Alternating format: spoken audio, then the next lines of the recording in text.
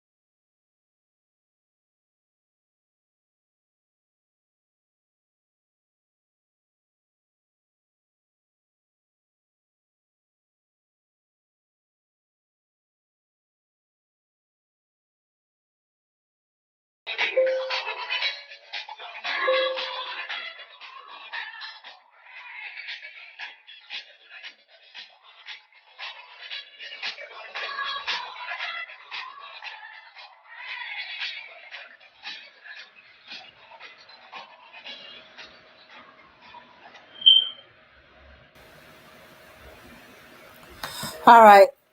Hi, everybody. Welcome to Ladies' Night.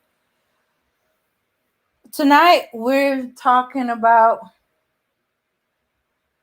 Black males. This isn't fatherhood. Now, how this come about is we had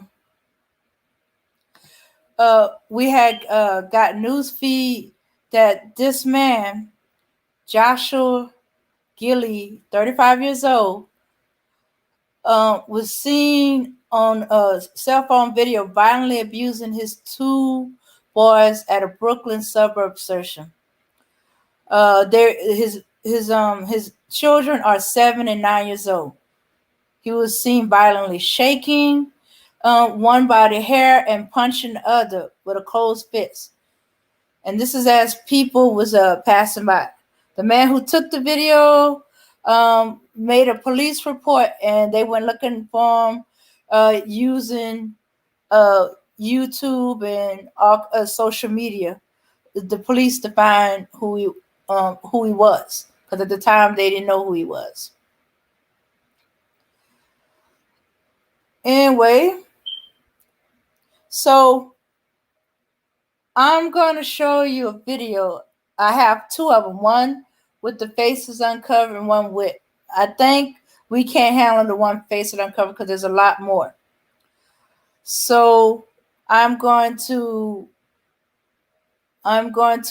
show you what I'm talking about, because it's one thing to hear abuse, but it's another thing when you see it. All right. So here we go. This channel may contain content not authorized for use by its owner. However, according to Section 107 of the Copyright Act of the United States, the fair use of copyrighted work for purposes such as criticism, comments, news reporting, teaching, scholarship, or research is not an infringement of copyright. All right. Let's see. Let's see. All right. Oh, no. That's the one I don't want to show. Okay, scroll down.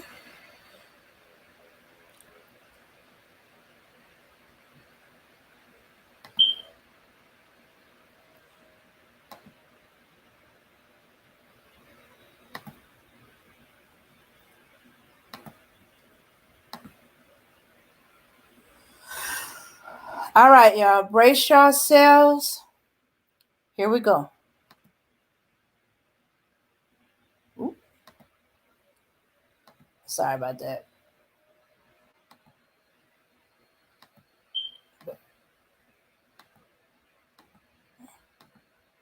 All right. Had already been in police custody before video surfaced and the public outcry over that video. 35-year-old Joshua Gilead was arrested on Saturday before the subway incident went viral. Gilead's estranged wife had filed a harassment complaint against him after he took the boys from her apartment in the Bronx. When caseworkers arrived at Gilead's apartment last weekend, they noticed bruises and hand marks on the children. Gilead was then arrested. He is charged with assault and child endangerment. The incident caught on camera in the subway could actually lead to additional charges. All right.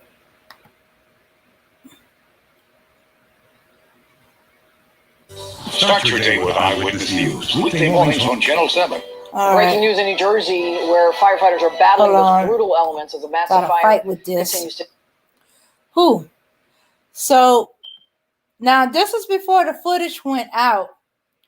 Okay, so the mother had pressed charges, harassment charge. He came and snatched the children. They have shared custody, and he came and snatched the children out. And she called for harassment and help from the Child Protective Services. So the judge released him. Now, before they were outraged because before they saw the video, because 35 years old, this man has 37 past arrests since 2005. 2000. I'm sorry, 2003. Of domesticated aggravated harassment, domesticated assault, drug, menacing, and assault. So people are already mad that this man was released just from he had an arrest record and abuse, and then when the video went out and they realized that man was the one on the video, so they're gonna be. That's why they said more charging is pending because he was a release. Hold on, let me get my notes. Let's see.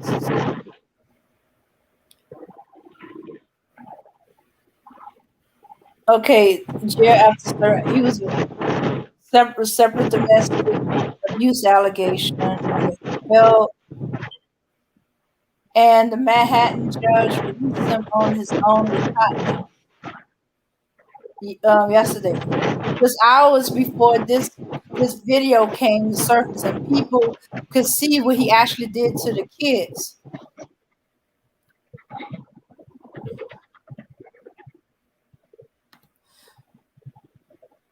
So we was discussing this in the back chat.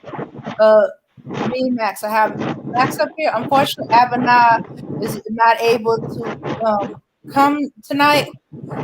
She's experienced a blackout and her battery was low. So if things change, she'll pop up. But for right now, it's just me, Max. I put the link in the chat and everybody wanted to come up and talk. But this is the goes to show you when if a woman is trying to keep her children from their father, there's a reason behind it. She don't just willy-nilly. Most women want their children fathered alive, but she don't want to. There's usually a good doggone reason for it. And that is an example of a good reason why. She was trying to protect him as best as she could, and he, because of the shared custody, he just came in and snatched him.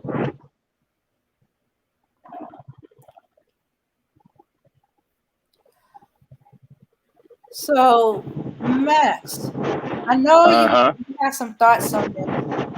Oh, yeah, no doubt. Why I call him a black male and not a black man. Right. I got plenty of thought. But before we get into that, listen, I don't think we should sugarcoat anything. I think you need to show them the other video. What? Yeah. Let's not sugarcoat nothing here. We big boys and girls over here at the E-Star Network. Our people can handle it. Let's show them the other video, the real video. Okay. All right. All right. Before I start making my commentary and observations and things like that, let's not sugarcoat it. Let's put it out there and show it for what it really is. Okay. I have a lot to say. Okay, the one without the blurring, yes. All right, you're gonna need. I'm talking about the real one. The face is covered up. Oh yeah. The other one. The other one, yes. That's the one. Right, you ain't got to get into a long thing. Let's just throw it up. Okay. Let me get in there. You don't got to get into nothing lengthy. Okay. All right.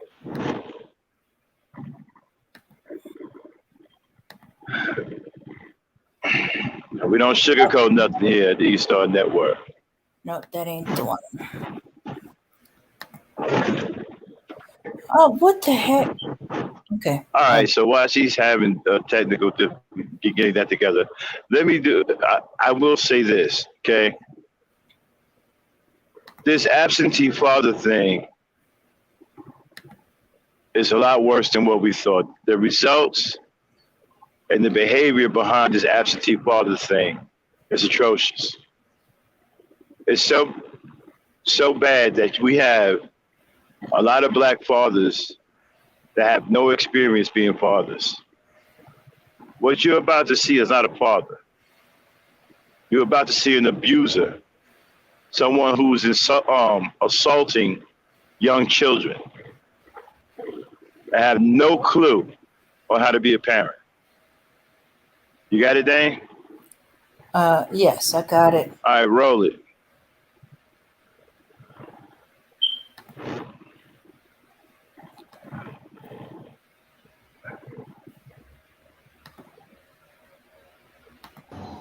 No widescreen now. Okay.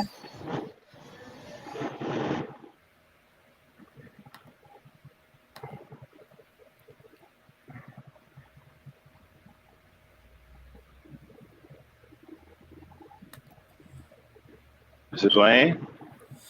Oh. Okay. Okay, You hold need on. time to get it. What? It's unavailable. They took it off. Okay. Okay. Kind of wish you had a let into that one first. But see Okay. if you can find another copy of it. Okay. All right. All right, while she's doing that, let me tell you, you see, they probably took that off because that was the most graphic one. And it really shows you how terrible of, not only of a father, but of a human being this man was. You see, this is what I'm talking about. Failed black leadership, failed black fatherhood. It's to the point where you have so-called black fathers who have no idea on how to be a parent. They have no idea on how to discipline their small children. This man is assaulting his small children. These are small children. They're still in their single-digit ages. They're not even in their double-digit ages yet. They're still 8, 7, around there. And he's assaulting them like they are grown men in the street, punching them in the face with closed fists, choking them. I mean, this is not discipline. This is psychotic behavior. And this is the result of poor black male leadership in the communities. And I keep saying this until people start to get it. All of this falls back on poor black male leadership. You see, the era that I came up in, we were groomed to be husbands and fathers. That means we were taught how to be husbands and how to be fathers, how to provide for our families, how to protect our families. That's not happening anymore because of poor black male leadership. And the absentee father thing is atrocious. You're getting fathers, so-called fathers, who have no clue on how to be a father, don't know how to discipline their children, can't tell the difference between discipline and assault, felony assault, and have anger issues. And we're talking about the mother now. Black women get accused of taking a child away from the father. When you see these types of videos, it justifies many, many black women taking their children away from their fathers. This man here is not fit to be a father. This man should be locked up. And hopefully he will get locked up because they're reinvestigating the situation, because the judge let him out of jail. He should be locked up. This man has been arrested 37 times, many of them for domestic violence. Look, I'm gonna tell you something right now. Domestic violence has no place in a relationship between a man and a woman. If you have to beat on your woman, then you're unfit to be a husband, you're unfit to be a boyfriend, and you damn sure is unfit to be a father. Because that abuse that you are doing to your woman is going to trickle down to your children. Now, I don't know what the situation was between those two and why those kids were with him, but they got a hold of those kids, thank God, before some serious harm because he already bruised them up and hurt those children. So I believe Child Protective Services got involved. And now the kids are back with the mother where they belong. And sometimes a black woman can't help being a single mother because the so-called father is just an unfit person. He's unfit being a husband. He's unfit being a father. He's unfit being a boyfriend or a man friend, whatever you want to call it. He's just completely unfit. So the woman has no choice but to be a single mother. Because if you keep a dude like this around, you're putting your life in danger and you're putting the life in danger of your children. We was talking about this in the back chat. I think that I think most black women should stay single mothers until they can find a man with his head screwed on straight. And I think that a lot of the brothers out here who are married, who understand what it takes to be fathers or whatever, we have to start lending our single black mothers a hand to help give them advice, whatever help we can to help them raise their boys, because this crop of black men are unfit. And they're dangerous. Let's just call it what it is. They're dangerous. Anytime you're sitting in a public place and you're beating your children like that with no regard, like nobody see you doing it, you're psychotic. And this type of human being does not, shouldn't be around children. Period. No one's children. This man is obvious. This man is psychotic. You're sitting there in a subway station, assaulting your children with all kinds of people walking back and forth like they're invisible, like no one sees you. So what does that tell you? That this man absolutely has no regard or reality. Somebody like that is unfit to be a father. This man should be locked up. What he did to those children is unacceptable and despicable. And black women now, it's best you stay single parents, because these guys, I don't know what's going on. I don't know what happened to black men. These ain't none of the black men I've ever seen. I don't know where these guys came from. But if the majority of the black men out there are like this, then you're better off being single parents. Until maybe one day you can find a guy, a black dude, or somebody with their head screwed on straight. Because it's obvious that this crop of men are some of the worst that black women have produced, that black mothers have produced. This is a bad batch of men out here. These men are sour to the core. They are corrupted. They are spoiled, rotten down to the core. This is a bad batch. These were a bad batch of babies.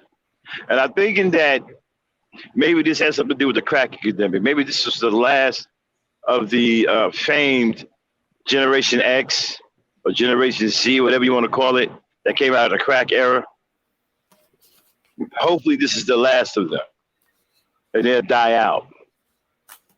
But the future don't look good when you have the manosphere, red pills, and all these factions poisoning the mind of our young boys. You got 20-year-olds arguing with grown women. I'm listening to a 20-some-year-old yesterday argue with grown women who knew better than them. He has no respect. These boys are getting younger and younger, having no regard or respect for women. And I blame this on these phony factions, these weirdo Negroes, these old bitter niggas, the maniqueers, the SYSBMs. because this is the environment that they've created.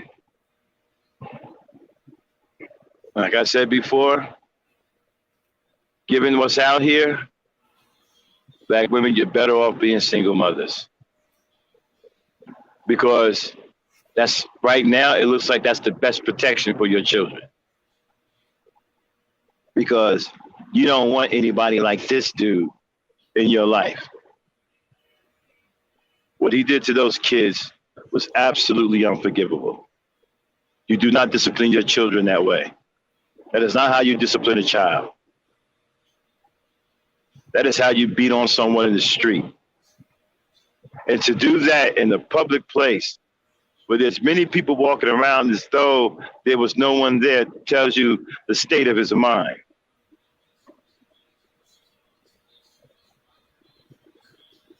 And it's unfortunate because most Black women want to love Black men and want to be with Black men. But how can they, when you have this kind of psychotic mental, these kind of psychotic mental screwed up individuals running around in our neighborhoods? So like I said, the good brothers out there and the married brothers, we're going to have to step in and do whatever we can to try to help our single Black mothers. Because right now, they're on their own. Dane, did you find it? Yes, I found it. Throw it up. All right. Okay, here we go.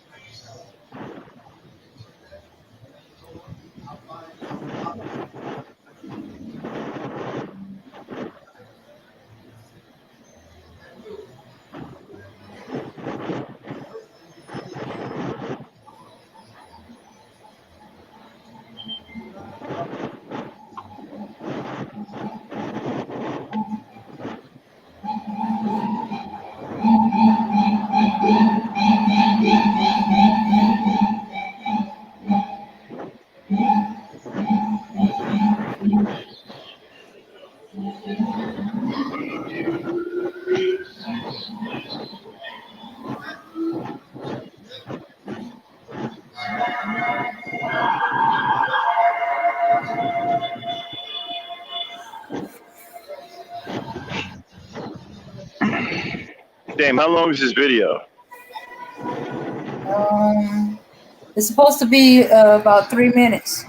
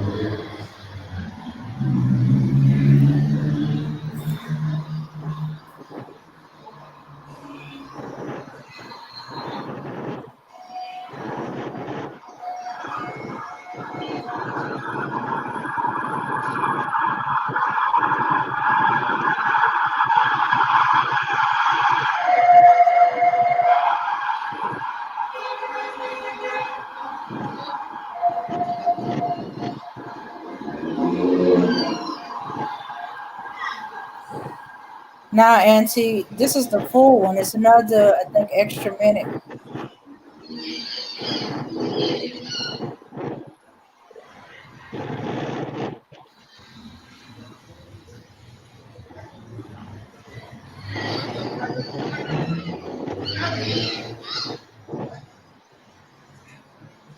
Oh, shooks. I stand corrected. It's 5 minutes. Yeah, too much.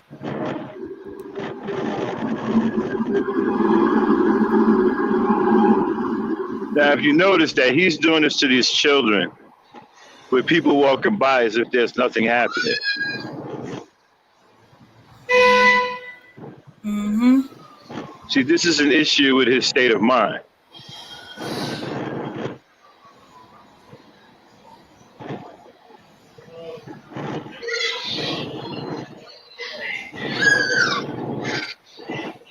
Okay, that is not discipline. That is abuse.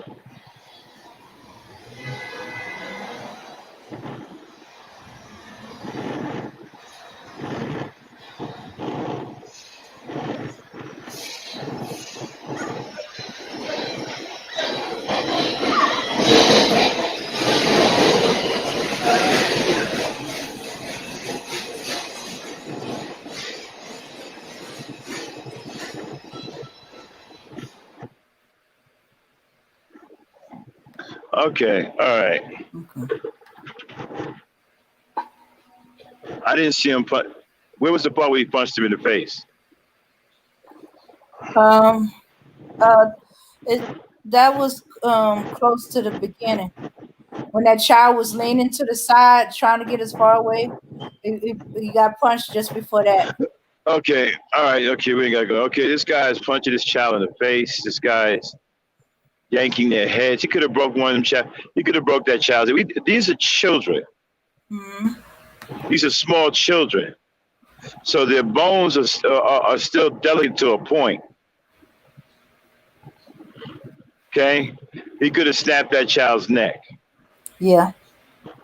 This is a dangerous individual. You see, women, when you have guys that got anger issues, you need to step up. If you got to do, let me give y'all some advice, okay?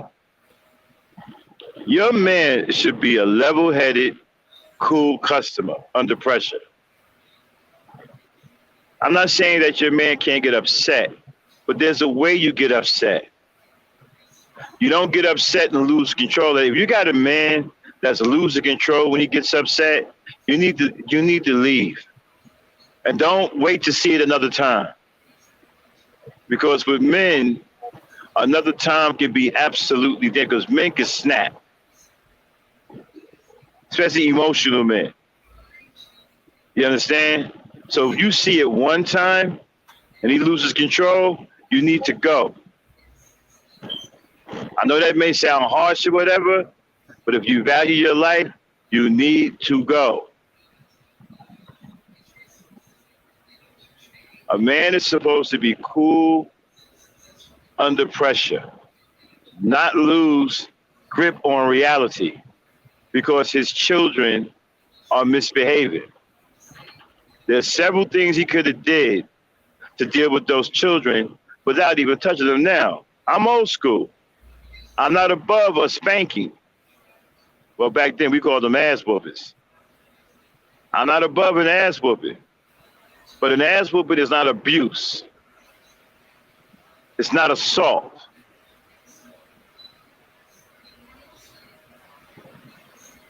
This was an ass whooping. This was a beating. This was an assault. But there were several things he could have did to discipline those children. These are small children. It don't take much. A lot of times you can just talk to them and straighten them out. Mikey, sit your behind down. Don't move. Here, hold this. Be quiet. Or you're not getting any of this. You're not getting any of that. You won't get no dessert tonight. There are different things you can do. These are children. Things that matter to them don't matter to us, like dessert. toys, video games, TV. These things matter to small children. You can easily use these things to discipline the child. Easily. Even going outside playing with other kids. You keep acting up, Mikey, you're not going outside when we get back home. You'll be staying in the house. Now sit your behind down. Be still. Mm-hmm. There are other things you can do. You don't abuse your child, period. Especially in public where people can see you and you carry about like there's no one there.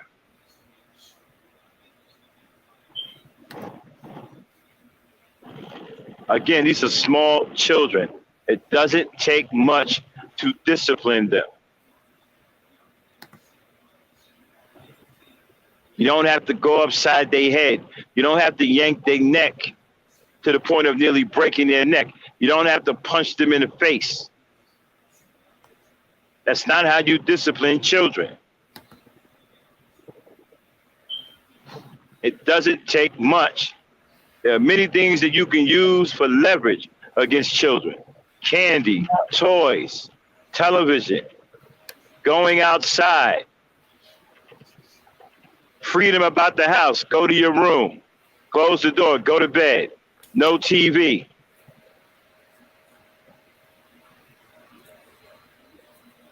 There are plenty of things that you can use for leverage. Usually whooping ass is a last resort. Well, my parents was, it pretty much was a first resort. But, that's a different time.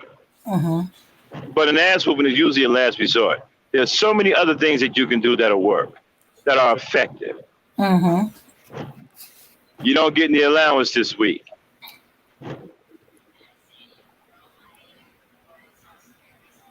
Okay? You don't have to do this to children. Again, this is an unfit father. This is not a fit father we're watching. And this is the result of poor Black male leadership. These men aren't being taught anything.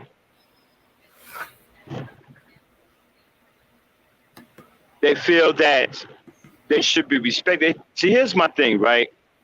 If you feel that you that you deserve respect, then you have to have something about yourself that demands respect. Respect is earned, it's not given. I don't have to respect you for the sake of respecting you. You have to earn my respect. I earn people's respect. And some of these dudes are so messed up in the head, just the slightest disrespect will send them off the deep end. See, this is what happens when you are powerless. You don't have any power, and you're afraid of the enemy who has his boot on your neck. And you're powerless, and you're too cowardly to fight him back and do something about it. So all of this anger gets misplaced. He gets frustrated. Mm-hmm. And the moment somebody close to you says something you don't like, you want to explode and take out all of your aggression on them, like he's doing to his children. You're also seeing the result of a man that is powerless. That man is powerless. And he's taking his aggression out on his children.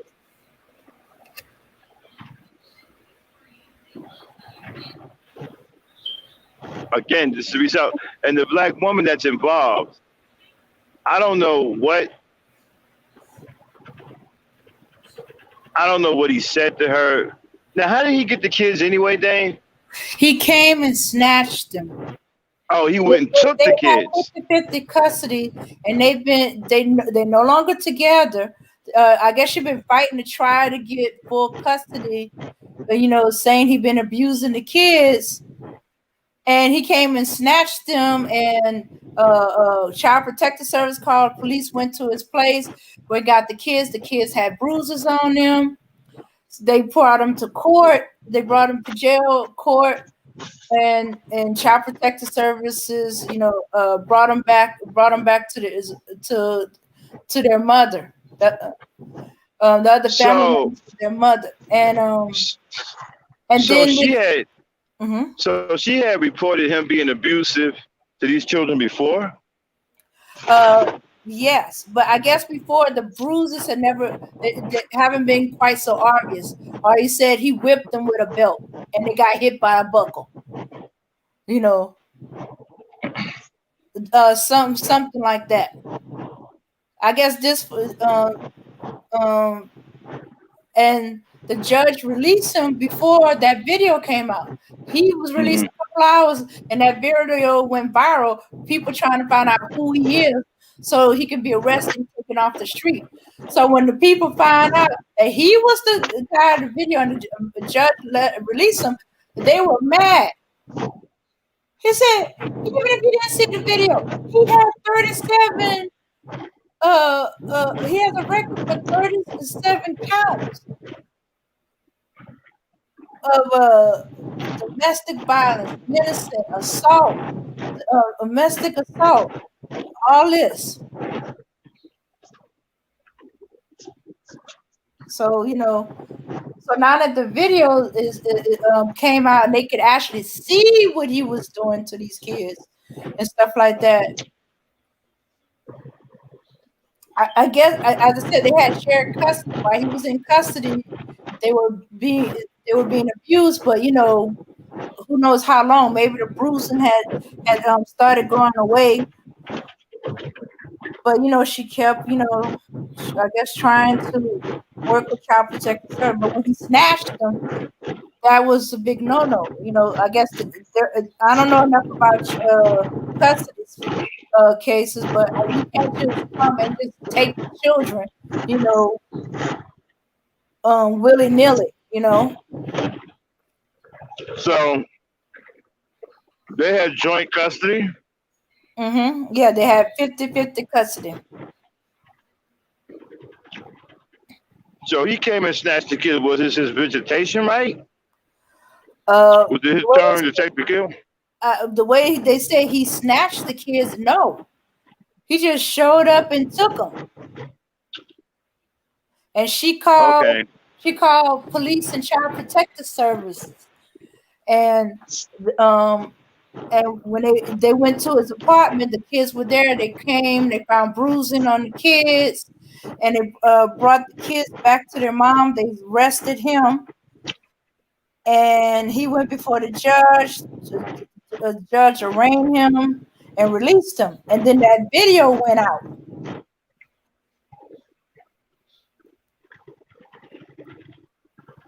And so everybody is mad as hell.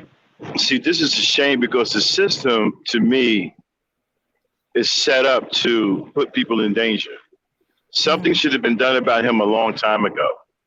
When she's reporting abuse, you have to take every report about children seriously. If a woman is reporting abuse by the father on the children, you have to take that seriously. And you have to go in there and deal with that. You just can't leave those children, even if the claim is false, you can't take that chance. Okay? You have to go in there and do something until you find out if it's false or not. Now, I don't know many women. Well, actually, I don't know any woman that would lie on a man and say he's abusive to the children. Well, some women, if you abuse them bad enough and they hate your guts and stuff like that, they're pretty much try to set you up. But that's a rare situation. But most of the time, women aren't just going to flat out say that you are abusing these children if that's not happening. You see, if a woman is making a claim on you like that, then you're not a good father. Brothers, let me tell you something. If your baby mama or your girlfriend's mother, whatever, if she has to make some kind of report on you, you're not being a good father. Because a black woman is not going to report no good father, even if she's not with you. I have friends who are not with their baby mamas, right? And they're some of the best fathers around.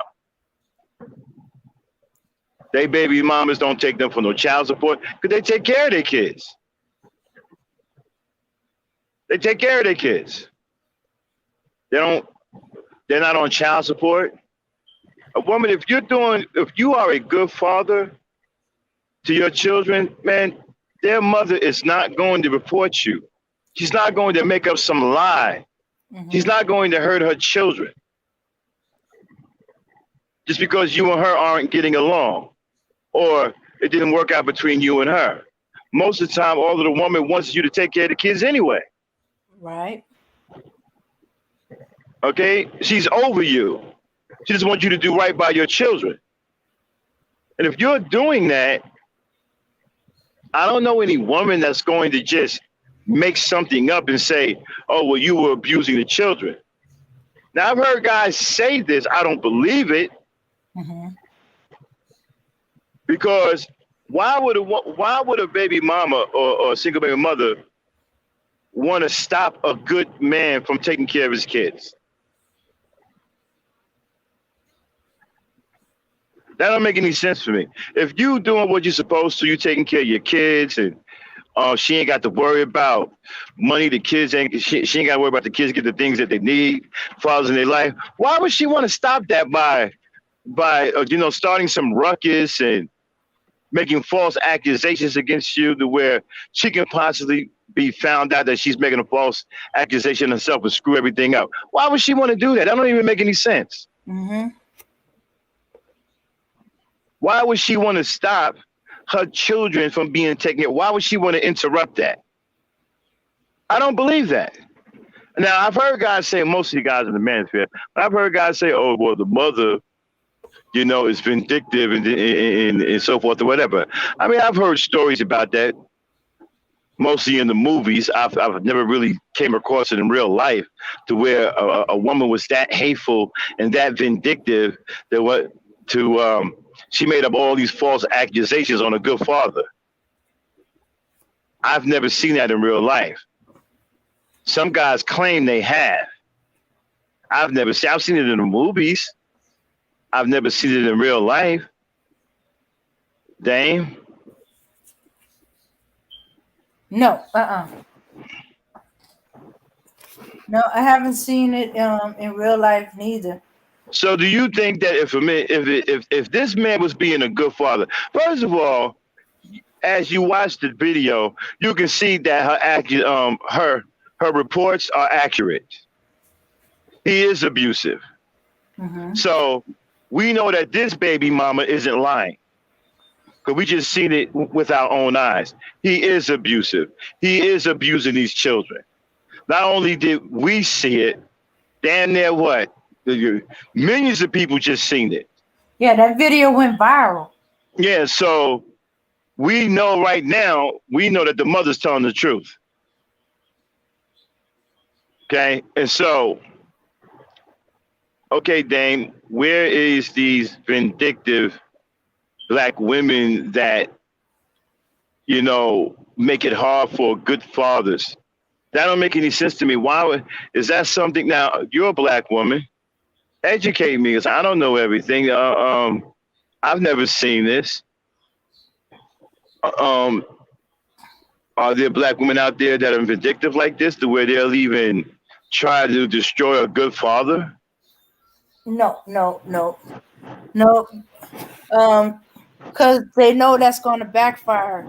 That it's gonna hurt the child relationship with the father, and then eventually the child relationship with her when they find out that that she lied.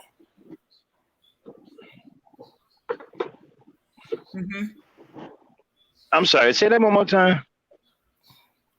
It'll destroy the child's relationship with the father, and then her relationship with the child when it comes out that she lied. So, right. No, I know the women that would do that. Right, because like I said, that don't make any sense to me. Why would she, if her children are being taken care of, they're getting the things that they need from the father is financially taking care of them, he's also being a good father, help raising them. Why would she want to? That doesn't make any sense to me.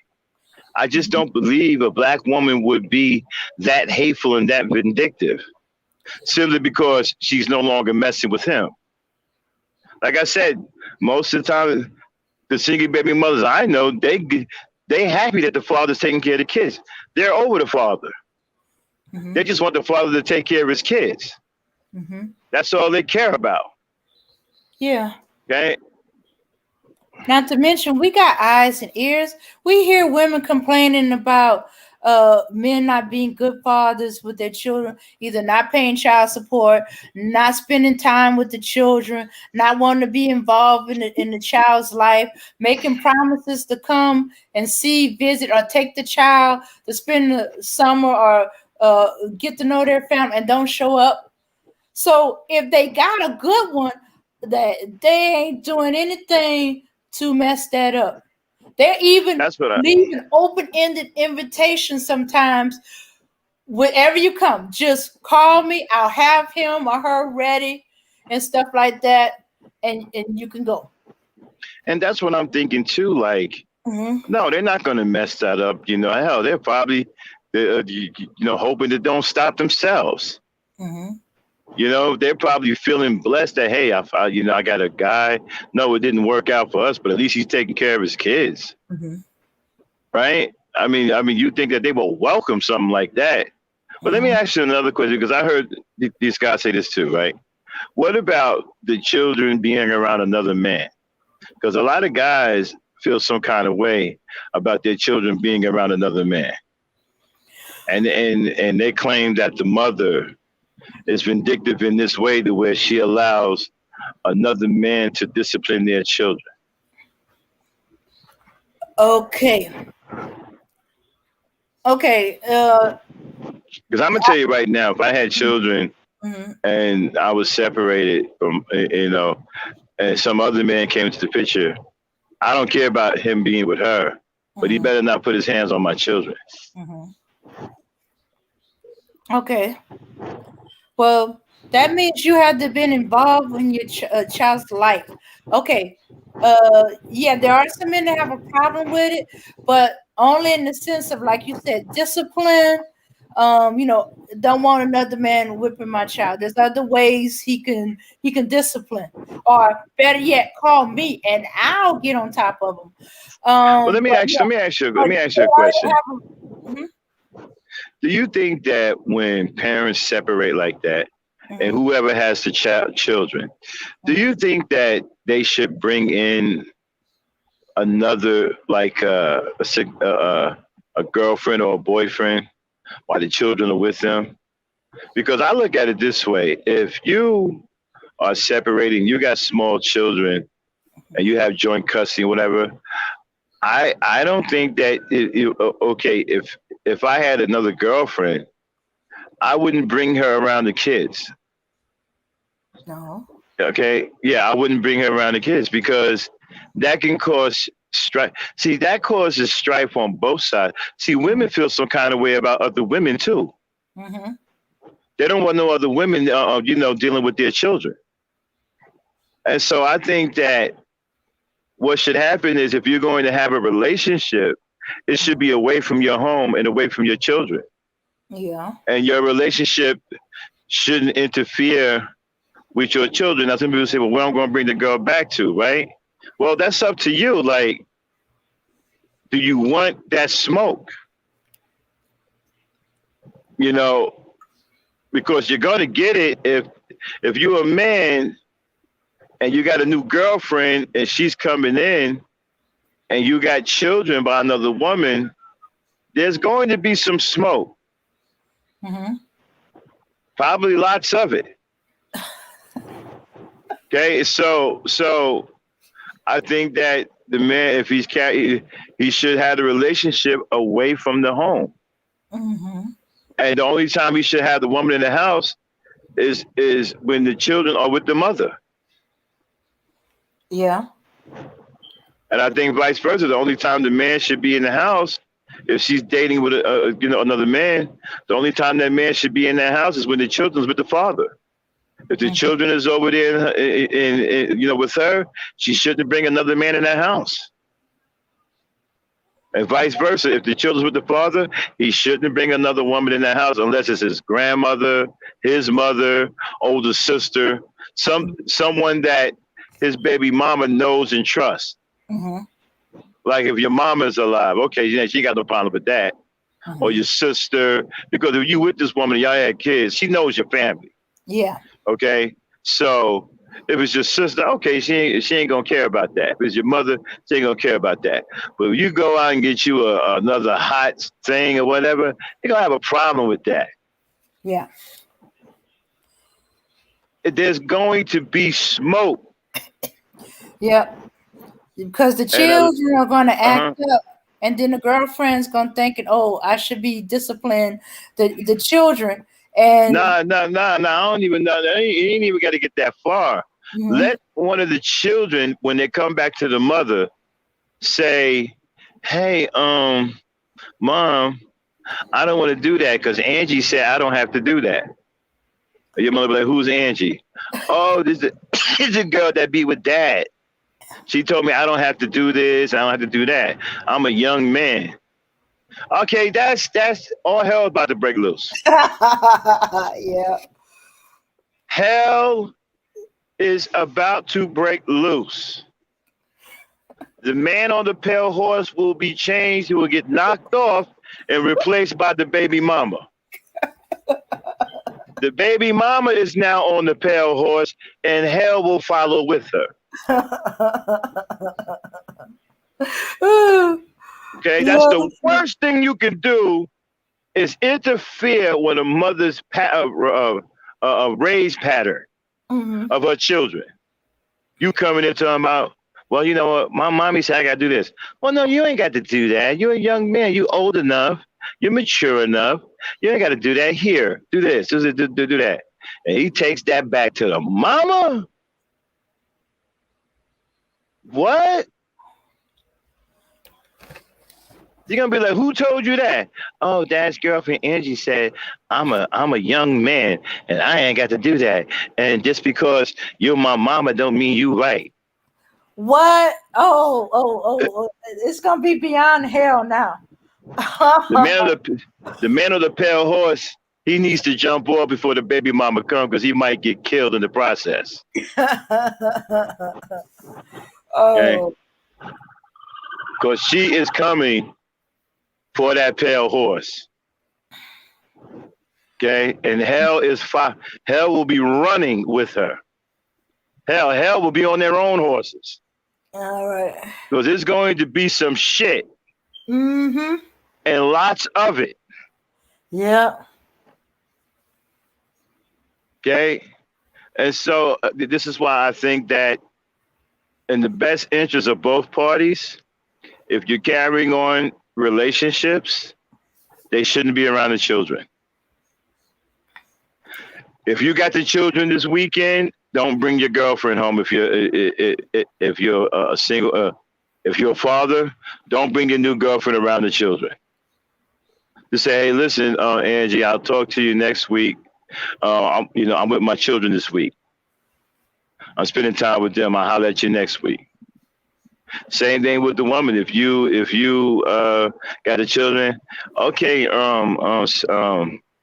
Brian, next week I got my children. But women ain't got no problem telling niggas about their children. Okay, a woman will tell you quick. Oh no, I'm dealing with my kids this day. I'm doing this with my kids. I'm doing that with my kids. Women ain't got no problem telling motherfuckers what's up with the kids. It's the dudes that be on some. Well, hold on one second.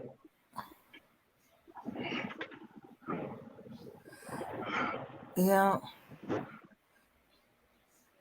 Dudes be like, oh, we could do something with the kids. Nah.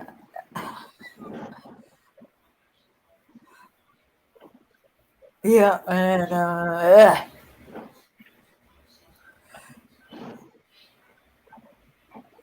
so if the child maker was tell that to the mama, it's gonna be beyond hell breaking loose. It'll be the gates of hell open up and all the demons coming out.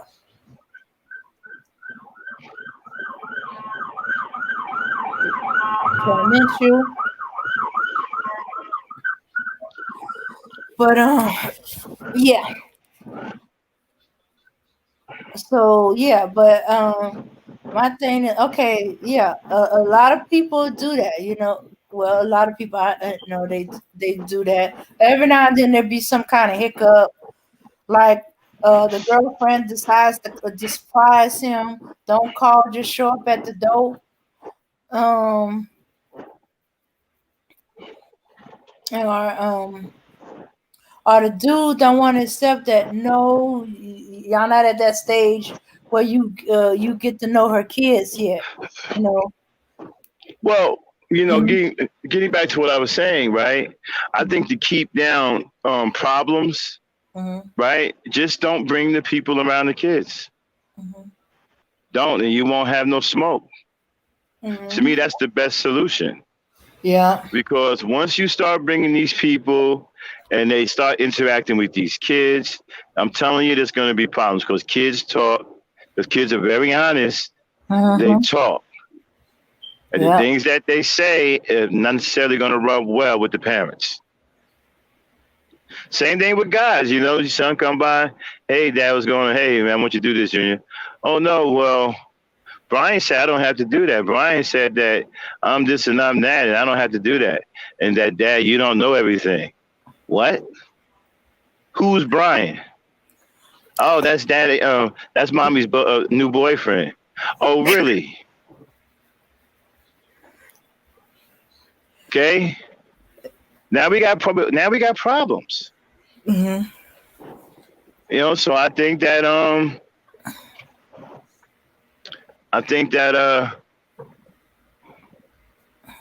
what the hell? I think that I'm sorry. Oh, they got a bad accident out here. Hold Oh. on. I got to go silent for a minute, Dame. I got to get past this roadblock. Let me go on mute. All right. Okay, Brianna going, what have you got to have you bring them upright? You answer to no one. Okay. Yeah, but sometimes kids feel kind of way and they could I need a babysitter to meet a new husband. Hey, Ebony, you was able to make it. Oh, Yeah, well, we wasn't certain if you was gonna be able to make it, so we changed it the topic well, to the father that was abusing his kids at the subway. Yeah, but okay. damn, we got plenty of time. We can segue back into it. Okay. Okay. Yeah, we just started. Mhm. Okay. We could definitely get back into it. Yeah, we ain't gotta abandon it. Okay. Okay. Hold on, let me get past this roadblock.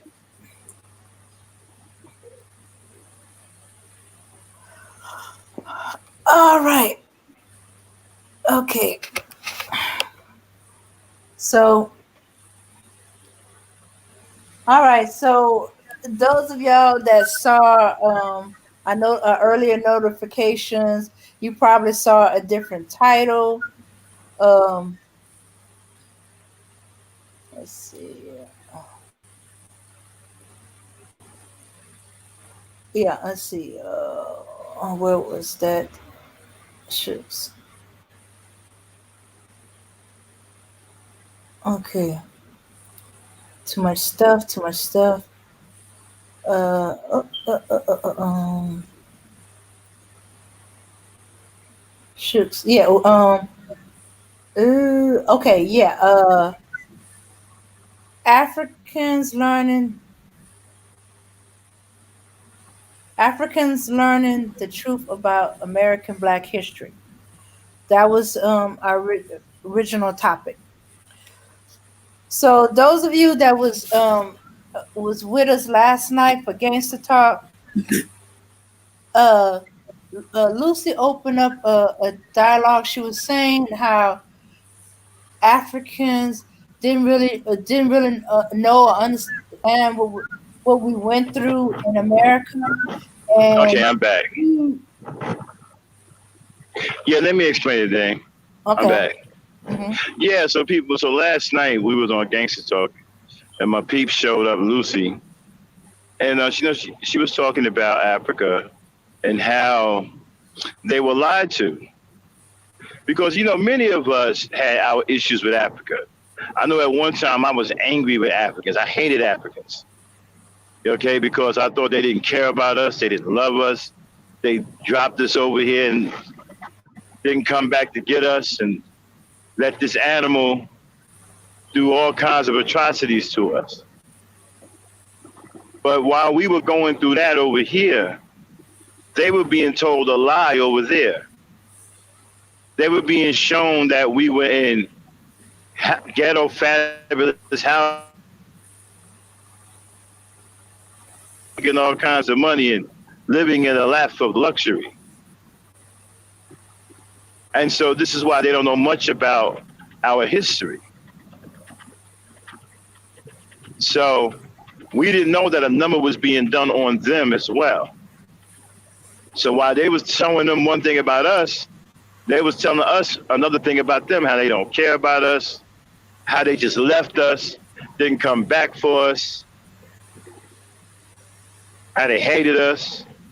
And so, we have Abby here, and she's going to talk about that when she's ready, about what Africans really know about African Americans, what they found out, how did they feel before they found out, and how do they feel now that they found out? Okay. Okay. So Abby, are you there? You Yeah, ready? I'm here. Yeah.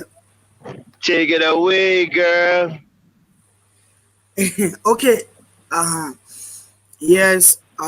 Many of Africans don't know, especially Ghana. We don't know about much history about Black Americans. Like, for instance, my sisters and brothers in America, we don't know much about the history, what was happening to my brothers and sisters over there. So most of us are now learning it. That's why you see Ghanaians, or you see most of Africans don't normally like Black Americans too much. But let me tell you, now that we have found out that, hey, this is what was going on, that they were treating you badly. It's not that they tell us that, hey, you are queen and king over there. But we find out that that's not the truth. They treat you badly, they kill you, they treat you nastily. As we found out, we were so They tortured our babies and fed our babies to alligators. yeah. As we found out, we feel so bad because we were thinking that, oh, you are living so comfortable over there, you are living good, you are happy over there, not knowing you are feeling so badly over there. Yeah, so now that we came to know that what they are doing to you, most of Black Africans are not feeling happy about it. As now we know the truth that they lie to us, at the same time they lie to you over there that, hey, Africans are okay. If you go there, it's a bush. You can't go back to there.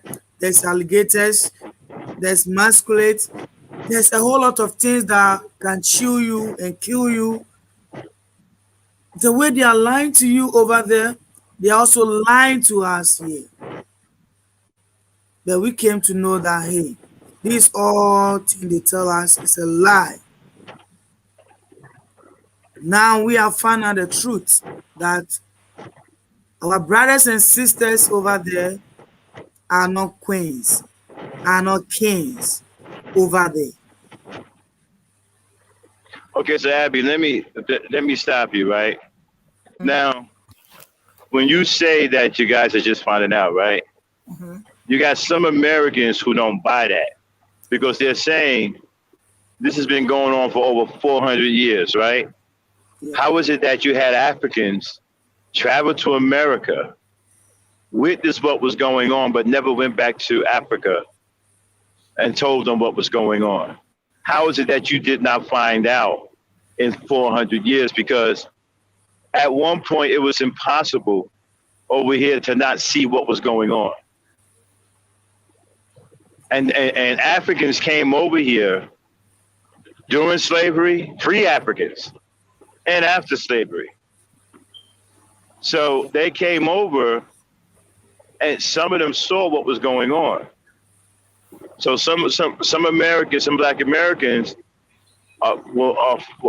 may find it hard to believe that y'all just finding out now and you haven't found this out in over 400 years because slavery was going on over here. We were enslaved for over 400 years. But let me tell you something. They have been saying it. They have been saying it, but we don't believe it because we haven't seen it from our brothers over there. We haven't seen it from our sisters over there. Let me tell you something. For me knowing it, I know it from Lucy telling me the history about America before I was believing it. Firstly, they say it, but I don't believe it because I was thinking that it's my brothers over here who went there to stay and they come back home and telling us a whole lot of lie or something else because they don't want us to go over there. But as Lucy told me, they have found out that wow. So whatever they have been telling us here, See, that hold on, let me interrupt you again. Now, you see what I'm saying? You have somebody in the chat already saying that they don't buy it. See, it's kind of hard for a lot of African Americans to believe that. You know why? Because during slavery, you did have Africans come over here who weren't slaves. And they didn't see, and they saw what was going on. They never went back to their country and say, hey, they're treating our brothers and sisters badly over there. They need help. They need us to intercede. They are brutalizing our brothers and sisters. We have to go and help them. Are you saying that nobody from Africa in 450 years went back to Africa after coming over here, seeing what was going on? They never went back to Africa and spread the word of how we were being brutalized over here. yeah, that time we also were in slavery. We also were in hardship. So it's not that Africans did not come back to save their brothers and sisters in America. We were also had slavery in Ghana, in Africa as well. They were treating us badly because of the British Empire was on power in Ghana. So as soon as we get our independence from the British Empire, before we came to be free,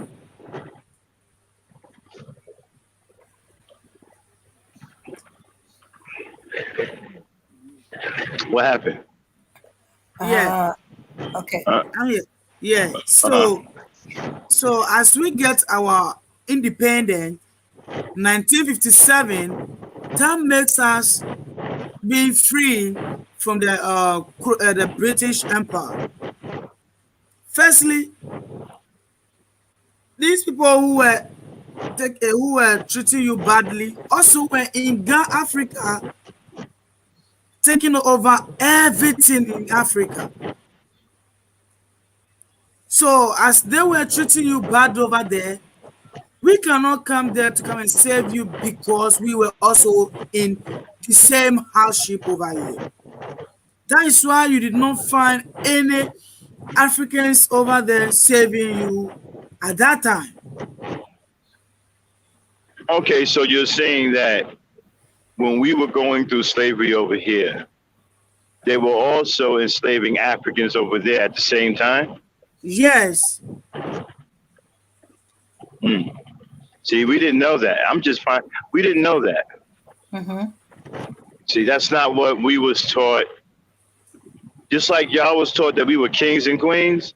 Well, we was taught the same thing. We taught that y'all was kings and queens over there. Y'all came from money and gold, and you know, you guys were. I mean, they showed us Timbuktu, right? All of these, all these gold from Egypt, and all this splendor, and y'all was a race of kings and queens.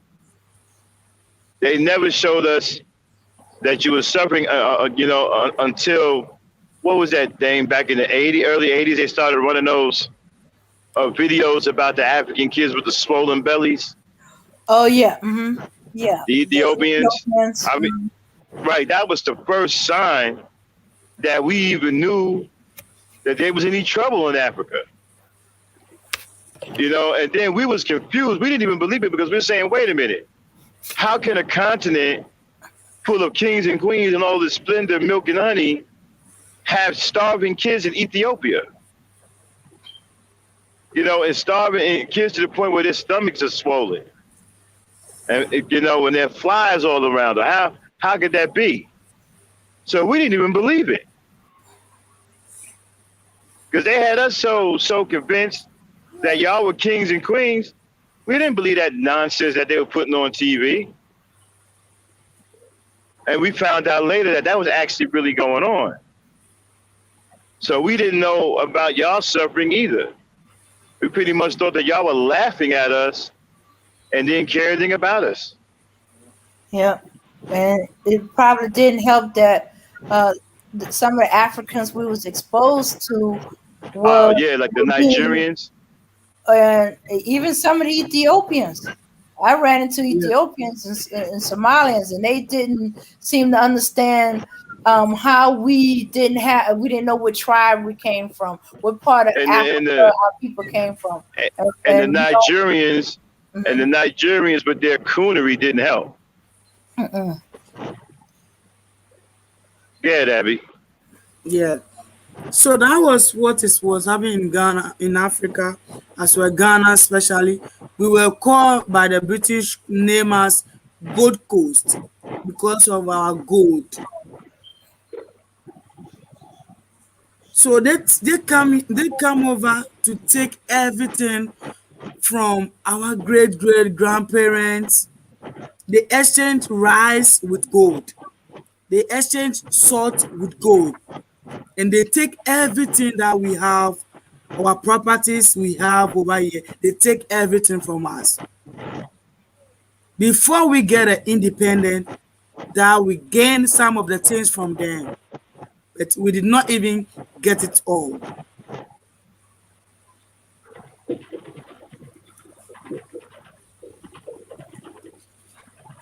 So, brothers and sisters, you shouldn't be worried that when this incident happens, no one came there to support you or to protect you.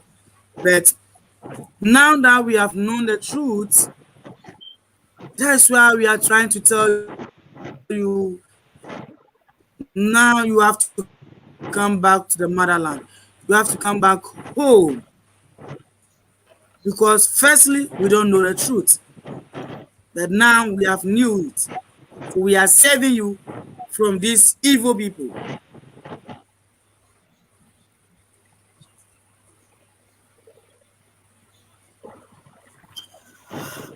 You know, it's kind of, I kind of wonder, like, I see some Africans, right, where they don't have a problem with white people. And at first I used to say, man, what's wrong with them? Why they don't have a problem with white people and they see people as people? But then it dawned on me, right? Y'all not used to racism. Because when you get up in the morning and you go to the market, you do everything, everybody you come across look like you.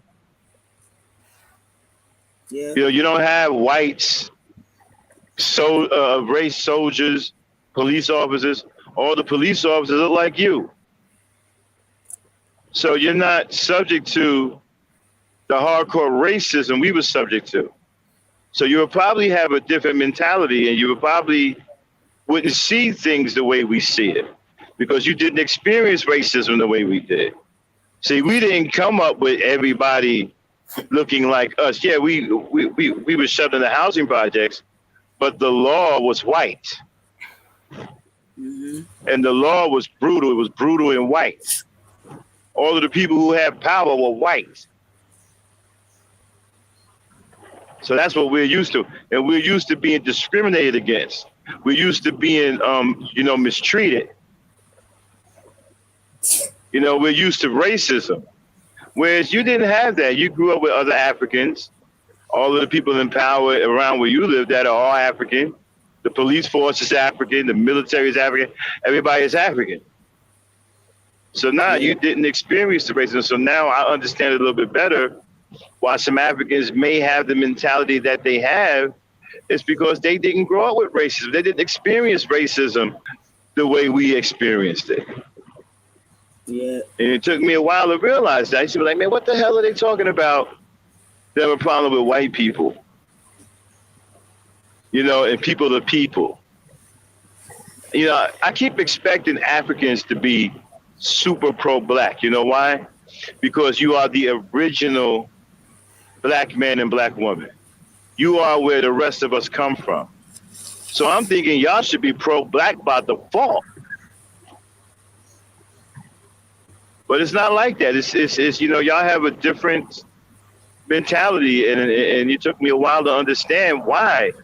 Because you just didn't experience the racism that we experienced. Because we don't see the world the way y'all see it. The world as we see it is completely different from the way y'all see it. Mm-hmm. Because of what we went through and how our minds have been conditioned. You, on the other hand, hasn't.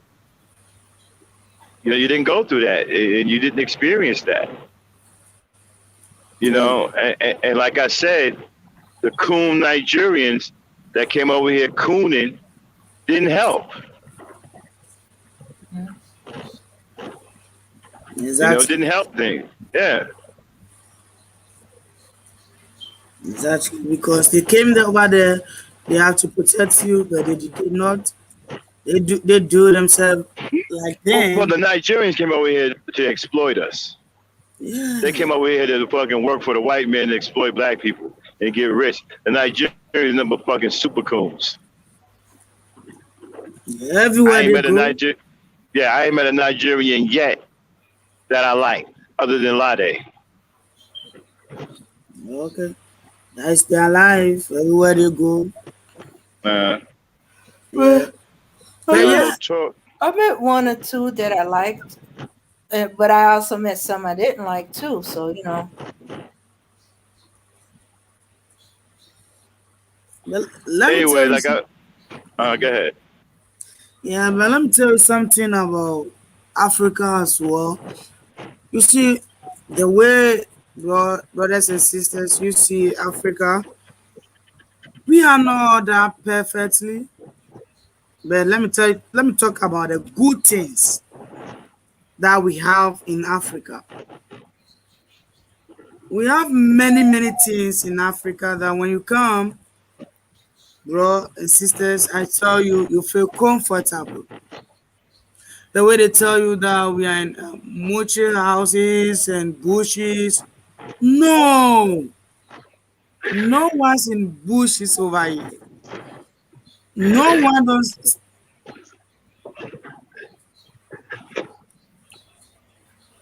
No one sleep on the roads, on the floor, and those things. No one. We have perfectly houses, buildings. We have some of the tourist side that you want to know. You want to learn from there. You want to learn the history. You want to learn our culture, because now we're supposed to learn the two both sides culture. I have to learn American culture, and you have to learn African culture. That will help us a lot being a black people.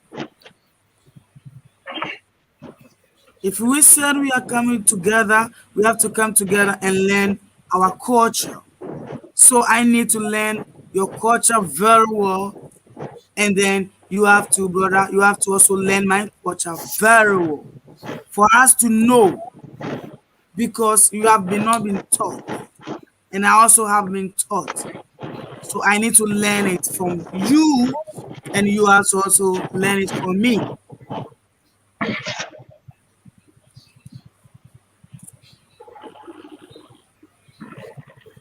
And Well, Uh huh.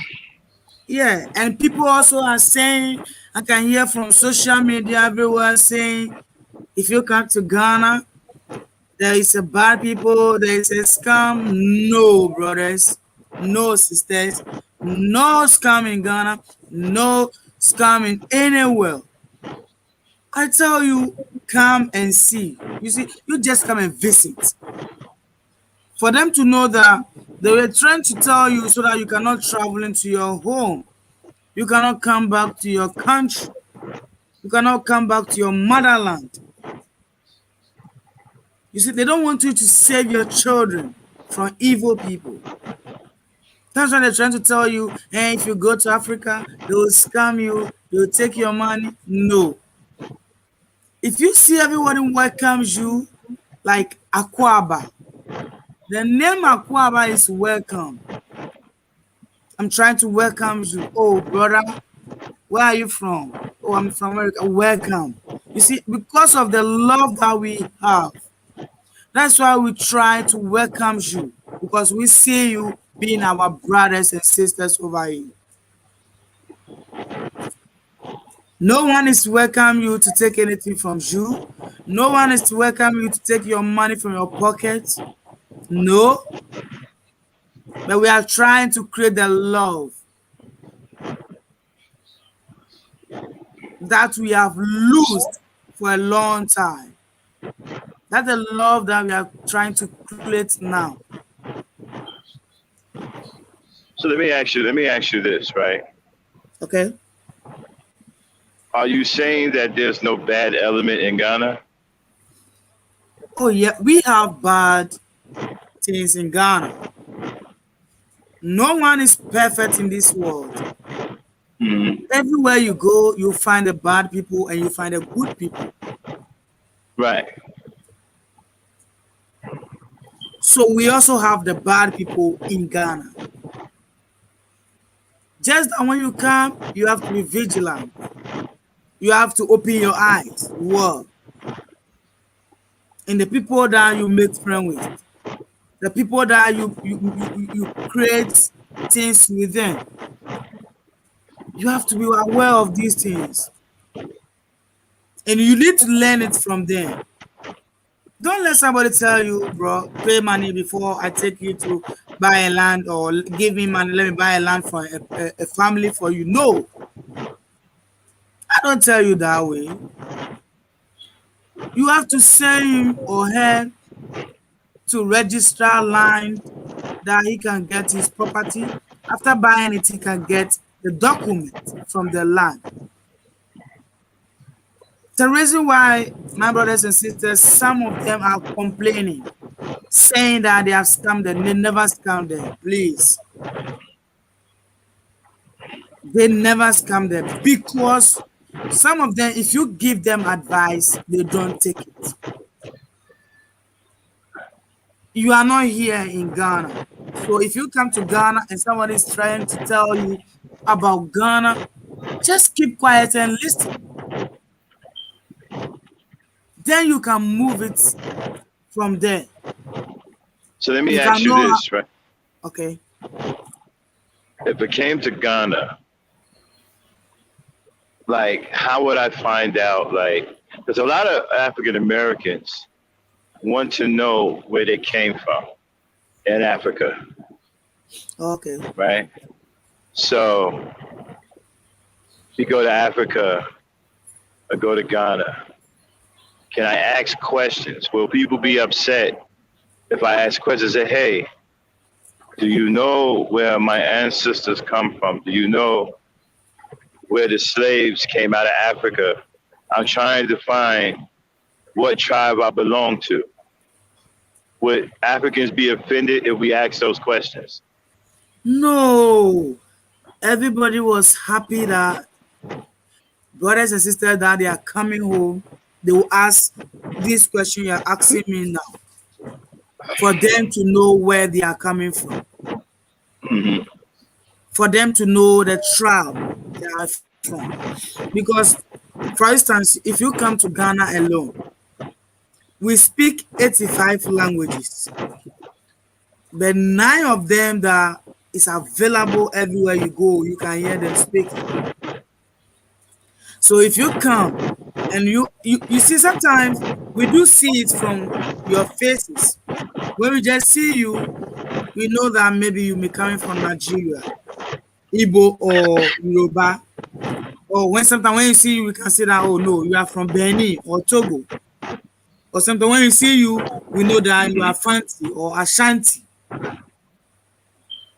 When we see you, we identify you where you are from. Sometime. I heard a lot that we are from many African Americans. Ancestors came from the Igbo tribe. Aren't the Igbos in Nigeria? Yes, Oh my goodness, man! I hope I'm not. I hope yes. I'm not a Nigerian.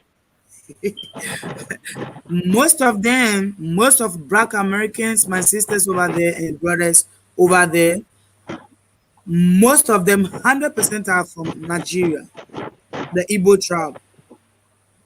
A few Oh. of them are from Ghana. Hmm.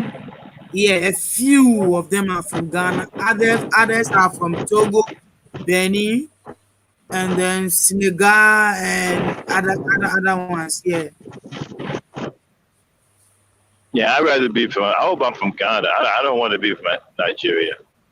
I mean, if I find out that my ancestors came from Nigeria, then I will have to embrace that because that's where my ancestors come from. You know, I hope that's not the case. I hope they come from Ghana or somewhere, but because I don't like Nigerians. But if they did, if I find out that my ancestors came from Nigeria, then yeah, I would have to embrace that because that's where I come from. Yeah. That's where my ancestors come from. Yeah. You know, So I sometimes might when go we see cuss it, out. I might go cuss out a few Nigerians, fellow Nigerians. You know, like you're making us all look bad. hmm hmm Yeah, if I found out that I was Nigerian, I'd immediately start cussing out a few Nigerians. Right? Y'all making the rest of us look bad, bro. yeah, Nobody yeah, likes us. You yeah, know. exactly. It's true. Yeah, but like I said, a lot of African Americans want to know where they come from, really, really badly. They want to know where their ancestors came from in America. I was looking at some Western Africans, right? Yeah. And man, do you know they act just like us? Either they act just like us or we act just like them. I mean, they're just like us. Everything down to the style, the way we walk, the way we talk, our swag, they are exactly the same way. And I was like, Okay. well, damn, yeah, this is in West Africa. And I was like, damn, they just like us. Or maybe we're just like them. hmm We probably get our ways and our natural ability from them. If you look at Western Africans, I have some videos I can show you of Western Africans. They look and act just like African Americans. hmm Oh, okay. Yeah. And it kind of makes you wonder, do they act like us or do we act like them?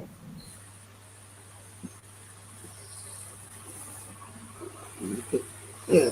Uh, I mean, they're So, all almost a carbon copy of us. I mean, everything, the gangster walk, they do it all. You know, it kind of makes us wonder, man, is that where we originated from?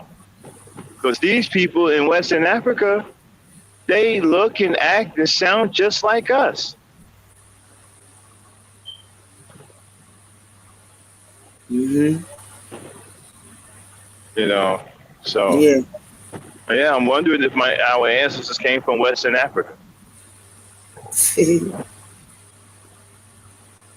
'Cause I can show you videos of Western Africans and the way they behave is exactly like African Americans. You couldn't tell the difference between us.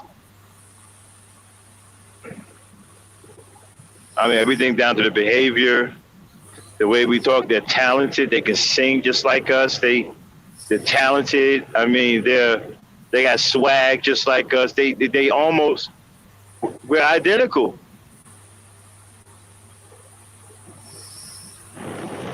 So it kind of makes you wonder who was like that first. Most likely they were like that first, and we adopted it from them. We you know you know.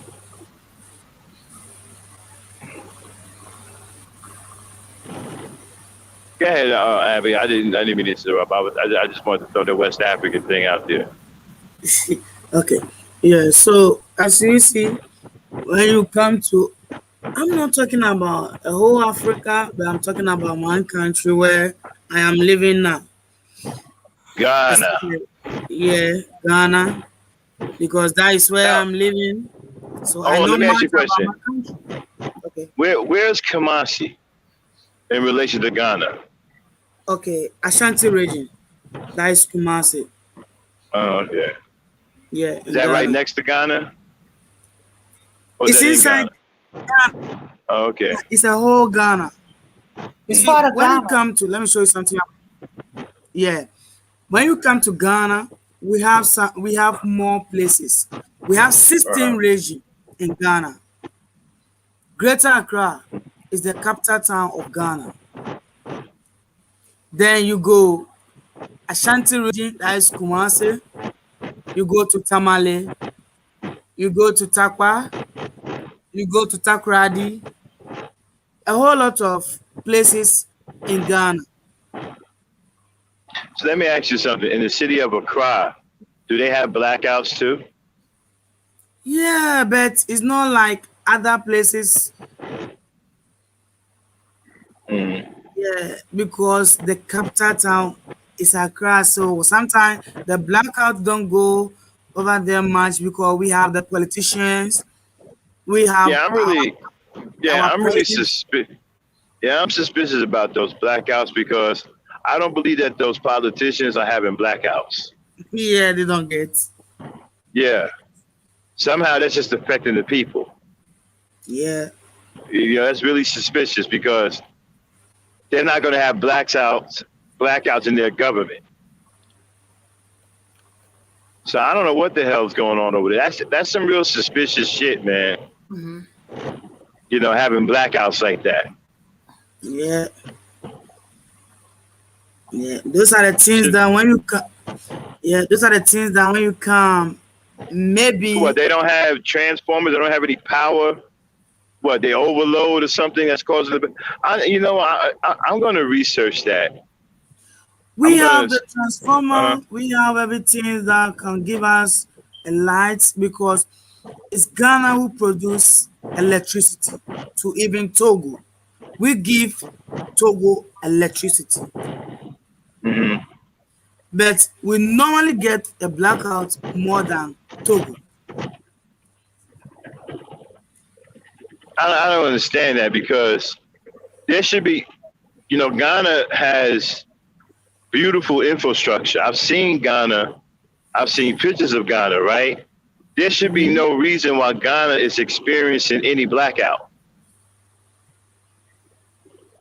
Shouldn't be any. I don't understand these blackouts. Don't make any sense to me. Something is going on. That they're doing something over there, to where they're staging these blackouts. Something nefarious is going on.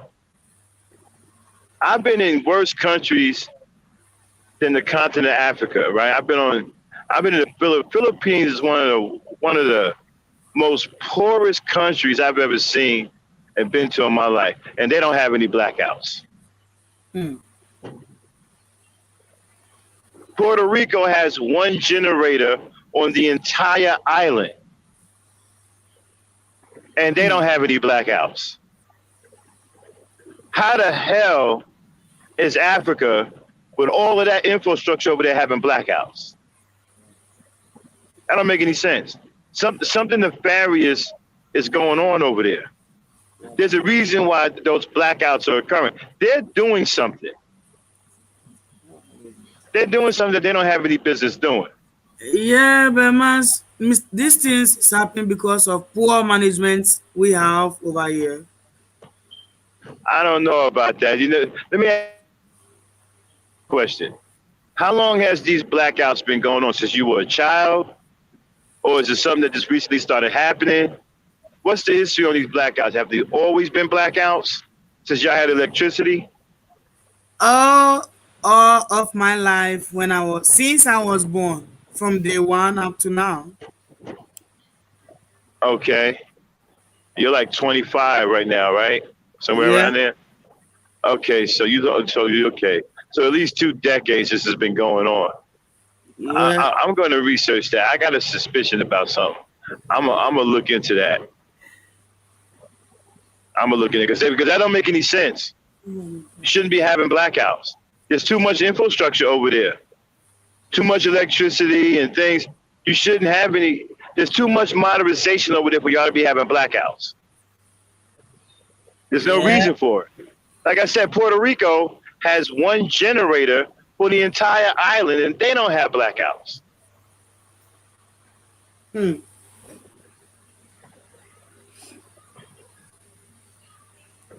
No, it's got to be something else going on. They doing something is not right. That doesn't make any sense to me. Y'all should never have a blackout.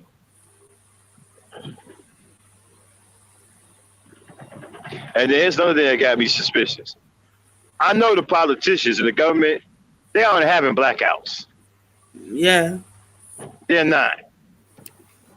How is it that they're not, but the people are? They have plants, they have solar, they have generator in their houses. They don't get even a blackout, no? See, that's the one thing I love about Africa, things that I've learned from you. And you can really build a beautiful home in Africa. And pretty much the way you want it, like you said, with the solar, you can have both. You can have electricity and you can have solar. So when your electricity goes down, you got solar power. Boom. Yeah. And Africa is beautiful, man. Ghana is beautiful, but I'm looking at some of the places in Accra. Accra looks like an American city. Yes, exactly. Yeah. Yeah. I mean, when I was looking at Accra, I was like, damn, this looks like my old neighborhood. Like, looks like an American city. Okay, so let me ask you a question. You got the average black person coming to Ghana. All right. Mm-hmm. Say you staying in a house there, in the neighborhood, whatever. Now, in a typical neighborhood, now over here in the city, right, we have commerce everywhere. So if I'm walking down the street, I can go to the store. The store is not far, unless you live in the country where you have to drive everywhere. But if you live in the city, almost everything is in walking distance because the city is condensed. And there's a lot of businesses and commerce in the north. Now in the south, it's a little bit different. It's a little bit more wide open and widespread. You pretty much got to have a car to get around, even to get to the nearest store. Now, what's it like in Ghana? Give me like a typical day in a neighborhood. Do you have the market within walking distance, or you have to catch a trike to the market? Like, what's it like? Yeah, we have markets in the walking distance, and then we have where you can even drive to, because most of them don't want walking. They like sitting cars, sitting trucks to buy their things from the market.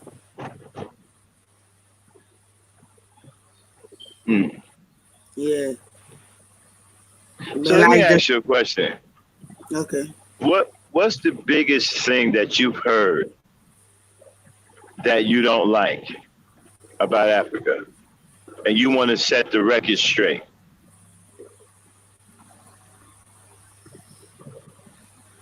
Tell me You said something what? that you've heard about your continent, Africa, that you know is not true, and you want to clear that up. What would that be? Yeah, okay. The thing I heard about Africa that wasn't true is about the scamming. Oh, the And Africans are running scams on African Americans.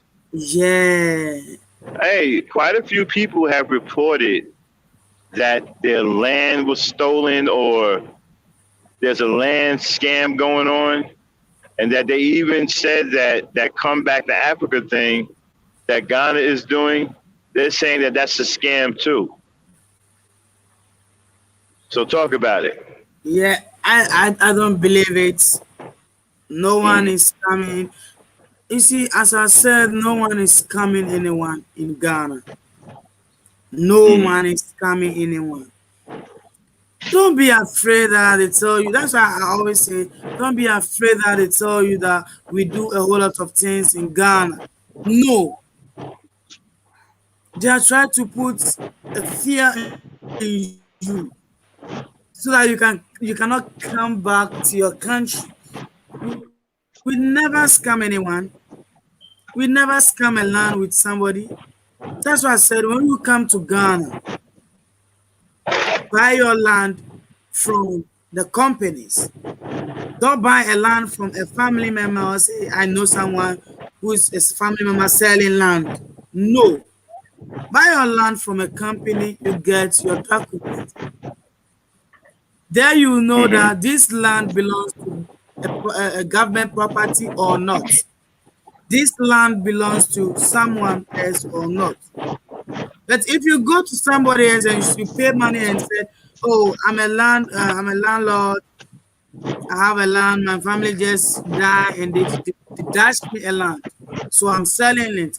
It could be that land it has been sold to many people, and that is not a scam.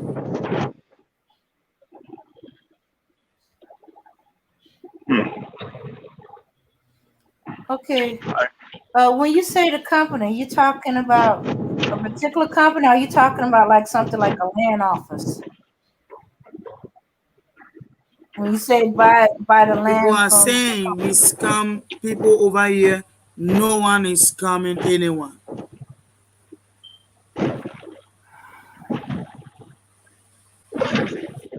Yeah, I've heard all kinds of things that people say that they bought land, and that if you leave and come back, Yeah. somebody steal your land, So, bro and or they, sisters, or they, or don't they, worry or they. about what they have been saying it on social media everywhere. They put it there. If you come to Ghana, we scam you, we take your money from your pockets. No, nobody will take your land. Let me tell you something about I have friends over here that they have a land, they have a properties over here. No one have taken it from their hand. Yeah, and they are still having it over here. They have a houses. They have even some of them are having a jobs in Ghana, and no one have taken Mm-hmm, it from them. mm-hmm, People that they complain a lot is that they don't listen to the advice that we are giving them. Because if you tell them, hey, don't go here, they will tell you, I have my own money, I have to go there. You can't seize me. But maybe I know mm-hmm, what is wrong over there. That's why I'm telling you, you shouldn't go there. You have to obey. mm-hmm. Because they don't obey, they think they have their money and they can do whatever they want to do with. So nobody is scamming anyone here. Okay, so Okay, now over here in America, right? Mm-hmm. Say if you purchase land, right? Mm-hmm. Once you purchase that land, you can let that land sit as long as you want. You don't have to do nothing to it. You can just let it sit there, and nobody will take it from you. It'll still be yours. What I was told that if you buy land in Ghana, you can't do that. If you let it sit there, that they will resell it to someone else. Is that true? Yes, yes, it's true. If you buy a Hmm. land in Ghana and you do not do anything on the land, they will sell it to somebody else because they see that you are not serious to work on the land. They want somebody that is seriously can work on the land to improve the country Oh, or okay. to yeah. So if you cannot do anything on the land, they sell it to somebody else, and they are not going to give you back your money. They won't. They will not give back your money to you. No. Hmm.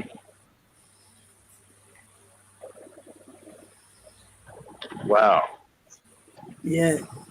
So that's why when you come here and you buy land, you have to start something small. It's just a little house you can build on it. Even that house can even give you another money because you can do a rental over here and you get the money.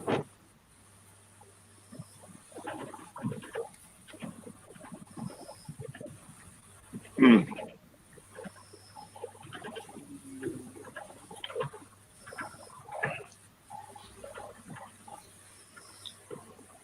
Yeah. Okay. So no one should come here. No one should come to Ghana, brothers and sisters. I tell you because I have that much love for my brothers and sisters who want to come back to the motherland. And I wish everyone have to come back to the motherland to learn things over here that All right. they can teach their children. Yeah. Let's open it up So for questions. Anybody in the chat have a question for Abby? okay. Type it in the chat. If you got anything you wanted to ask about Africa, even if you heard something, type it in the chat and she'll answer. Yeah. Abby currently lives in Africa right now. She lives in Ghana. So she is authentic. She's the real deal. So if you want to ask a real African a question about Africa, throw it in the chat. Yeah. Damn. Yeah. Yeah, there was some questions earlier. I'm Okay. scrolling All back. right. All right. Deal with that. I got to get off for a little while. You ladies, take control of ladies' night. I'm Okay. a man. I shouldn't be up here. You know what I'm saying? So I'm Yeah. going. I'm going to bow out. Thank you, daughter, for clearing some things up. You're welcome. And like you said, if y'all have questions, Abby is the real deal. You can ask her right now. All right. I'll talk to y'all later. Have a good ladies' night. Okay. Yeah. Okay. All right. Let's see. You Where was see, it? let me talk about something also. I Okay. think most of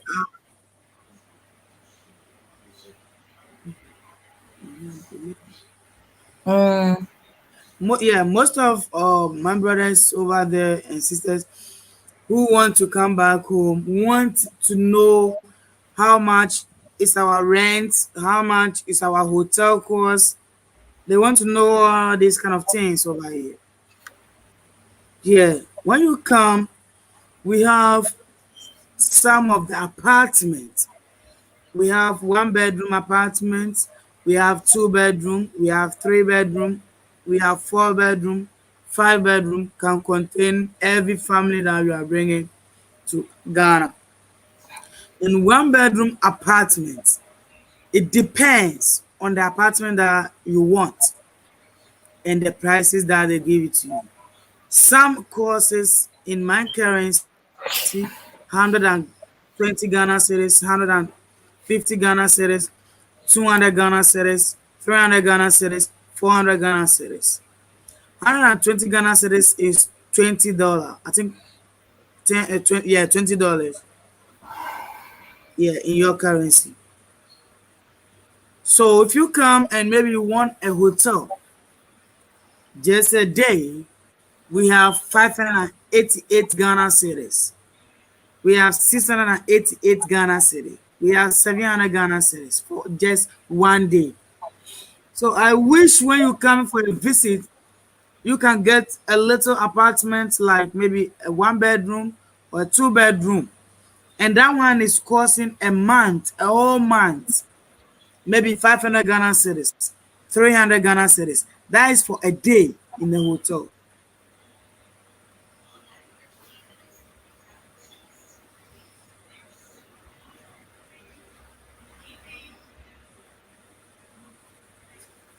Mm-hmm. Okay. Oh, Bella's saying, let's see. Kendall is like, we have to remember that Africa is not a country. Like Max said, Africa is a continent made up of 54 countries. Yeah, it's probably over there just like anywhere else. They they they a lot of black millionaires too. Let's see. Bella says 20 CDs is $3.46.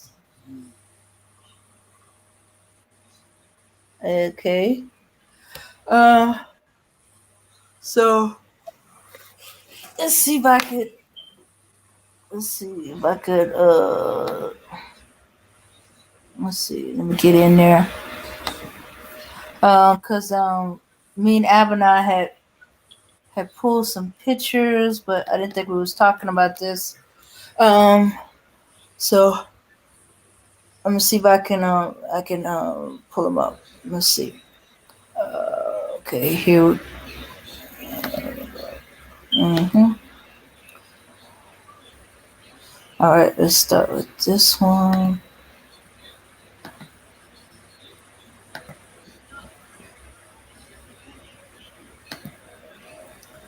Okay.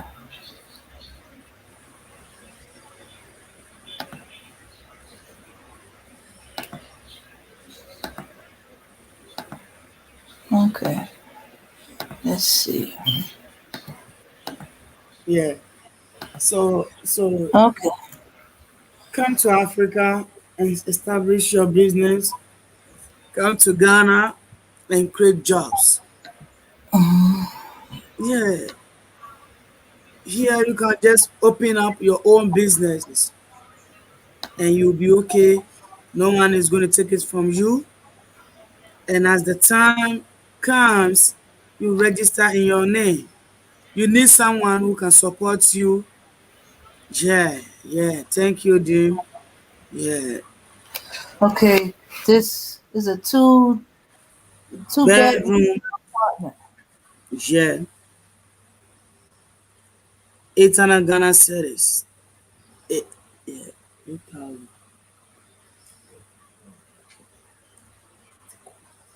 Is that is that for a month, a year?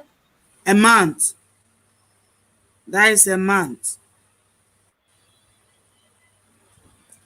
So 8,000 Ghana CDs. Yeah, that's why I say it depends on the building and the rooms on the house that you are choosing and the environment that you want to be, where you Okay. want to live. Mhm. So Yeah, that's that's $1,376.26 a month. Okay, that's for this one in Greater Accra, which yeah. means that means The they in capital. near the capital. Okay, let's see. All right, let's try this one. Yeah,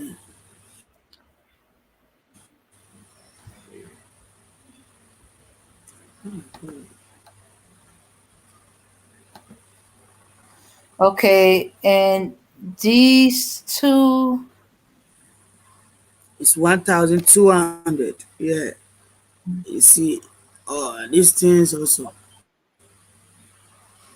Take the small ones for them to show them, like the 500, 600 on, that you can Okay, show all them right. because it's not all of them who are want to buy. Yeah. Yeah. Okay. Let me go. Let's going at the bottom. Okay. All right. Let's see. What's this? Oh no, that's hotels. Okay. Here. All right. Mm-hmm.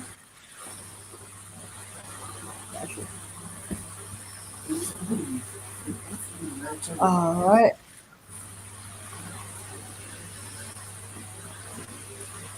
All right. Now that one is executive new bedroom apartment at Tuba Tobo Boot Accra, and it's 550 Ghana cedis, which is $94.62. And this one underneath is a executive single room self see rent. Is it self conditioned for a rent at Accra?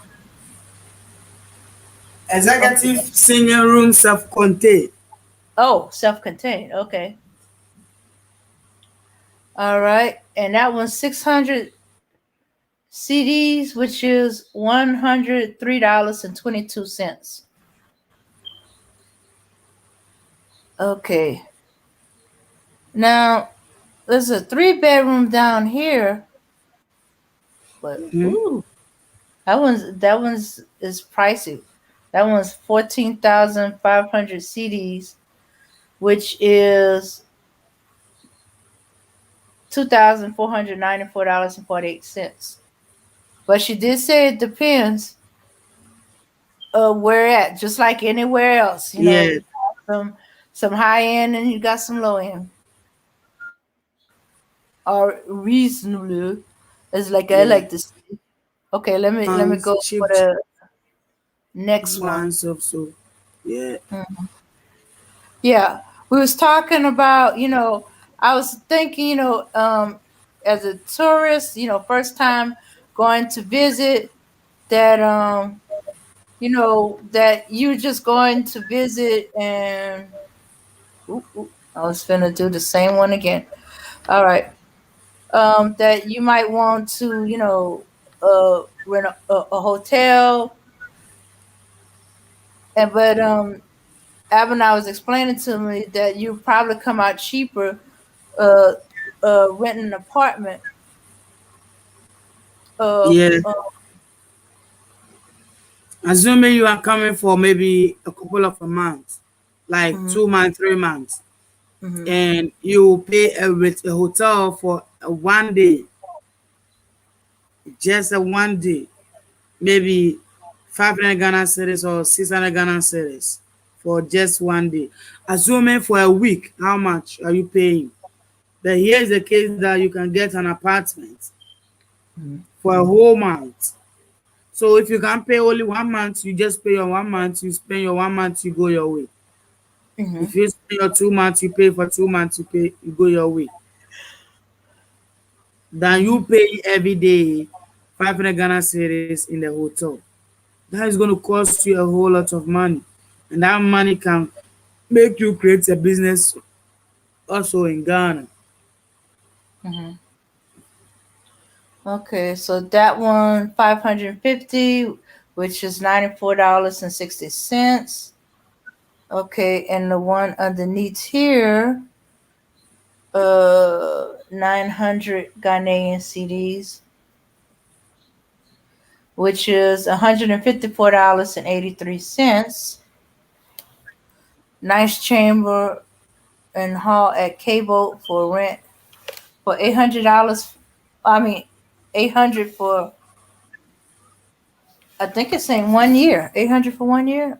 Shoot. All right. And then there's this new built 2 bedroom apartment that's for 800 Ghanaian CD. And that's $137.63. So yeah, you come out better, even if it's just for a visit, to rent an apartment for a month. B&B, yeah, you can take your B&B. That is better. Oh, okay. All right, let me scroll down. See, next one.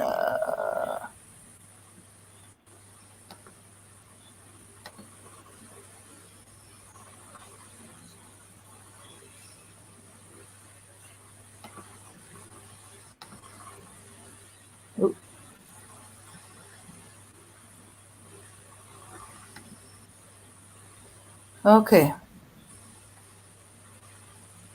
Yeah, Accra is very expensive, but I'm thinking maybe want a more modern convenience, and then look around,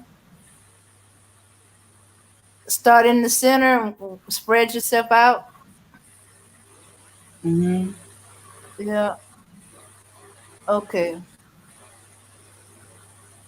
So, this is a house in Greater Accra, 3,000 Ghanaian CD. Yeah.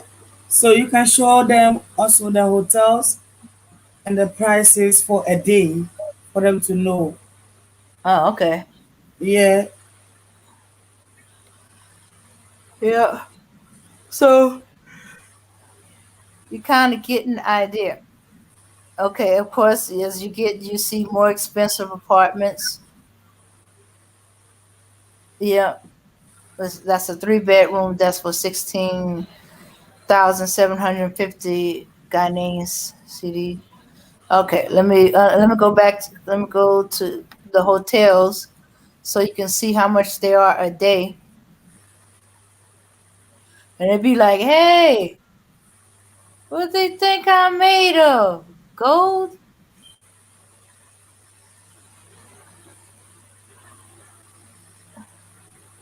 Let's see. Okay, all right. Okay, go back up, back up, back up. All right.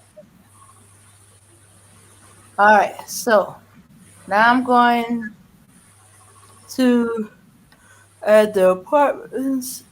Let's see. Okay, I mean the hotels. Okay, hotels. Now remember, these prices is per day. This is the hotel.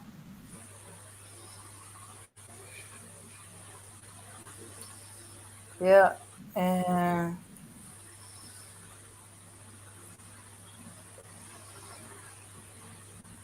yeah, and so that one is 1,208 Ghanaian cedis a day.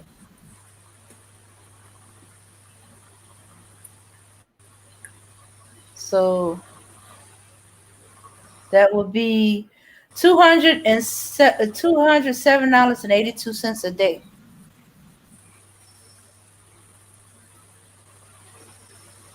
Carlton City Hotel. Mm-hmm.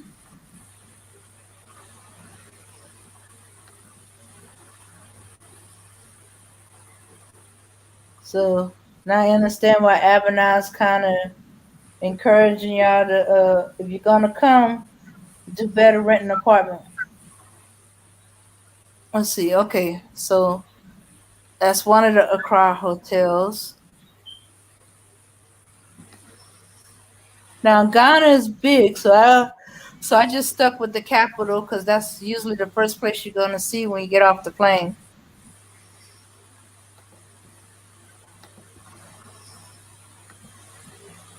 And as I said, I expect people like something a little similar to home, and it'd be a place to explore. Okay, One hotel called the Bel Air Crest, 1,108 Ghanaian CDs.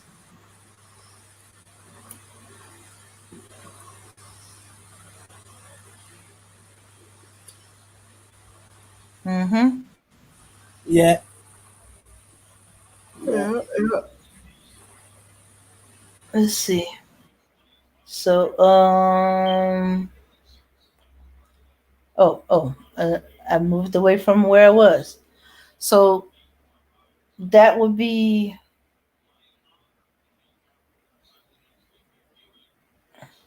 $197 a day. I'm sorry, I'm too much of a cheapskate. I think $50 a day is a lot. So I guess you can see where my okay. And this is the Accra Marriott Hotel. That's 1466 Ghanaian CD, which is $252.20 a day. And I was like, okay, I think I'm gonna go for renting an apartment for a month.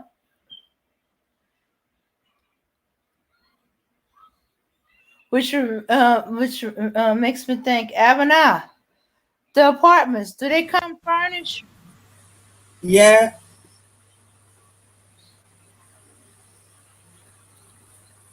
Okay, so these are furnished apartments. Okay. Okay, let's see. What's the next hotel?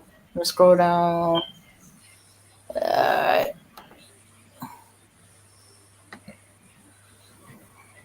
that's good. Yeah. Uh, do you have to bring your own bed? Yeah. Some of them Oh, you have to bring your own bed. But the some hotels of they have everything over there. Oh, okay. All right. Yeah. The hotel everything bed is set.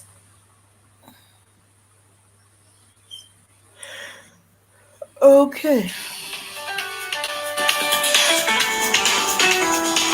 Okay, Abner, I gotta take this real quick. Yeah. So as we have shown you this kind of houses and the hotels, how much they cost, how much you pay before getting it. You see, as you have seen it, you can decide for yourself that hey, if I come to Ghana, this is the apartment I have to get, or if I want to pay a hotel.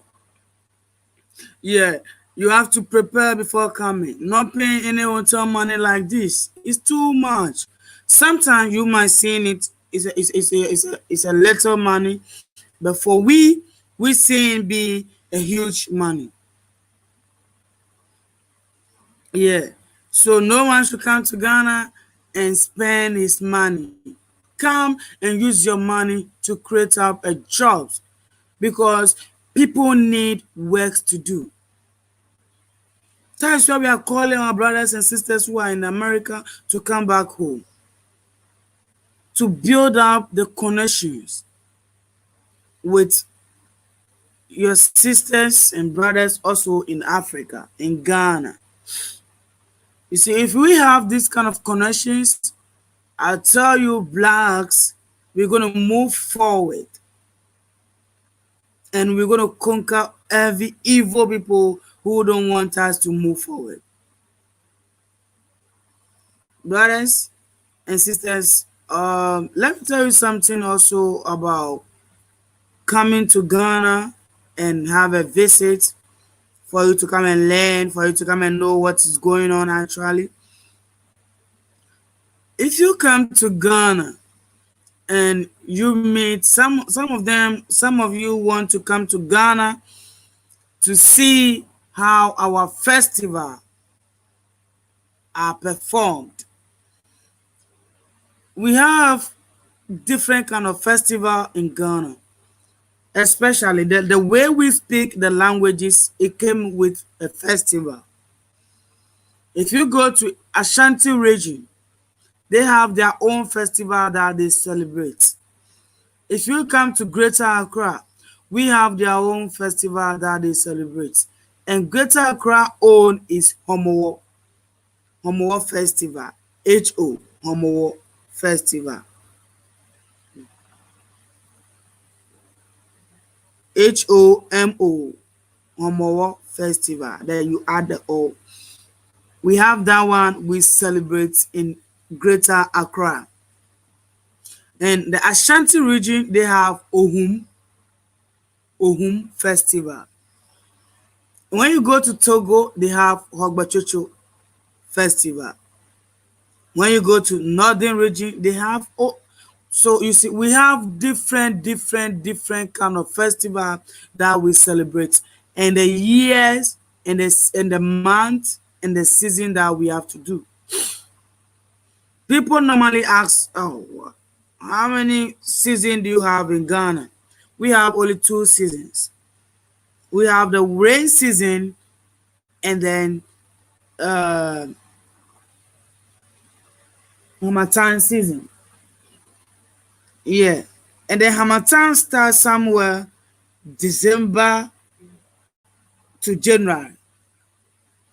That is the Harmattan season. So now we are in Harmattan. And then rainy season also starts somewhere June, July. That is where our rainy season actually starts. That you feel coldness, you walk around, you see raining everywhere. You have to have your umbrellas and stuff. So if you are coming, you have to know this kind of things all. You have to know when it starts raining, when it's a Harmattan season. And the Harmattan season, someone might ask me, what is Harmattan season? The Harmattan season is a time that you see a huge sun, dust all over everywhere. And if you are working, your throat can be dry. So you need you need more water to drink. In the rainy season, it rains a lot. So if you are doing something or you are come to build up something over here in Ghana, you have to know these 2 seasons. You know the time you have to build your businesses. You have to start it from maybe assuming you are building a house. You have to start it from the dry season. If you started somewhere June, July, you can't build your house very well. You can't build it at all because it will be raining and you might destroy your house or something else. Yeah. It will wash away your cement, everything. Then you lose your money. So if you come here, these are the season you have to obey on it if you are doing a business like creating up a jobs, buildings, going around for like maybe tourist attraction to see. Like you want to come and see how much the tour that we have in Ghana. We have some of like the Booty Falls, the Ebony Gardens. We have Mountain Afajato. It's very tall hill. We have the other beaches like Bojo Beach, Labadi Beach, uh,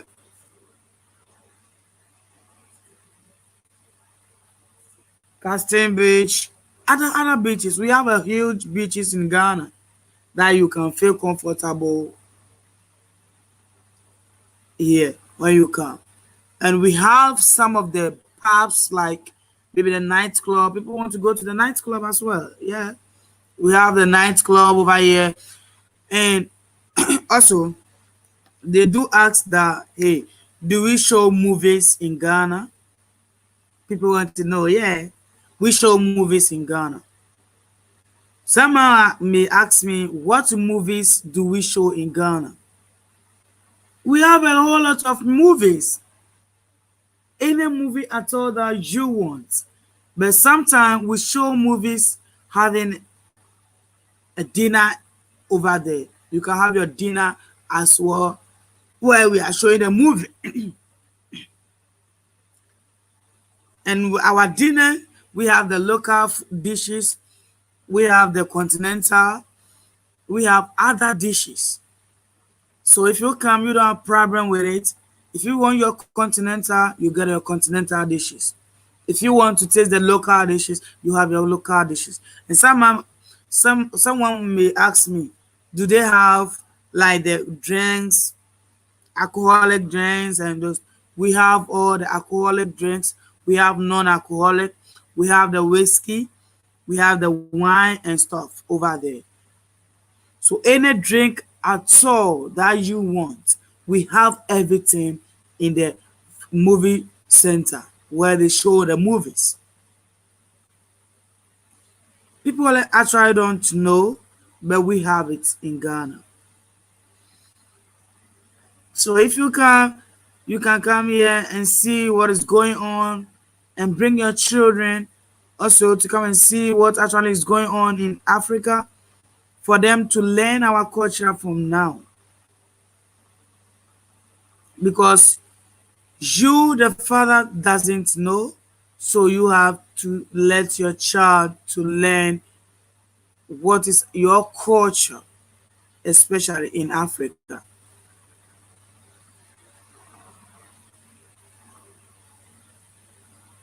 Yeah. And we shouldn't say that, hey, I'm there and I don't want to go to any country, I don't want to traveling. You have to travel and see. If you don't travel, how will you see what is going on in other countries? Especially my brothers and sisters who are traveling to Ghana now. They can tell you much about Ghana. They can tell you the history about Ghana. They can even give you advice that, hey, when you come to Ghana, do this, do this, do this, because they have been here before. They have come here to learn, and they have learned a lot. Some may ask me, if you come, will you get a fabrics and those stuff? Yeah, we have the fabrics, and it's very cheap somewhere. It's expensive somewhere. We have different kind of fabrics that you want. So come back home and come and get this kind of fabrics for your children, your great grandchildren, your grandfathers, your grandmothers, your aunties, your sisters, everyone. Come and get it for them. And let them feel that, hey, we have a continent that we have to go there. And we can live in the continent and we will be happy over there. Bring your money home to come and work. Bring your money home to create our businesses over here, because people in Ghana are lacking of businesses. That's why everybody is calling upon our brothers over America to come back here and create our jobs. We need a job to do. We need a work to do.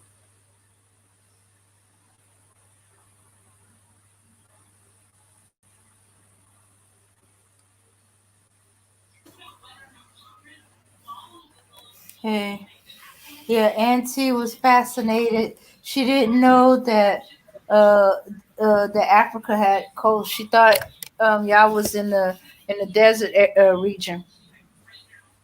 And I No, was, no. yeah. I just want That's to try another to, part of Africa, Auntie. yeah. Mhm. I even only in Accra, only the capital town of Ghana. Yeah, you never been to other places like Takoradi, like Tamale. You never been there. Yeah, if we show you Takoradi, you will love it. I tell you, you will love it. Yeah. Yeah, she said she feel right at home on the coast. Yeah, Yeah. Hassan saying he's saving up his dollars for Ghana. yeah, yeah. You have to save your money to come to Ghana to come and Hmm. have a fun You still want to see where to get shea butter from, Hassan? Yeah, we have shea butter in Ghana, and the shea butter is coming from the northern region. Oh, so the northern part of Ghana has the shea butter. Yeah, that is where you get a shea butter, the original shea butter from the tree.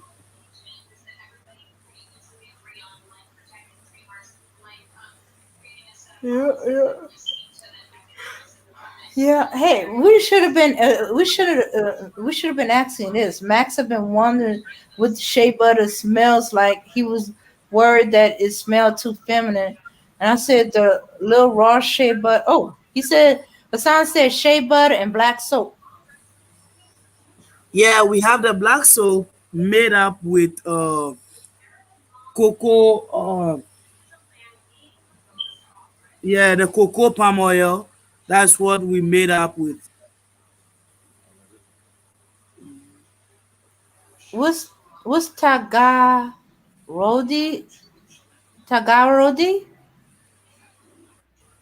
Something What? Bella is asking. I Uh, may be butchering it up. It's Oh, Auntie asked, does shea butter smell like tree nuts when it's unscented? yeah, shea butter smell good.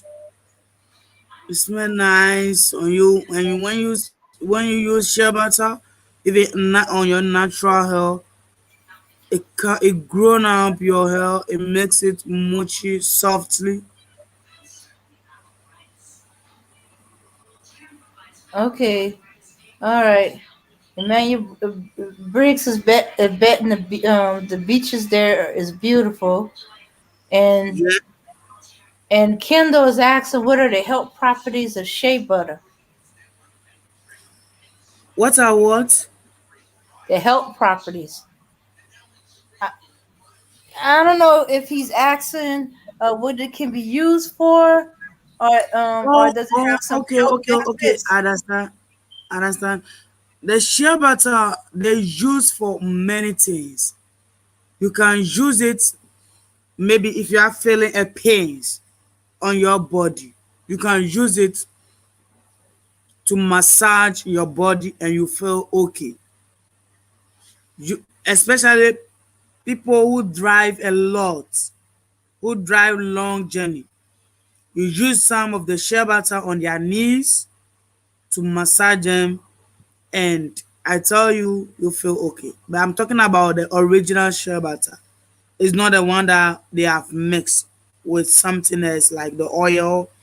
No, but I'm talking about the real shea butter from the tree. That is the original one.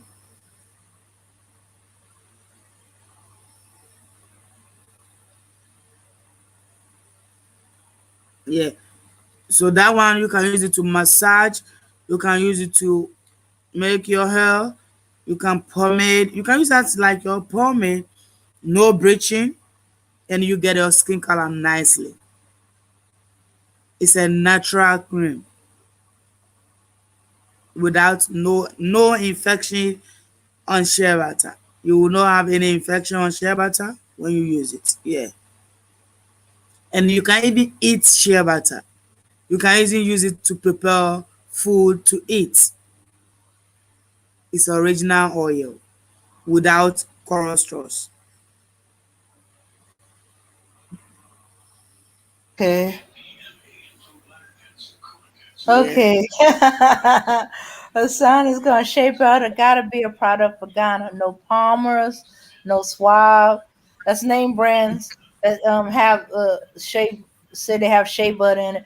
No Kuzo, no American made shea butter. And Bella's answer, shea butter has anti-inflammatory properties similar to aloe. Oh, does that mean I can use it on burns? Yeah. Taoradi. Teoradi. Yeah. Okay. Bella must know shea butter because she have been in Africa before and she have been in Ghana. So definitely she has seen shea butter exactly. Yeah. Yeah, why do I have to fill in a sign one day after he gets down in Ghana? He's gonna be all smooth and glistening because he's gonna be putting shea butter everywhere.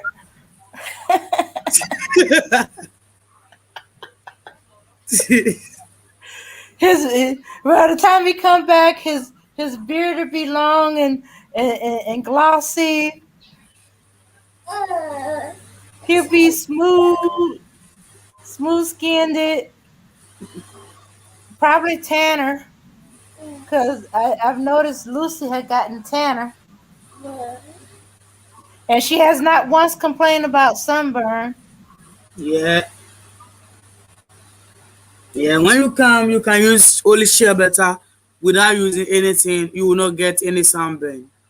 Mm. Yeah. Oh, okay. You can use the Okay. shea butter on you. When you're on the sun, you can use the shea butter on you and you will not get sunburn. Ah. Yeah. Okay. So shea butter helps not only prevent the sunburn, but if you happen to get sunburn, it'll help with the after you got sunburn. Yeah. Oh, okay.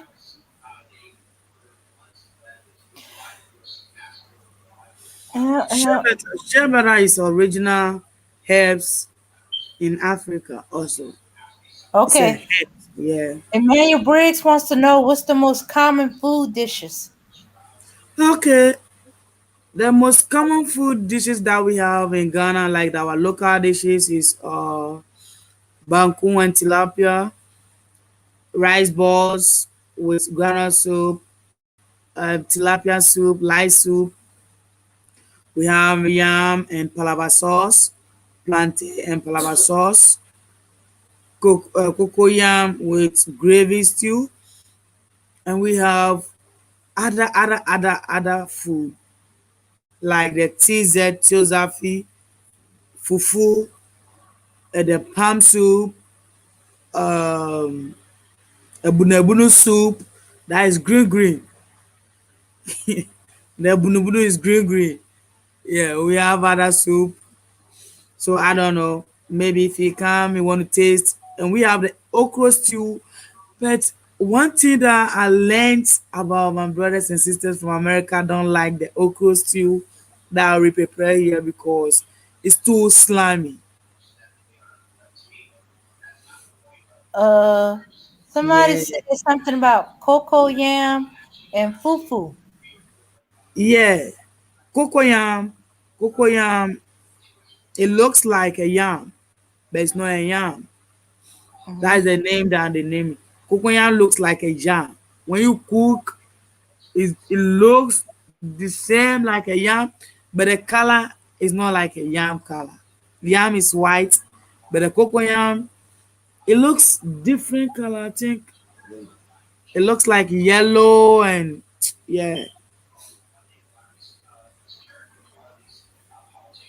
And then the fufu we made up with cassava and plantain or cocoyam and cassava mix can give you fufu. Okay. And then we have the kenke. We have the fanti kenke and then we have the gan kenke. Yeah. Okay. Well, Yvette says she loves okra. I love okra smothered. That means you cook out the slime. You Yeah. know. Yeah. Auntie says okra sucks. My grandmother only knew how to cook it slimy. I would never eat it. Ah, That's like I say, well then you're gonna like my okra because it's smothered. There's no slime. yeah. Everybody keeps saying, nah, you can't cook it enough to slime. I said that's Yeah. because people are usually putting water with it. Nah, you don't put no No, water. and I know when they come, they want to eat rice balls with Ghana soup because that is the easy food for them to eat, and then the banku and fufu. because you know the reason why most of them don't like the fufu because of the spoon. We use our hand to eat the fufu, but my brothers and sisters use spoon to eat the fufu, and sometimes we do laugh at them because we are not using spoon to eat fufu. Mm, Kendall, Yeah, that's not always the case. Kendall said that's most likely for y'all light skinned uh, ninjas. You dark skinned ninjas got enough natural sunblock. LOL. yeah, I'm kidding. Cause I was finna say I know somebody. I went to school with somebody. He's dark. He can compete with the Sudanese with darkness. You know he could. You know he's that dark, and he got sunburn. He spent the yeah. he spent the whole day at the swimming pool, and he's thinking, I ain't gonna need nothing. I'm dark. I ain't gonna have to worry about sunburn. So the whole weekend he's at the pool. Ain't worried about it. Jumping in the pool, sunning himself at the pool, chit chatting with the ladies, flirting his butt off.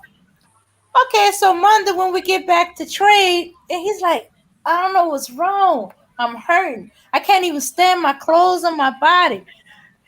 He said, he said, if I didn't think I would be molested, I'd be stripping right now. I said, well, you need to go to the doctor. Something's wrong. But hey, I'm not going to discourage you. You can go ahead and strip. I'll keep my hands to myself. So when he comes Yeah. back, he's like stunned. I was like, are you okay? What's wrong? And he's like, you won't believe it. So he made us all go into the camera room. He said, now look. He said, promise me you won't laugh. I said, no, I would never laugh at an illness. Well, he proved me wrong. He said, I got sunburn. I said, you got what? I thought I was hearing him wrong. He said, I got sunburn. And I started laughing so hard, I fell over in the chair. I leaned too far back and bloop, fell over. And I was like, how do you get sunburn? I said, you know, you're the darkest black person I've seen in a long time who's not Sudanese. He said, but I talked to a Somalian girl who lives in that who grew up in that upper area. She said that was his problem. He wore no clothing. He said that's why we cover up so much. The sun is strong. Yeah. You know, yes, we won't get burned as badly as white people, but you know, we do get burned. I was like, what? For real? Why they never told us that? Mhm. Yeah, he didn't peel a blister. All he was it was just uncomfortable with his skin. He was hurting and he felt hot and he couldn't and his clothes was bothering him. Yeah, but I ended up giving away, and I ended up breaking my promise not to laugh. But I got punished for it. I fell over in that chair, laughing my butt off. So yeah, black people, dark skinned black people can get sunburn. Yeah. I said I'm glad you didn't get a heat stroke.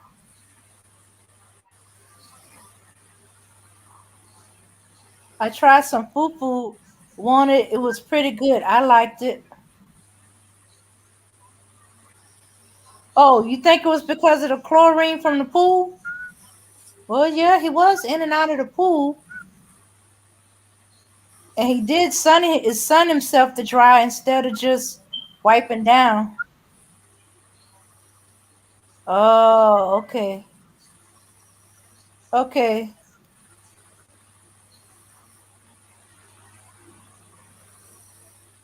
Oh, okay. Oh, Yvette wants to know, are there a lot of African foreigners that live in Ghana, i.e. Ethiopians, Sudanese, etc.? Yeah.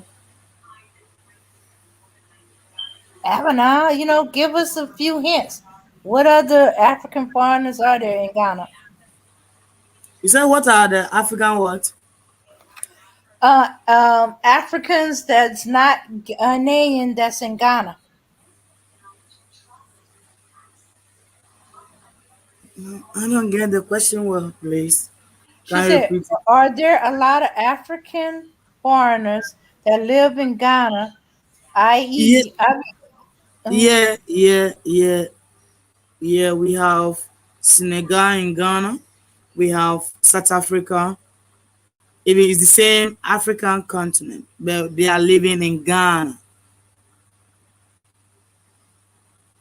We have, I think we have Guinea also here. We have Togo. We have Benin.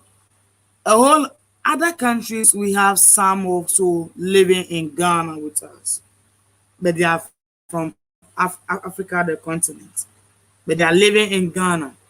Some of them are having businesses in Ghana, while some are from South Africa, Senegal, Benin, Togo, Ethiopia. We don't have Brazil here. Yeah. Okay. Okay, Emmanuel Briggs is on the food. Me too, but he wants to know, do they have pizza in Ghana? I gotta have Oh, my pizza. sorry. That's why I said we have the continental food dishes like. Then you come, we have fried rice, jollof rice, plain rice. We have pizza, we have hamburger, we have chips, we have the potato chips, like the French fries. So when you come, we have the pizza, we have the hamburger, we have burger, we have the chips, and we have the chicken, we have the sausage, we have the gizzard. We have all kind of continental dishes that you want. We have it here. Okay, but hey, just out of curiosity, since we opened the door on dessert, that's where I wanted to go. What kind of desserts do Ghanaians have? If I wanted to, have a Ghanaian dessert or sweet.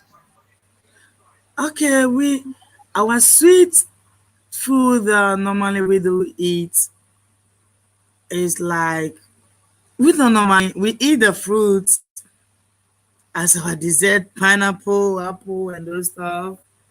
For our desserts, mango, um, pawpaw. We have all this kind of fruit that we eat as our dessert. That is sweet, and the sweet things that also we eat, the ice creams, the ice Okay, I cream. can work with ice cream. Okay. Yeah, so you can go for ice creams. We have the strawberry ice cream, we have the vanilla ice cream, and then we have the yogurts, and then we have other ice creams. It's plenty, a whole lot of ice Okay. cream. All right. All right. Oh, Yvette wants to know, can Black Americans buy land to build a home in Ghana? I guess she Yes, was. yes, brothers. You can buy a land to build a home in Ghana. And our land is affordable. It's not that expensive. You can buy a land and build your house in Ghana. Any type of house you want to build, you have the audacity to do. Only thing that you want is that you have to be very careful of where you are going to buy your land. You have to know who you want to buy your land from. But I try to tell you, don't go to anybody that says, I have a family member who sells the land. Go straight to the land people, the offices that they sell the land, that they will show you the license office that you go and check for your land and register your land. We have it in Ghana and it's affordable. Don't go anywhere and buy your land. Come to your motherland and buy your land over there.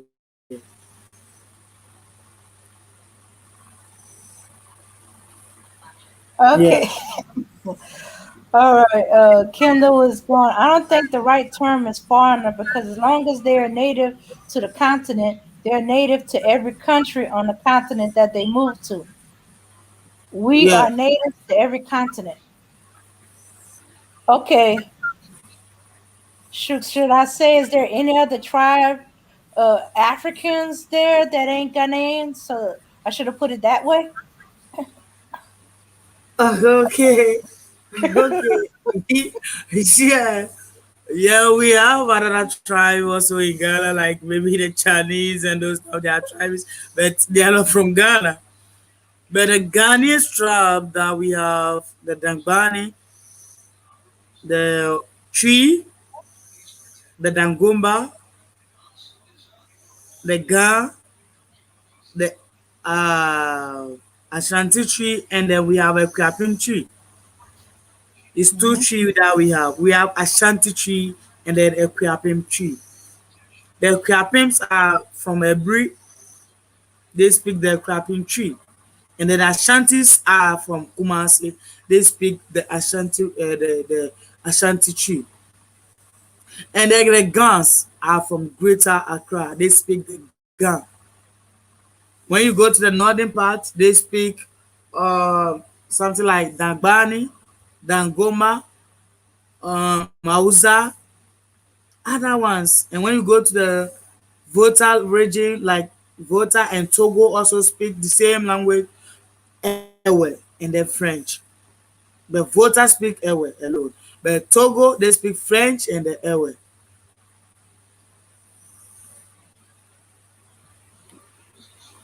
Okay, they kind of teasing Emmanuel Briggs because Emmanuel Briggs is talking about all the stuff that he wants to eat over there. He's right now. He going. I hope they have cinnamon rolls. And Emmanuel and Auntie's going. Oh, they're gonna have to airlift your fat behind out of Africa. Uh, Yvette's going. Emmanuel's get a snack. Bella's gonna slaughter a lot of the bull we eat here is not very plentiful there. It's junk, and they treat it as such. So Emmanuel Briggs might end up losing weight because he ain't gonna find everything he's talking about eating. He's excited about he still be able to get pizza and shrimp fried rice, and and now he moved to dessert for cinnamon rolls. Yeah, yeah. I can see that a bakery is Yeah, not going to probably do well with Ghanaians since they're not very big on sweets like we are, or they're not hooked to sugar like that. If it sound like y'all more fruits and vegetable fruits as a sweet, and ice cream is just a different take on it. And unlike yeah, here, snacks are expensive and healthy food is cheap. So if you want to yeah, go broke Daniel Briggs while you're in Ghana, go yeah. ahead. Try all them unhealthy snacks. And I know people want to ask that, do we have cheese in Ghana? Yeah, we have it. Because most of Americans that they are coming back home, they want to prepare their dishes with the cheese. And we have it in Ghana. We have cheese in Ghana. So if you buy a pizza and you want more cheese, you can order for it. And they will give you more cheese on your pizza. Yeah. Hmm. Oh well, yeah. I'm just hoping they have the cheese for the cheeseburger, cause Lucy's always talking about she missed cheese for a cheeseburger, and I'm like, wait a minute, I thought they had cheese in Ghana. So if you saying they got cheese, why does Lucy keep dreaming about cheese for her burger? Or she No, addicted to a certain brand of maybe cheese. no. You see, they like because they have eaten American own for a long time.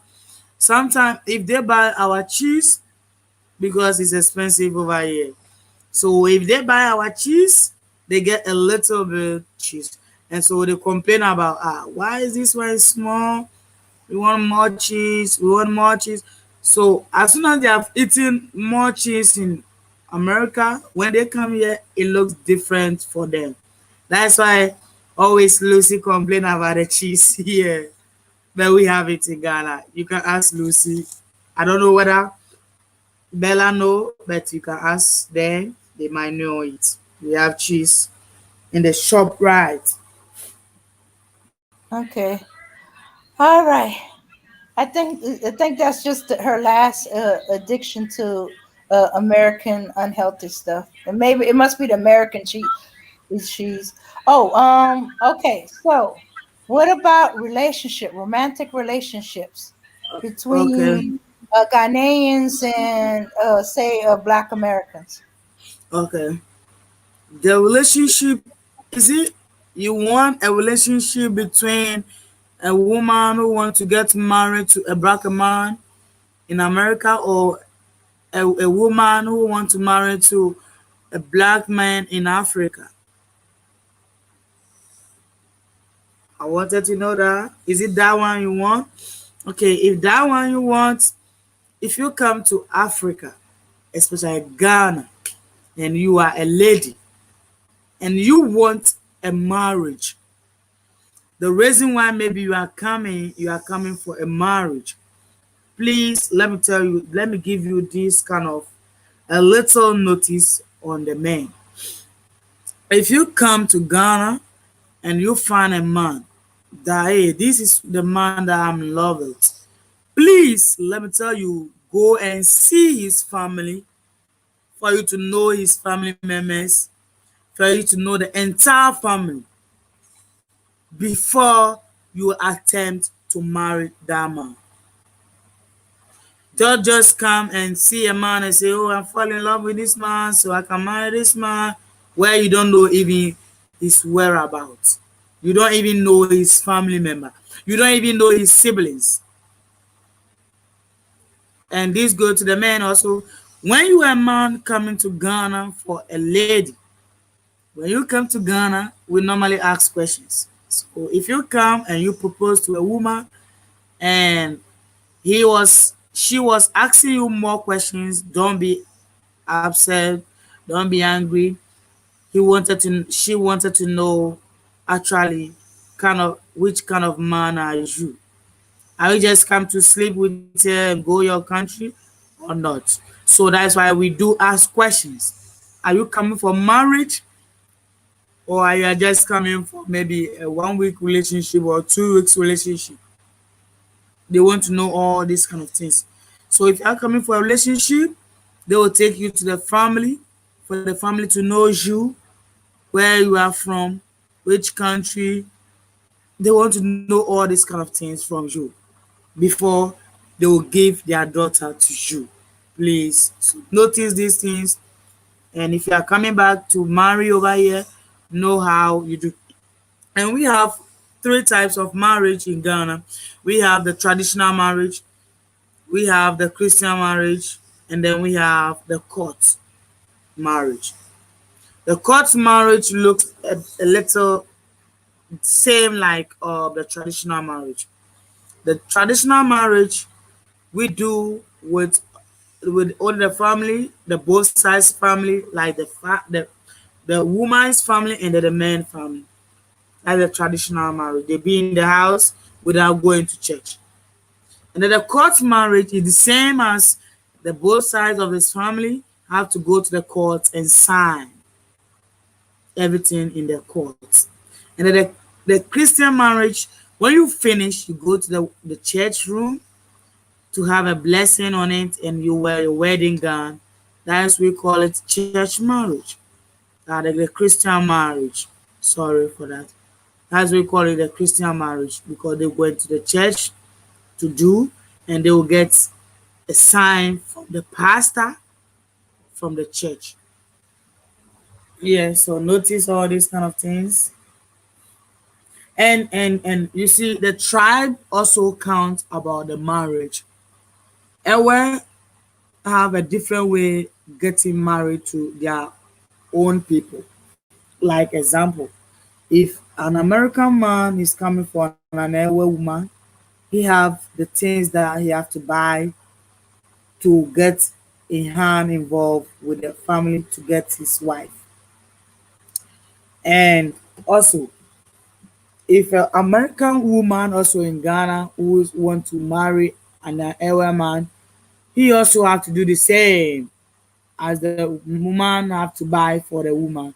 The man also have to buy for the other woman also. So you have to know. Don't let anybody lie to you that hey, I'm your husband. You have to pay everything. No, a man have to get married to you.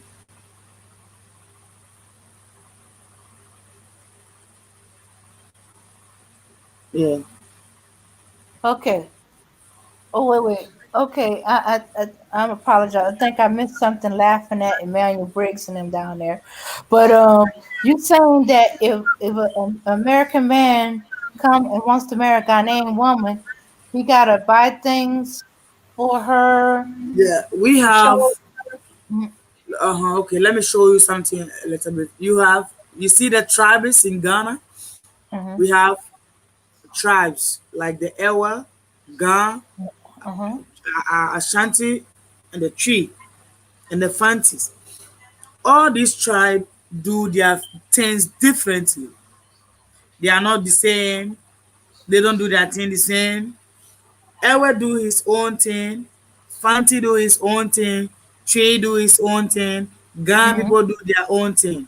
So assuming you come to Ghana and you want to marry a Ghana woman, you have to mhm. go to the family for them to give you a family list for you to buy the things from the list for the woman. And if you don't want it that way too, you can do all money. Maybe you calculate the things in the book or the paper that they give you. You calculate it. Maybe it is $100. You go for your $100 and pay them. That's all.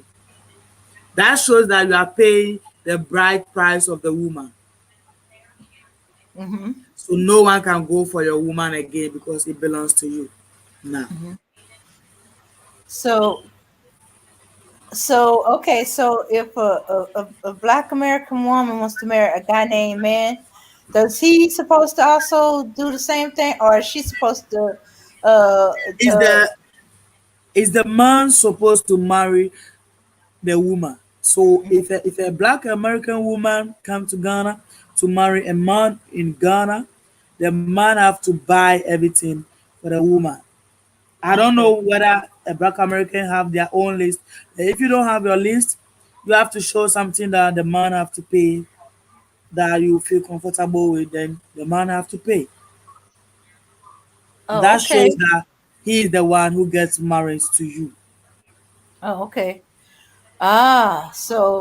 So if you come Because in that and is our marry, culture. Our culture is that no mhm. woman is paying bride price of a man. There is the man who pay bride price of the woman. Okay. So ladies, if y'all thinking of marrying a Ghanaian man, y'all better have y'all bride price list. Yeah, you have to have your bride price without paying anything to the man. Because the man is coming to marry you, he's to get him to marry to you. He's trying to take you home, be a housewife. So you have to pay. It's not you. If you have it and you want to just support the man, then that's fine. If the man is not having, but you have to support it, that is you want to support it. But if you're not having it, just forget it. Let a man pay your bride price. Okay. Okay.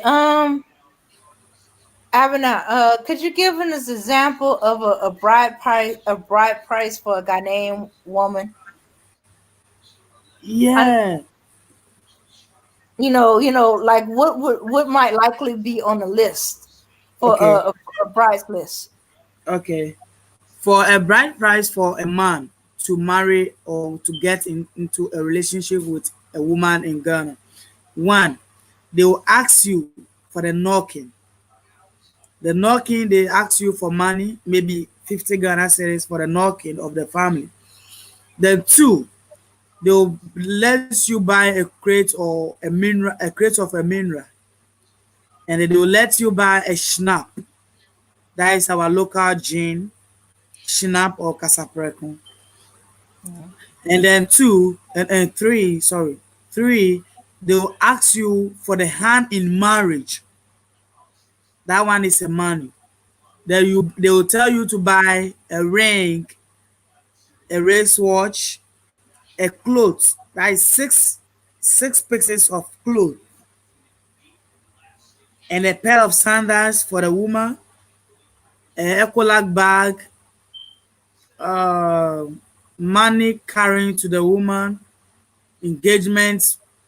You have to buy your Bible, engagement ring, and then they have other drinks also under it, like schnapps, gin, and the other drinks also under it. Then you buy a sandals for the woman's father, a sandals for the woman mother, a pair of clothes for the woman's mother, a 12 years pieces of clothes for the father also. That's what the man are supposed to do for the woman when you come to marry. Yeah, but some of the other lists, some people list are easy. They don't give you much things. Some also give you plenty things. Mm-hmm. Mm-hmm. It depends on the family that you are going to. Mm-hmm. Yeah, Yeah. But that would be like the basics of what would be on the list. yeah, Hmm. Okay, I think Bella answered antique question about how do you get water down in Africa? Are there wells in the yard, or do they have bottled water you can get from the store if it oh doesn't yeah, come out of the closet? we have bottled water, we have sachet water, we have all the kind of waters over here. Yeah, if you want sachet water, we have. If you want bottled water, we have. Because I don't normally know that. You don't Okay. normally know the sachet, but you know the bottle. Yeah, so we have the bottle water over here. Okay. Okay. Well, okay. This is what I want to elaborate a little bit more. Okay. Most of us are used to going to a faucet, turning it on, and we have water. Water to bathe, water to wash dishes, water to wash clothes. Okay. Is it like this? Is that the same for y'all? Do y'all could just go to the faucet and turn it on and get water? Yeah, yeah, we have. Unless maybe the house that you are in, you don't have a water over in the house, but we have a tap running water that you can go and fetch your water and bring it to your house. It's the same water that we connect to the houses. Yeah. So you can go to the tap or you can go to the well to fetch your water to wash your clothes, wash your dishes. Yeah, Okay. that is So hygiene. okay. So if I get an apartment over there, that would be more likely. I would to turn on the faucet and it'd be faucet water coming out the faucet. I wouldn't have to go down to the well or whatever. Yeah. You see the Mhm. reason why they say self-contained. Self-contained means you have your tap, your running water inside the house, inside the Mhm. room. Everything is inside the room. That is the self-contained. But without the self-contained, that means you go and fetch your water and bring it to the house. Ah. And Okay. let me tell you something about a little bit about the water also in Ghana. When it's time for Hamatan season, with shortage of water, so you can see that the taps sometimes it flow halfly on and off, and Mhm. you can see some of the well drying because it's Hamatan and the sun is too hot. Mhm. So the waters start to dry. Yeah, so if you come and you experience these kind of things, don't be worried, don't be confused. Just I'll tell you, like, it's because of the season.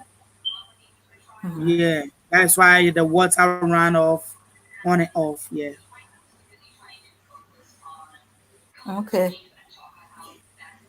So if I come through the dry season and water's running low and I open the tap and nothing comes out, don't worry. That just means we're in the dry season and I might have to start going to get the water from the market or wherever. Yeah. Mhm. Wait a minute. I saw in Lucy backyard, she gets her water delivered to her. But wait a minute, no, she's in a different region from you. Or she's in a different part of the country. I mean county region. Yeah, a different part of the region from you.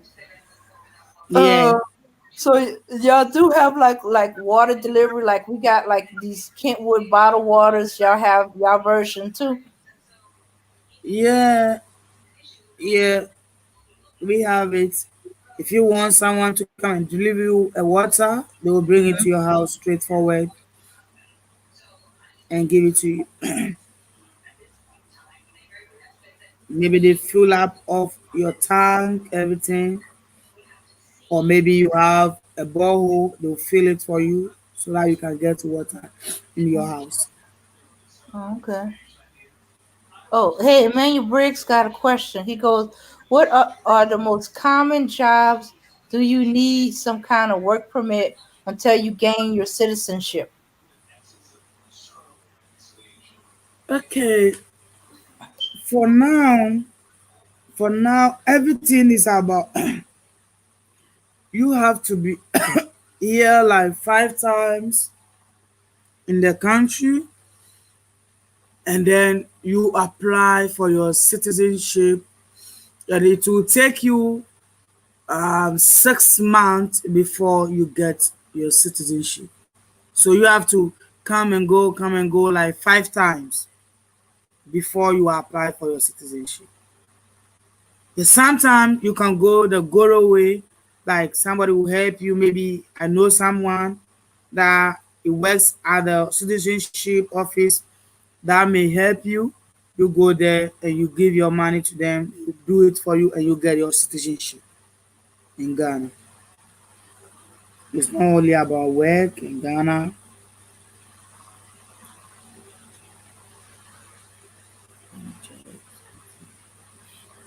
Okay, Bella's telling Emmanuel it's best to make your own business because finding a job is a hassle unless you do some overseas job transfer. Yeah, And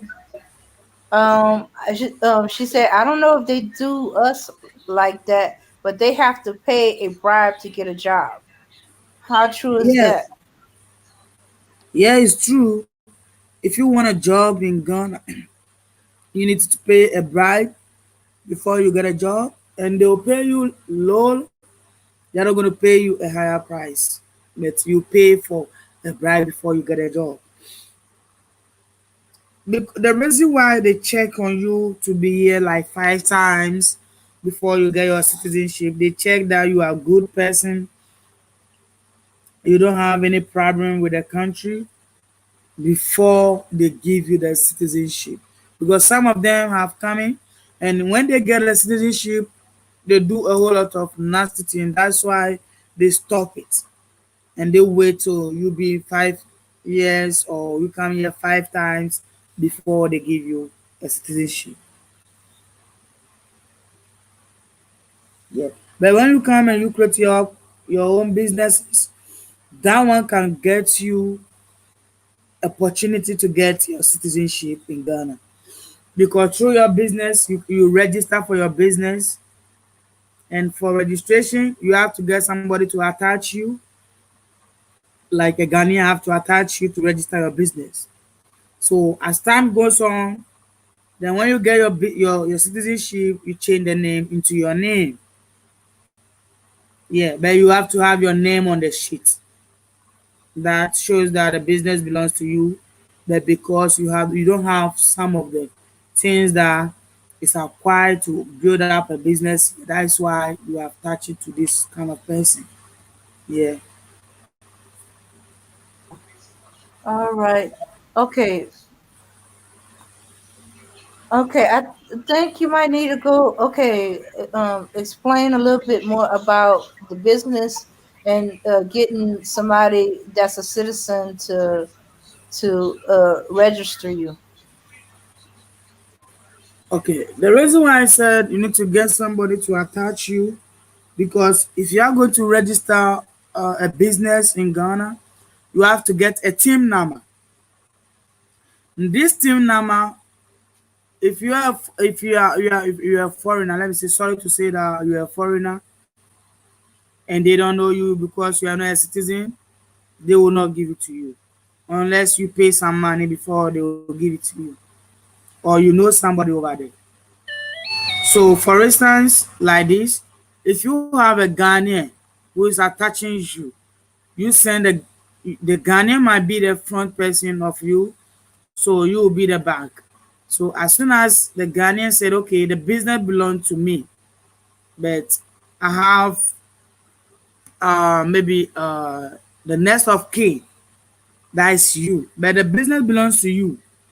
But I'm using your name, the next of kin, because you are not a citizen, so that nothing will happen, or nothing will happen that you take your job or your business from you.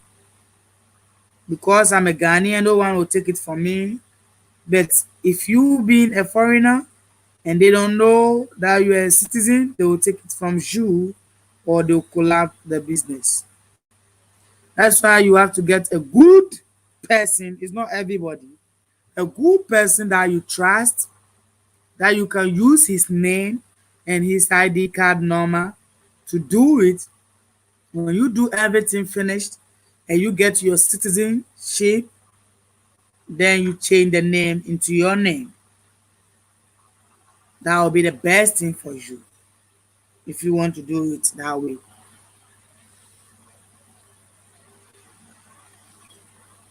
Okay, Emmanuel Briggs says it looks like I'm going to have to keep a bribe money fund. And Kendall said, listen to Ebony saying, America don't want black Americans to establish no trade connection to our people on the African continent. I don't think that's what she's saying. Kendall is about citizenship. You know, if you're not a citizen, No, you I'm talking. can't really establish a business. You might have to go over Yeah, it about the citizen and business and how the ways they can become a citizen. But if you're not a citizen, you coming in here to establish a business. You got to have a citizen to kind of to back you up. That's why you need to look for a good person who's a citizen. You know, and it you might be can another create. reason why you need to go back and forth 5 times to see who's for real and who's not. Oh, I'm sorry, Abner. Go ahead. Yeah, you can create up a business illegally without you registering your business. But sometimes, if you never register your business cannot go anywhere. And when the government sees that you have not registered your business, sometimes you might lose your business. Maybe you have involved a huge money into that kind of business. When you lose it, you have lose a whole lot of money. So that's why we tell you, when you come, just see the kind of person that you want to be with and study that person, watch his life very well before you do something in his name. Because when you come, you need a SIM card, like even the SIM card that we use, you need to get somebody to register this for you. You cannot get it whilst you are using your American passport. It cannot be possible. You need to get somebody to register it for you to before you can get our SIM card to use. So if you come and you are creating a business, you have to get somebody who attach you or who will be with you. Like that person will use his face, assuming he's the owner of the businesses, but he have the big back He have somebody's back at the business that belongs to you. So the business belongs to you, but just because you are not a citizen, that's why you are using my name or my face to do something.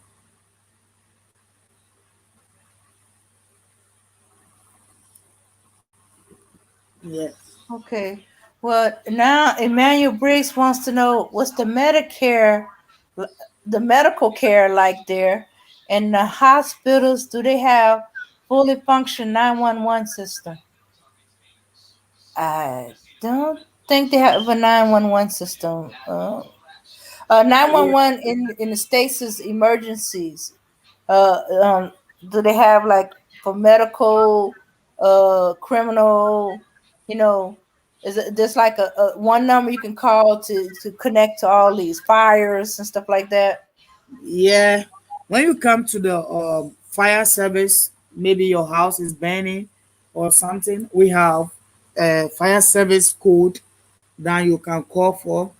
If you need a police arrest somebody in your house or a police to do something for you, we have a number to call, a police code to call that they can be there immediately.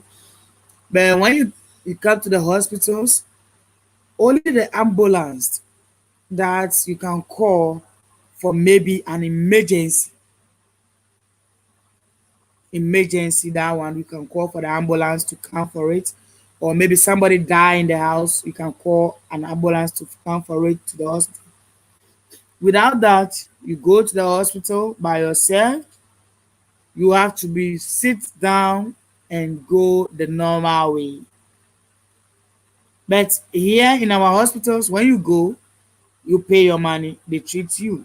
This is where, because I know about America, they taught me about America that Americans sometimes you go, but you pay with a credit card and stuff. Yeah, here we don't pay with the credit card. We use physical cash to pay. Yeah, so if you are going to the hospital, you need to have a money in your hand because when you go and they give you a medication, you have to pay for it without using the credit card.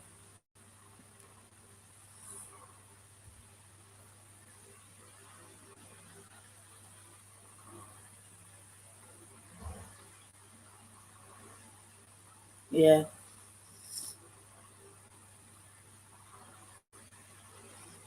So here normally the credit Okay. card has, Oh, I'm sorry. Okay. Well, what about medical insurance? Could you get medical insurance in Ghana? medical insurance. Yeah, we have insurance in Ghana, like the health insurance that we use for hospitals. If you go and the medication they give it to you, and that medication is cheap for the insurance to recover the medication they giving you, that the insurance have to cover. Without covering it, then you have to pay. Okay. So wait. So you got to make sure that um if you get medical insurance in Ghana, that it covers for everything. Some insurance may not cover everything. Yeah. Okay. All right. All right. So I okay. So if I got insurance and it'll cover everything, I could, and I don't have any money, I can go in there with just my insurance. Yeah. Okay. All right. All right. Okay. Well, that's good. That's good. Hey, do you know about how much an insurance policy costs? And yeah, I know, but for now they might be increase it. Okay. They might increase it. Yeah. Hey, ladies, can y'all hear me? Oh, hey Yeah. Max. Hey, man, this is so interesting. I was listening. It's so interesting. I had to come back up because now I have a couple of questions. Okay. So, Abby, you was talking about the hospitals, right? When you go to the hospital, You pay your Yeah. money. Now, if you get hurt, say you get hurt, right, on the job, right? Maybe Okay. you're working and you fall down and you hurt your leg and you Mm-hmm. cannot walk and you have to go to the hospital. Who is Mm-hmm. going to pay for that? Okay. When you head at a job place, sometimes your job take over the cost. Some jobs Uh-huh. don't take over. You will pay it by yourself. So you don't have any protection against that? Because over here in America, if you get hurt on the job is liable. And they're liable for all costs. And not only they're liable for all costs, you also get what is called disability. If you have to be out of work for an extended period of time, you get what is called workers' compensation, meaning you get a check, plus you're also eligible for temporary disability, meaning you get another check to compensate for being out of work and not having income. For here, it doesn't work that way. It, Okay, it so doesn't work. if you're Yeah. working in Ghana and you hurt yourself, say you slip, somebody left something slippery on the floor at the job, and you're working and you fall and you slip, you hurt your leg and you cannot walk, you go to the hospital and they say, okay, you cannot work for 3 weeks. It's going to take 3 weeks for your leg to heal back up. So 3 weeks, you have no income. You have Well, no but income. yeah. Well, so what's going to happen? Your job is just going to say, well, we're not going to do anything. I mean, what will No. happen? How are you going to survive?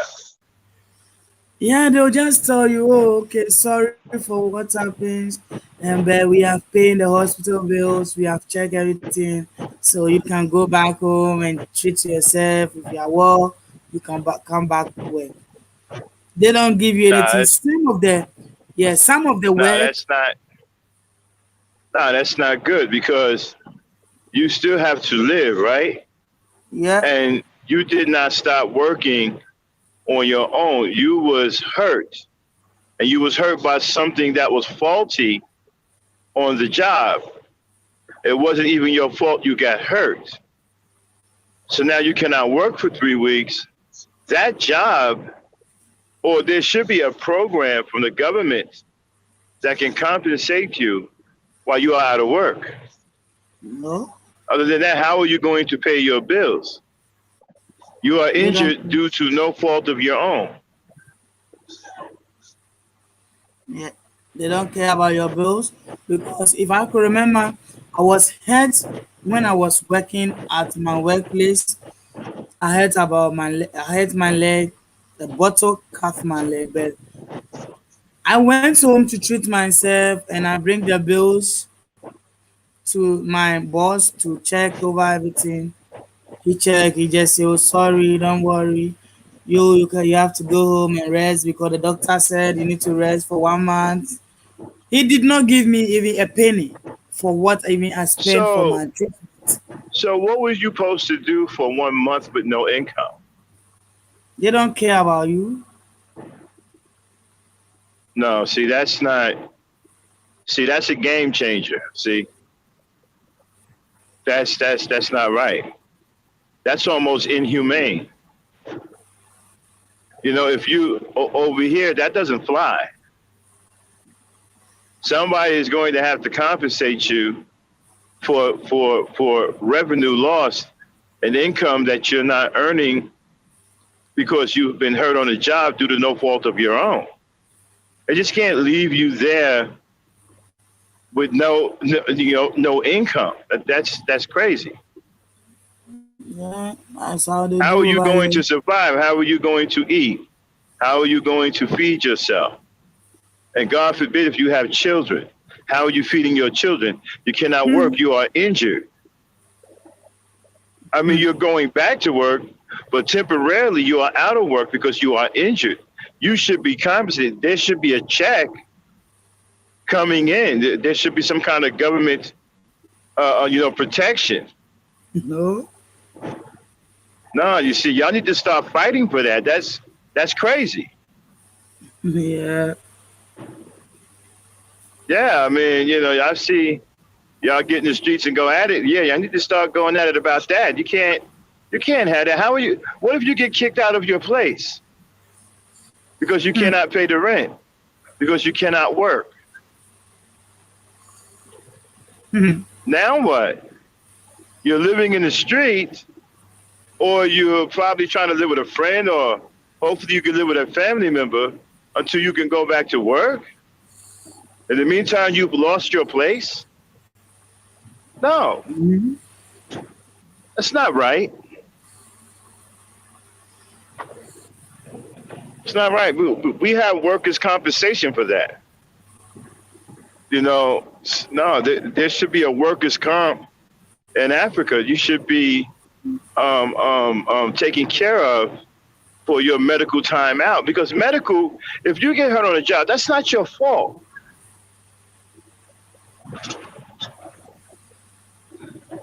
You still need your income.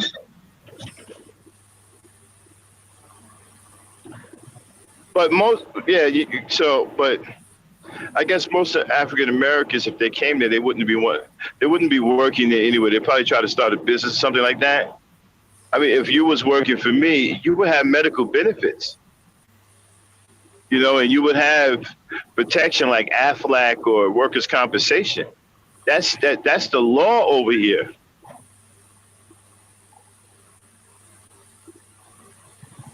Man, they're treating y'all bad over there. That's not right.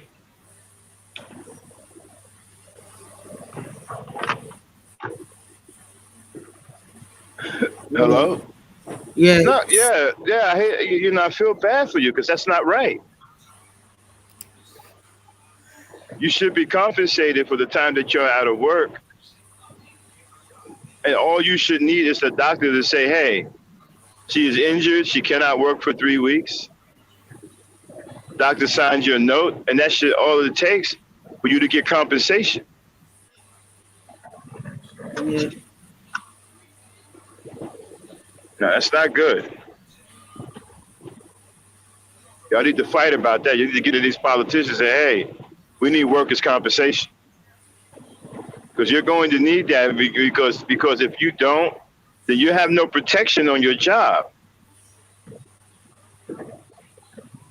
And if you get hurt, God forbid if you get hurt, that's pretty much it. You have no income. Even though you're hurt, your landlord still is going to want his money.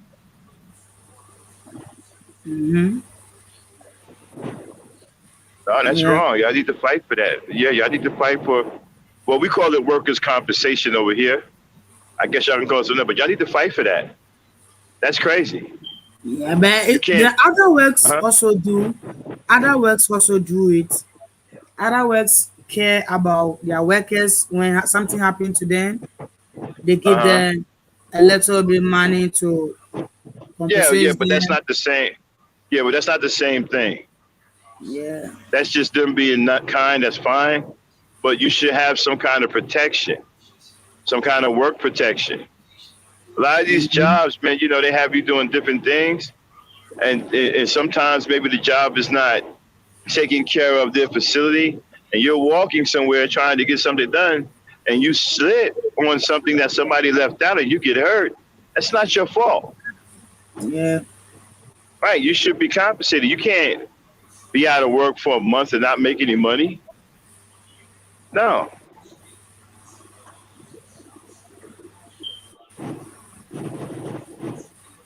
Yeah, that's one thing y'all should fight for, man. That's worth fighting for. Workers' comp. You need to fight for that, man, because y'all need that. Right now, you have no job protection. Yeah. Yeah, you have no protection. And then on top of that, can they, over here, if you get hurt, you can't be fired. No, they can't fire you. It's against the law. If you have some medical going on, they cannot fire you. Oh, okay. Yeah. Okay, my other question is this. Tell us what is a typical Ghanaian breakfast. What does Abby like to get up in the morning and make? Now, I know part of that is porridge, right? Yeah. I know, because you and I, we were going back and forth to the back chat about the porridge. And then the rooster interrupted us. You know what I'm Yeah. saying? So tell us what Gabby likes, Abby likes to make in the morning for breakfast. What is the typical, now give me a typical Ghanaian breakfast. Let us know what a typical Ghanaian breakfast is, and then tell us what Abby likes to cook for breakfast. Okay. Our Ghanaian breakfast, we have a lot of breakfast in Ghana. We have summer porridge, like the rice porridge. And Okay. Now, stop. Now, y'all, me and Abby been going back and forth about this porridge, right? Y'all remember Winnie the Pooh? A lot of yeah, y'all in the chat know Winnie the Pooh, right? And so, you know, Winnie the Pooh with his porridge, right? And so I haven't heard porridge as Winnie the Pooh. I didn't even know porridge was real until she told me that she had some for breakfast. And so we in the back chat, I'm like, wow, really? I didn't know that was real. Because the only time I ever heard of porridge was with Winnie the Pooh. Okay, so Abby, tell us about this porridge. okay. We have, you see, that's why I said I wanted to start. We have some kind of breakfast like porridge. After that, most of it depends on what actually they want to take it in the morning as their breakfast. Some people fry egg with bread, with tea as their breakfast. Some people also eat both fruits with porridge, like the cocoa. We made up with millet and then corn, and it's liquid. Now, what does it taste like? Is it like a hot soup, or is it more like a tea? Like, is it a broth? What is it? What is it like? Okay, it looks a little bit hot, small, but it's not all that hot. Yeah, because they add ginger and a little bit pepper to it. Uh, Yeah, so is it like drinking a broth? it's like drinking like water, but it's not water. It's thicker than water a little bit. Yeah, but it looks like water. Hmm. And you drink it hot? You can drink it hot. You can drink it when it is cold. Yeah, the way you want it. You can eat. You So can what? you can use spoon to drink, take it. Because I never had any porridge. Okay, so like I said, I didn't even know porridge was real. I've only heard of porridge since we were born. I know that sounds embarrassing and all. I'm 53 years old and never thought porridge was real, but I'm sorry, I didn't. I thought porridge was something that we needed to prove. You know what I'm saying? I didn't even know it was real, y'all. You know what I'm saying? For real. Until Abby said she had some for breakfast. And I was like, what? You know? So, what does it taste like? You said it has ginger. It tastes like ginger. No, we add ginger into it, but we put sugar inside after cooking everything finished. You add your sugar or your milk into Uh, it, then you are done with it. okay. So it tastes sweet when you drink it. It's sweet because of the sugar that you added to it. Okay. All right. So you have egg now. Y'all don't eat now. Y'all don't have really like a lot of pork in your diet, right? Like when Yeah, you eat breakfast, you don't make bacon. Like the traditional African or Ghanaian breakfast doesn't have like fat back or bacon in it or anything like that. no, no, No, in the traditional way, the way they eat their breakfast is like maybe they prepare banku, they prepare akpele, they prepare tiozafi for their breakfast. Mm. Yeah. Okay, Bella came up here to join us. You had a question, Bella, or you wanted to say something? Yeah, I wanted to elaborate on the mistreatment of how they mistreat them on these jobs and stuff. I had a short story that I wanted to tell.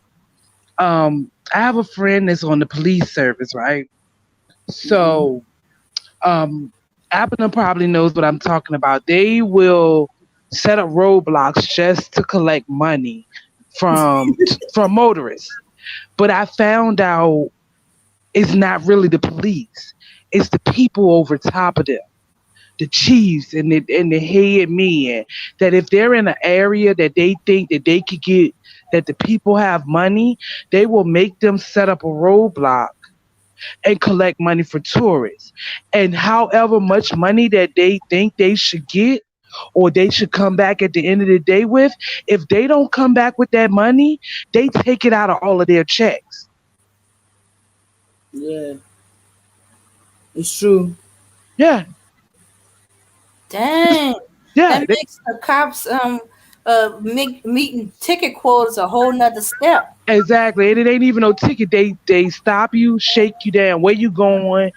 Look at all the people. Like I've been in a roadblock before. Yeah, They stopped the trotro we was in. They talking to the driver. They looking all at us to see who in there, who look like they might have some money or something. They shake down the driver, 20, 30 CD, 10 CD, let whatever. And Bella, let me say they something about it small. You see go the ahead. you see about them stopping the drivers. They will Yeah, lie to them that hey, we want to check your license, we want to check your road work. So if they check everything, they know that everything is set. Because of the money that they want to take you from them, they will tell them, hey, your road work is not working, your license is a whole hmm lot of things that is not good, then they will charge them for money. If you are not able to give them instant money over there, they take you to the police station to take a yeah. huge money from you. Yeah, absolutely. You're absolutely right. But what I'm saying is I found out that it's not necessarily the police itself, the foot soldiers, it's their chief, it's their head man, it's their this and that. Like I got an example. My friend that I was talking about, um, they asked them to go put up a robot. This was during the election. Excuse me. And this was during the election. And he said that the head man told them that he expected them to bring back $300, well, 300 CD at the end of the day. And if they didn't bring back 300 CD, they wasn't just going to collectively, like, let's say it was five of them, split 300 by five and then take that amount out of each one of their check. No, they were going to take 300 CDs from each one of them, which is way more than they were supposed to collect in the first place. And Yeah, when I asked him about, I'm like, well, why would you let them do this to y'all? And he's like, oh, this is just the system. This is the system. This is how the system works. And my thing with y'all is that you got to understand, yes, it may be the way things are, but until y'all stand up and do something about it, it's going to continue to be that way. Like, Right.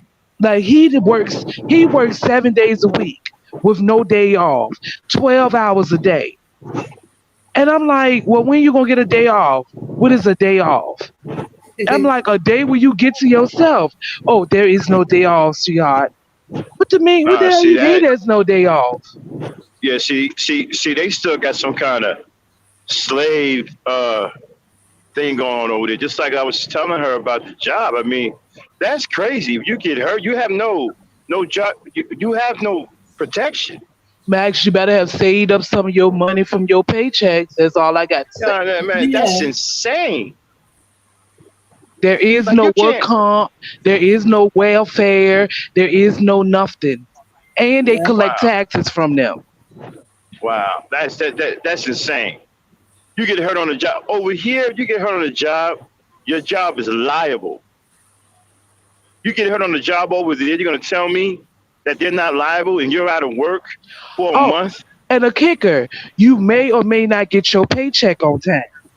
Oh hell Yeah, no. that's carry forward check. If It could this be month two, you have three to, months. Oh, I'm yeah, sorry, Abner. I didn't mean to talk over you. yeah. Uh, If you have to get your paycheck to like this end of this month, it could be like next month or next 2 months or next three nah, months y'all. before you get your paycheck. Yeah. Yeah, I'm sorry, y'all gotta put a stop to that. I, That's bullshit. I've been. And I mean no disrespect. That is absolute bullshit.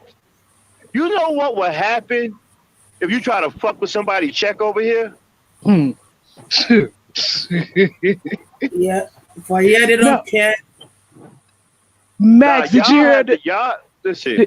Did you hear Y'all the have part to about care. they had to pay to get a Huh? job? Did you hear that part? Yeah. She told me that craziness a while back. Yeah, they Listen, gotta.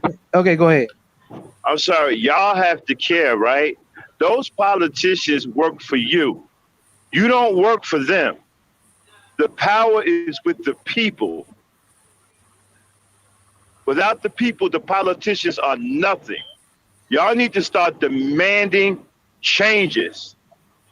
Because what y'all going through right now is absolute bullshit. They are exploiting y'all. Hmm. Y'all are being exploited. There's no way in hell you should be working with no medical protection or workers' compensation on your job.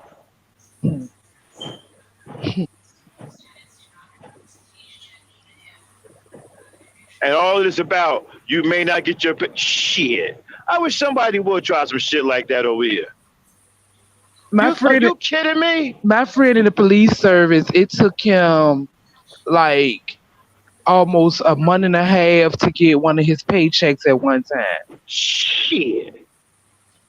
Nigga. Like he in the police service, and then it's the thing, they made him and everything. Well, that's how they do in the police service. They have to pay for their own uniforms. So for the Nah, first 6 months that they work, they take the money. They take some of their nah. money out of their check for Yeah. Yeah, their that's own bullshit. uniforms. That's bullshit too. The government should be supplying all uniforms. If you're working for the city, the state government, the country government, whatever, they should be supplying all uniforms. I got Y'all got to start taking it to these politicians. Y'all got to get in the street and y'all got to start demanding this shit ain't no because y'all being overtime. exploited. Ain't no overtime. Ain't no No time and a overtime. half. No, ain't it's a flat fee. What they say they gonna pay you, that's what you get per month because they usually pay them by You the know what month. that is? They usually pay them by the You know month. what? And if they ask you to do extra time, you better do it. And there is no extra pay. That's that slave shit from the Clint Dickey mines back in the day with the fucking slaves in the South. That's that Clint Dickey mine shit. And if you don't fucking do it, they'll fire you. Yeah, they'll sack Yeah, you. That's what they call it, See, sack. Y'all got to put a stop to that. Y'all got to put a stop to that. Y'all got the power to stop that. Y'all got to get in the street, take it to these politicians with these demands. Say, look, we want workers' compensation. We want adequate insurance. All this shit about not giving us our money. We want to get paid on time. We're not working no extra hours unless we're being paid. We don't meet these demands, you don't get any damn votes. But As Max, simple as that. you gotta understand it happens like that every election. They go to these people, they do just like they do us. They promise them this and that, and then once they get in office, it's like fuck you. Nah, Exactly. y'all gotta have something done before motherfuckers get office. Like, look, man, we need to see changes now. Because I hate, it's a shame because people like Abby, sweet person, so probably a lot of beautiful people. I mean, y'all being exploited. like slaves. That's some old slave shit. That's the way you should treat the slaves back in the old South. That's y'all Y'all gotta fight. Y'all gotta find a way to get that. Y'all gotta put a stop to that. Y'all gotta rise up against that. Y'all gotta put a stop to that. Because they are taking advantage of y'all. They are exploiting y'all. They are extorting y'all. I mean, they just running a racket on y'all. It's pretty much organized crime right now against y'all. Man, she don't even know how deep that rabbit hole goes. So I They got to dig that damn. They to put some dynamite in that damn hole. I got another story for you. So I'm trying to buy land, right? Uh So it's about time to take the land papers to the land commission, right? huh. Right. Why the land commission go tell me that on top of the fee that I'm supposed to be paying, I need to give him a little gift from the heart? Now you know what? Y'all gonna have to stop busting motherfuckers in their mouth then. And I'm like, bruh, ain't this your job? If you need a raise and Yeah. need more money, you better go to the motherfuckers you work for and tell them to give you a raise. Because I'm not gonna give Yeah. you no money to do your job that you was hired to do in the first motherfucking place. Yeah. You See, better get shit out like my that over goddamn here. face. Yeah. See over here, shit like that to get your ass whooped. Exactly. Yeah. Yeah. See, y'all might have to Exactly. go. Y'all might have to start whooping somebody's ass. Yeah. Gift from the heart. I got a Yeah. gift from you. I got a gift from the heart. All right, Yeah. motherfucker. Yeah. I got a gift for you. Fuck you, mean gift from the heart. Now that shit pissed Fuck me around, off. and get Like, your ass whooped. Yeah. this ain't like I'm asking you to go to the store for me to run errands. Motherfucker, this is what you was hired to do. And you want me to give you a little gift for the, or what would he say? To watch the paperwork. Watch the paperwork do what, motherfucker? Talking about gift from the heart. You better get out my goddamn face.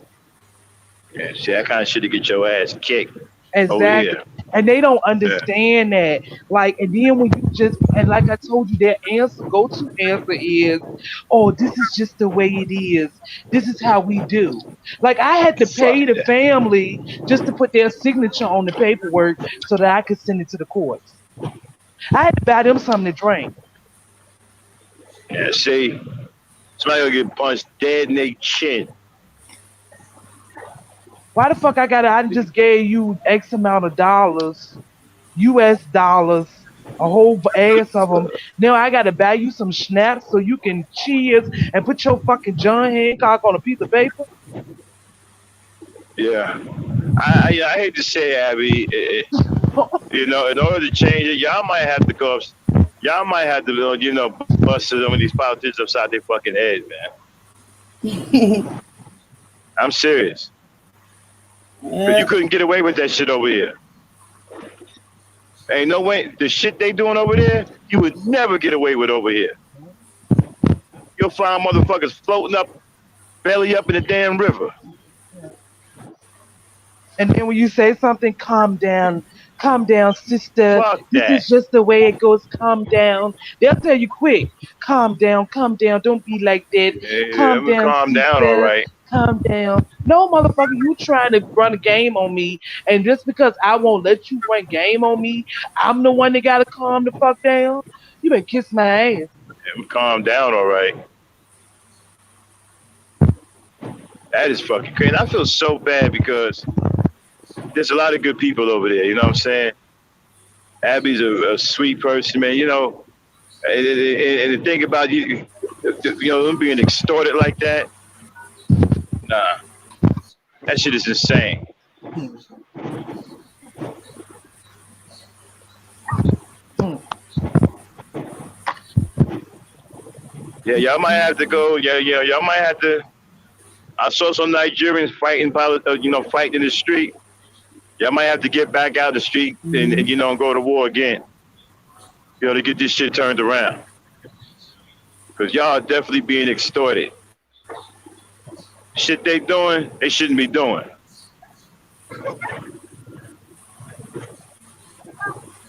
Making people work for a month and then have the nerve to be on some. Oh well, we're not gonna have your paycheck this month. What? Man, I No, wish somebody, yo. Wow. No, Max, no, it's worse than that. It not maybe not a month. You might look up and it's been 3 and you ain't been paid. What? Abby, tell them. Abby, tell them I'm not tripping. Yeah, it's true. What Bella is saying is true because I'm happy that Bella is here and she also saying it because she have experienced and she have seen it with his eyes. So I'm happy that she also is on the panel saying it because it's true. I don't. Y'all sure y'all want us to come over there? I'll tell you, light that bitch on fire. But Man, it's gonna weekend. If a lot of us come over there, it's gonna be problems. yeah, mm, Cause we ain't standing for no shit like that. nope, Somebody gonna get their ass kicked. exactly. But I can't say we need to heed what Lucy was saying because it's absolutely true. When she said last night, she was like, "Your guns and shit don't mean nothing because they know how to attack you spiritually. That That's root, okay. that juju shit, all that shit that we see on the movies and we think that shit a game, that shit is not a motherfucking game. Motherfucker, how We. your ass goddamn uh I'm cool fucked with the. up." I'm cool with the no guns. No, I'm talking about how they attack you spiritually. You But Oh, can't think that if you I ain't don't worried know, about. I if ain't you worried don't about none of know that. that, if you don't know what's let me going tell on. you about the No, I spiritual ain't worried about none issue. of that. Let me tell you about the spiritual issues. If somebody is doing a juju and you have a clear heart, you have not been thinking about anyone, that juju will not work on you. If you have a clean heart, I ain't worried about none of that because I got What to. you mean by clean heart? Cause I smoke and You know what I'm drink saying? and I'm not. cut. Yeah. So I'm not worried about that because I have a. I know exactly what you're talking about. That's why I'm not worried about none of that because I got a good spirit and a good heart. I don't have a wicked heart. That stuff only works on yeah, you if you wicked. yeah. Yeah. yeah, I, yeah. I ain't worried about none of Okay, that. I understand what you're saying now. Yeah. Ain't none of yeah, that stuff gonna work against me because I'm not wicked. Um, but I'm cool with the no, the no guns. We can throw them hands. I ain't got no problem with that. I may be an old man, but I still hit hard as hell. Okay, is Nikki. Oh, what was right? Okay. Is there anything else y'all want to bring up? Because I'm gonna be honest with y'all, I'm drifting. Uh-uh. Mm-hmm. David's getting sleepy. Yeah, but anyway, somebody in the chat where Auntie was like, um, well, I guess I'll stay here. Crazies everywhere. And how does any? Okay, don't get us wrong. But Well, whenever no, you I go mean, somewhere, you got to look at the good and the bad. And I wouldn't want to be any other place. I love it in Ghana no, with all the bullshit and everything. but no, if you go there, But Huh? what you about? I think he broke up. But I'm yeah, so but I'm saying gonna you that. finish affect with. us. Oh, here, there you go, But there you won't go. be able to. Right. Yeah, can y'all hear me? Yeah, we can hear you now. You Yeah. have Y'all hear me? broke up. Yeah. If we go there, the job stuff won't affect us, but I wouldn't feel right. I don't got attached to some Africans, and I love them like my family, like Abby. That's my adopted daughter. I won't feel right knowing that she's being exploited like that. That won't set right with my spirit. I had to fucking do with it. We would have to try to do something about that. That shit is crazy.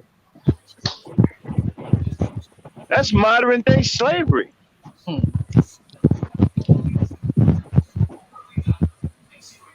Yeah, I wouldn't feel right about that, man. That could just sit back and let that happen. Like I said, you get enough of us over there, and we can get a little force together. It's gonna be problems over there.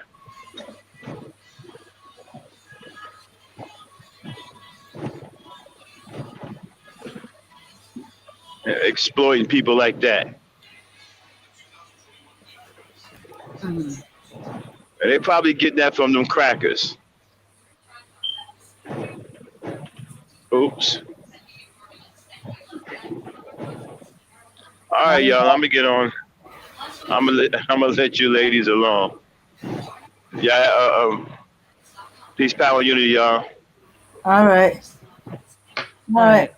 right. Okay, Bella, go ahead and finish what you was trying to tell Ann. Oh yeah, I was saying that I wouldn't, you know, like I want to revisit other countries there, but I felt at home in Ghana with all the bullshit that I didn't learn, all the bullshit I seen while I was there.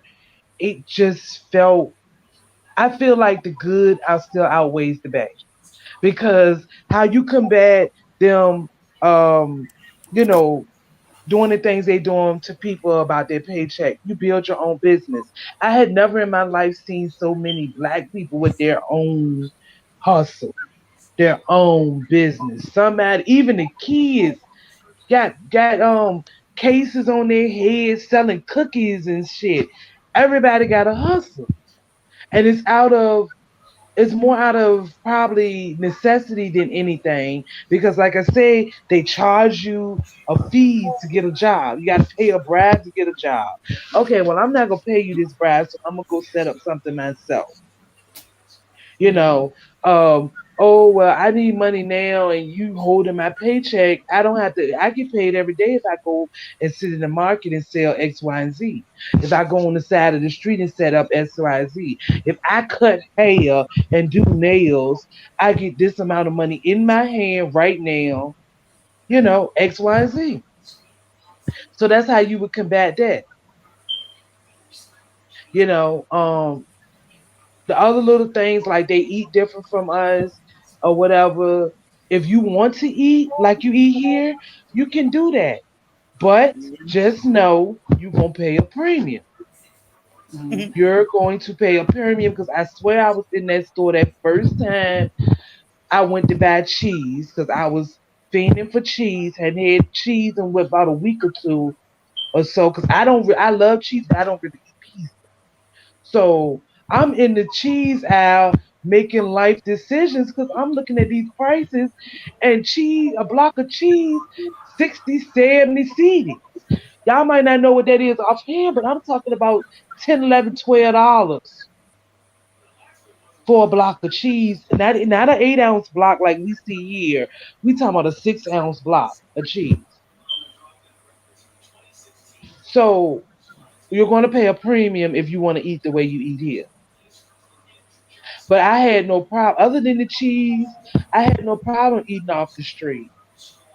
I had no problem going to the little vendors or whatever, eating off the street. So it's all about what you're willing to let yourself go and open up an experience. What misconceptions are you willing to drop to experience what Ghana is really like? Like how they tell us, oh, I'm not saying everybody do this because everybody ain't me. Everybody, to each their own. Oh, don't go in no foreign country and walk by yourself. I was out there, motherfucker, walking around out by myself at night, exploring and everything, and didn't give a fuck because that's just me, and nobody bothered me. I didn't have to worry about nothing. I didn't have no weapons on me, and it wasn't nothing like that. Because I allowed myself to engross myself, even though I couldn't speak the language, which I'm working on. I allowed myself to get engrossed and engulfed into the culture. They ate with their hands, I ate with my hands. They drunk bag water, I drunk bag water, even though they say you don't drink bag water. I drunk bag water too. It's cheaper. Hell, sound good to me, cheap.com. You know? Yeah. They don't chew fufu. You're not supposed to chew fufu. So I didn't eat fufu because I can't eat it without chewing it. So I eat rice balls because I don't want them to see me chewing fufu and they're gonna know right then and there, oh, she's not from here. When I went to the market by myself, being that I didn't know the language, I knew a few words like ASC. That's asking somebody how much. They tell me how much. I pull my money out, and I point to what I want. Then I say ASC. Then I pull the money out to give it to him. And then even if I didn't know how much my change was going to be, I knew that if I stood there and looked at them long enough, motherfucker would give me my change. Mm-hmm. Mm-hmm. So I would stand there and look at them. And they looking at me and I'm looking at them. And then they'll eventually give me my change and I walk the hell off. If they did, I feel like they was trying to cheat me because they heard me walking up talking, they heard my American accent. All you got to do is, because they will try to cheat you if they hear your American accent. That's just a given. Because they think we all got big dollars. And I had a point where I was, oh, that word you was trying to say earlier, um, Dame, that was Takarati. Remember when Oh, okay, when yeah. Abner was talking? That's how you spell Takarati. Oh, okay. That's Takarati. Anyway, when I was in Takarati, we stopped to get some bananas, and but I was talking to a friend, and the lady heard me, walking up talking. So I thought she's like, oh, American, I can get a couple of extra CD out of her. So I asked her how much the bananas. She gonna tell me like 6 CD. And I'm looking at her like, the hell not. When I know this bundle of bananas, which were already bruised a little bit, is worth no more than three. So I looked at her and said no, and went to turn around and leave. And because she needed that money and she wanted that money, she was like, "No, sister, come back. How much are you willing to pay?" And I told her how much I was willing to pay. I told her 3 CD. She rolled her eyes, sucked her teeth, but she took them damn 3 CDs and gave me my damn banana. And I walked down law. Mm-hmm. It's all about what you make it. You're Yeah. gonna run across the same nigga shit you do here. Motherfuckers doing crazy shit, motherfuckers trying to get over, motherfuckers drunk, motherfuckers this, motherfuckers that. But I'd rather deal with our Negro shit than to deal with white folks shit. Mm-hmm. That's just how it is. But I'm not gonna take up too much, y'all. Go ahead. Yeah, I it's yield. I true. yield the floor. But go ahead, Abner. You round up what I said or whatever. I mean, what you think? Yeah, it's true. When you come here, as well, Bella have talked, you have to do so. And sometimes that's why I say if you meet some people and they're good, just be good with them and use them wisely. That's okay. Just be with them and trying to learn something from them. And you can go around on your own without nobody helping you out or nobody guiding you. You can do everything on your own. If you know a little things in Ghana. When you come in the first time, it will be a whole lot difficult small because you don't know the currency. That is a different way small. But if you know and you meet a friend and your friend teaches you about the currency, about a little bit of the language, how are you, like it's saying, and you know this kind of things, you are done. You can walk around alone. You can know, example, you see the way we cross our roads or the way we walk on the roads is differently here than America. America, we have where human beings walk. But Ghana, our pavement itself, we are selling things on it. So it looks like a kind of way that we walk on the roadside small, we walk on the pavement on and off. Has to be a little bit shake for you because the way the drivers also drive here is a nasty driving. So when you come, you have to learn all these things. You have to check on these things. If you know all these kind of things, you are done, bro. You are done, sis. You can go wherever you want to go.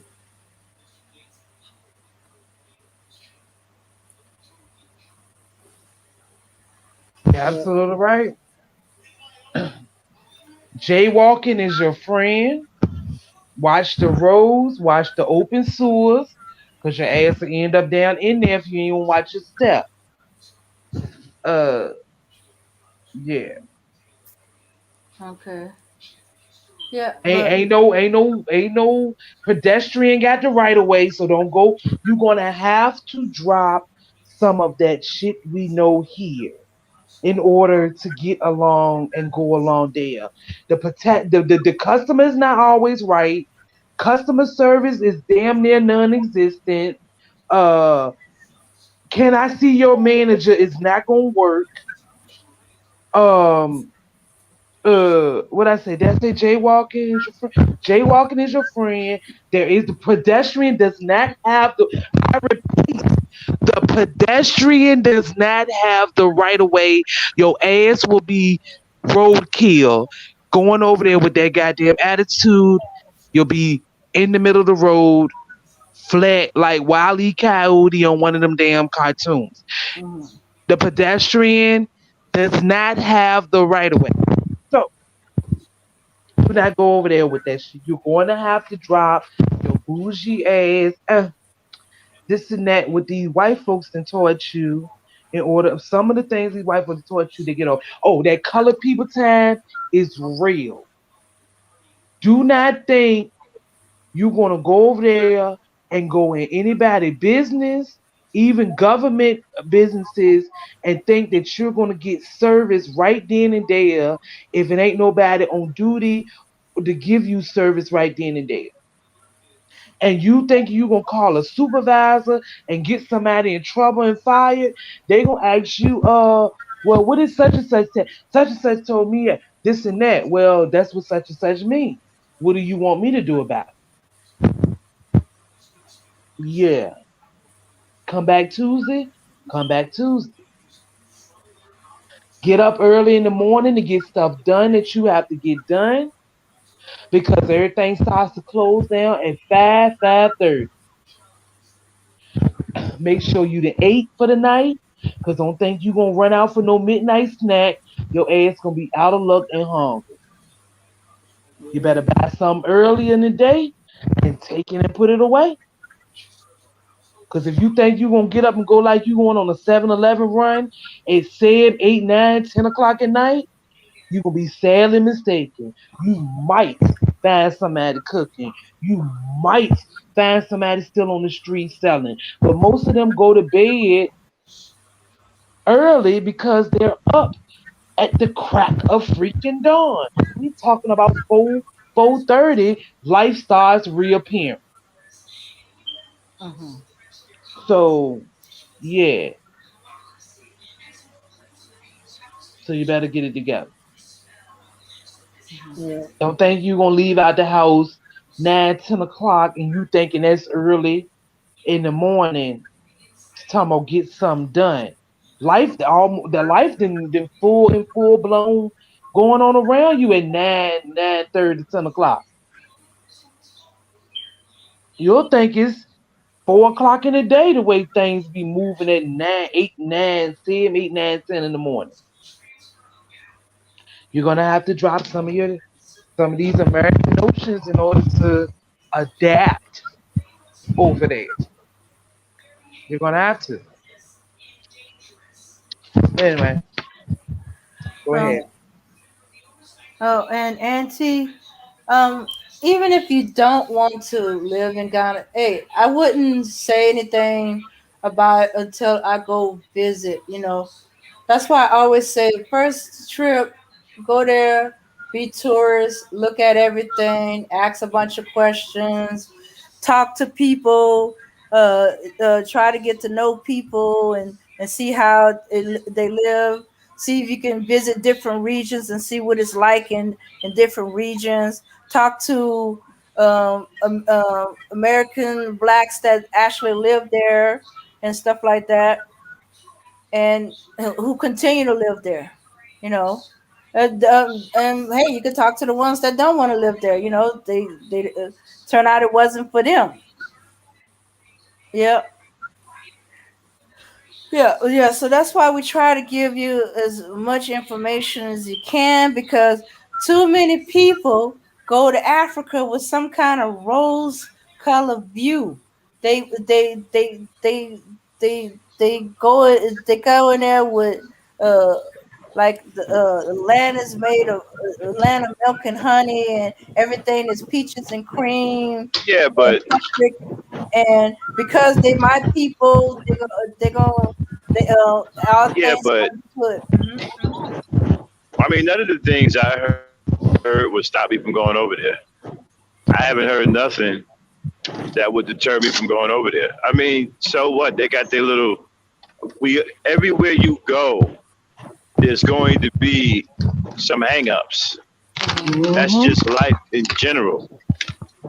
Okay, Africa is no different than anywhere else when it comes down to having some hangups. Okay, matter of fact, America ain't got no business talking about nobody. Yeah, sure. All the shit that's going on over here. Speak on it. You know what I'm saying? I mean, as far as the shit that's going on over there, it ain't nothing compared to what's going on over here.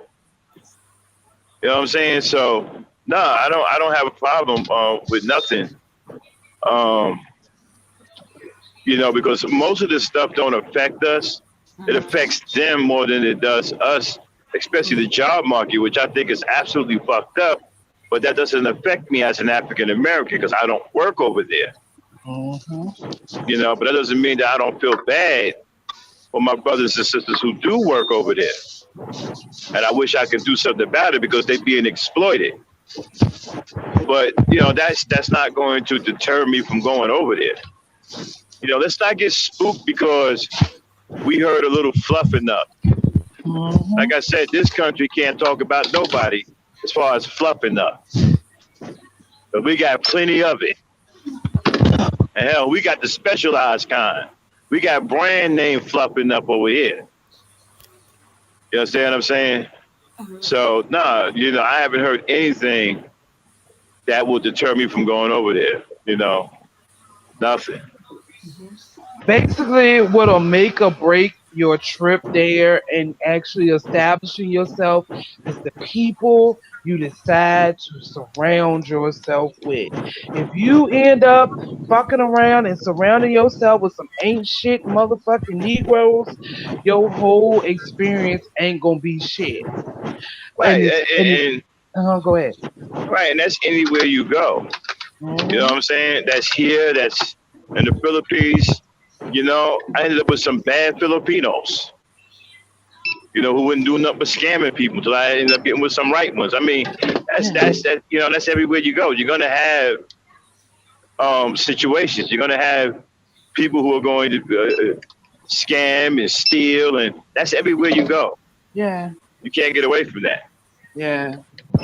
But I'm just saying though, I think that's the number one thing you got to be cautious over, because the misconception they have about us, about how we're rich and we have this and we from the land of milk and honey. Oh, so sister, please break me off a little something. I know you got it type shit.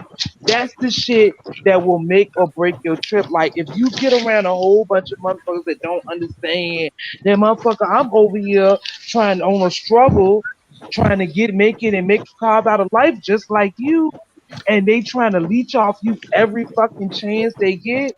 That is going to fuck up your whole thing, your whole operation, everything you're trying to do. But see, the problem I got is this here, right? You got a lot of Negroes over here that won't go visit Africa where their ancestors came from because they hear the slightest discrepancy, right? Yeah. But it won't stop them from going to fucking Europe or the Dominican Republic where they killing niggas. Won't stop them from going over there. Won't stop them from going to Puerto Rico or Brazil or Paris or London, where they absolutely, especially France, where they smoking niggas at. You know what I'm saying? It won't stop them from going to these other fucking countries where you're not wanted and you can get smoked, especially in the Dominican Republic. Okay? Niggas getting smoked won't stop motherfuckers from going over there. But the slightest little discrepancy about the continent and where your ancestors came from, I don't want to go there. That's the same thing about Haiti. Haiti is literally the same island on the same island as Dominican Republic. Motherfuckers, because of what they hear about Haiti, they won't cross over and go in Haiti. But motherfuckers is Yeah, literally, like you say, getting shot, poisoned, and everything in the Dominican Republic because they don't yeah, consider themselves black. Don't even the yeah, blackest motherfucking Dominican, I mean, will tell you they ain't black. They have a yeah. I heard. very big self-hate issue in the Yeah, Dominican Republic. yeah. I mean, I heard motherfuckers smiling and shit. Hey, we going to the Dominican Republic. Oh, you can't wait to take your ass over there where they killing niggas. But if you hear one thing about Africa, oh, I don't want to go there. Yeah. You know, Negroes need to get their act together, man. This is the continent and where your ancestors come from. You should be eager to go over there and stay out of these other damn countries where they don't want your black ass. They Exactly. damn sure don't want you down in motherfucking Brazil. They don't want you nowhere. Yeah. Exactly. You know what I'm saying? But, motherfuckers want to go run to Italy. Oh, I went to Paris. I went to France. And all this other shit. Where they got slaves on stamps in France. Sure. With their heads cut the fuck off. There you go. You know what I'm saying?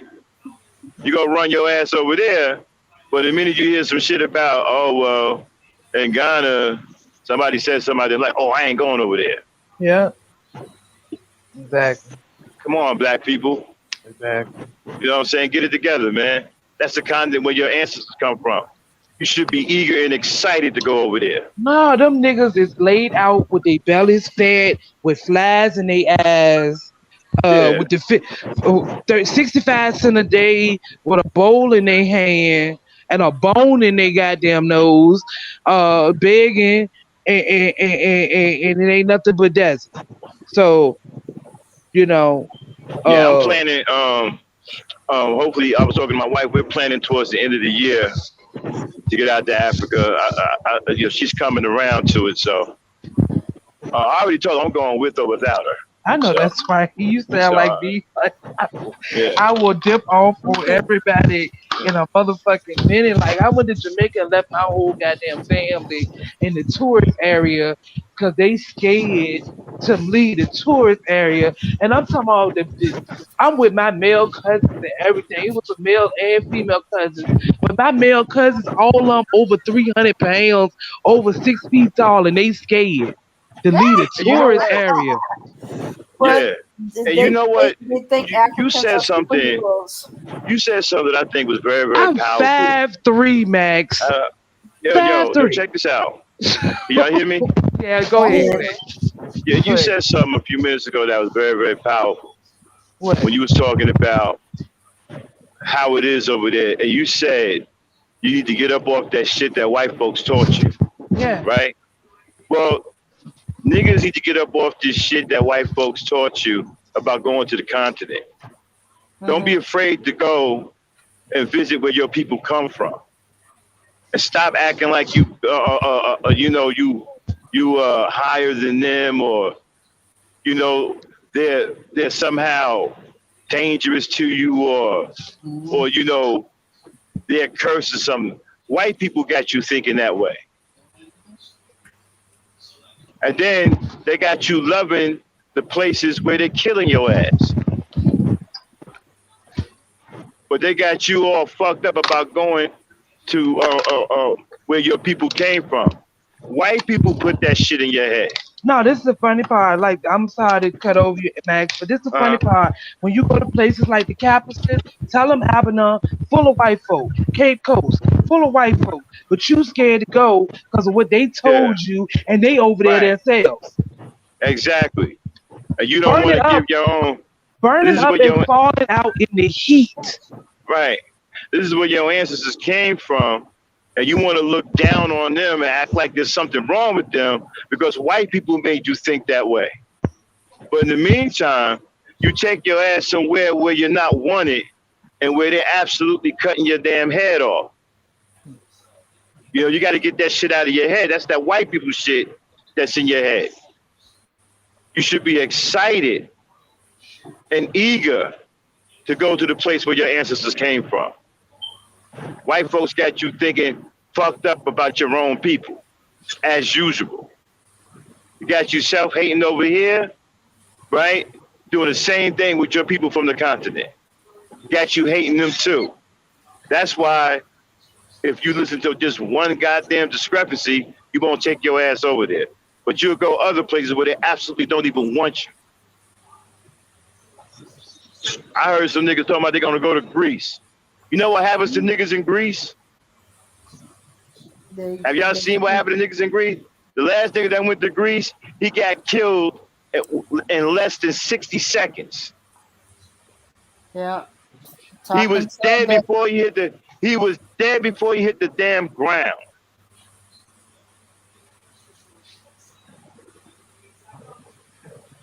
Yeah. Yeah, nigga. Yeah. That goes back to your saying, men of other races don't want you talking to their women. That's what he got killed over. He was talking to one of their women, and they didn't like it. They don't want you now. I've been to a lot of these countries, right? They don't want us over there. They don't want you in Asia. They don't want you in a lot of these places. But yet you want to take your ass over there and tell me, hey, you know, I've been here, but you don't want to give Africa a chance because of that shit white people put in your head. I agree with Bella. You got to get that shit out of your head. Africa is the best place for you to go. That's where your people come from. That's where your bloodline comes from, your ancestors come from. That's the best place for you to go. That's all I wanted to say, y'all. Yeah. Thank you. I appreciate it. Okay, now, before we go off, Avana, okay, those of you that's planning on going to visit, y'all hearing about the way they sometimes pay the people, you're going to have the urge to tip and tip strongly to, people that, serve you. You got to do it carefully. Avana, you want to tell them your experience with Lucy tipping you? And how did Yeah, that work out for you? yeah, okay. Yeah, let me tell them about Lucy. I met Lucy at my job place, and Lucy was with a friends of Americans. They came together to the beach, and I met them over there. And as I served Lucy finished because I was a waitress. As I served her finished everything, she tipped me and she took me to the counter to tell my madam that, oh wow, you have a great worker and you don't need to sack this girl from your work. So as soon as she went there and said that, and they went, I sent them to the car park to get their car, and they went back to wherever they were coming from. So the next day I went to job, and it looks like my boss wasn't happy about Lucy saying that I was a good worker and so and so. And I said, oh, madam, I'm sorry because I don't know why you were upset because I was thinking that you was so happy that I served her and I treat her a good way as a waitress have to do. And after I finished serving her, there were three working together and they all dashed me a money. And I was wow, because when we serve somebody over here, they don't tip us. So if somebody have tipped me, I was so happy. Wow. So you see, yeah. So Lucy was a good kind of person, and now she's teaching me more thing about America. So now I can say I know more things about America. I haven't been there before, but I know much things. I know what is going on. I know how Black Americans do their things. I know how my brothers do whatever they want to do. I know. Yeah, and I can be with them without having problem with them. No, without having problem with any of Black American because I've learned it from Lucy. Yeah, an example, I'm also learning it from Bella now because I haven't met Bella before, but we have talked on phone. I haven't seen Bella one on one. Yeah, I know one day we're gonna meet ourselves one day. Yeah. So Absolutely, sister. Absolutely. yeah, so I really love Black American very well. I really love them, and I want to volunteer myself for them. That when you come back to Ghana or when you come to Africa, you can look me everywhere and find me, so that I can assist you and help you to know things that you want to know in Ghana, to help you to get some of your business or get some of your uh, properties to down. Yeah, I'm not going to charge you for paying me anything. I'll just help you from my heart. Yeah, because I know that you are my brother and you are my sister.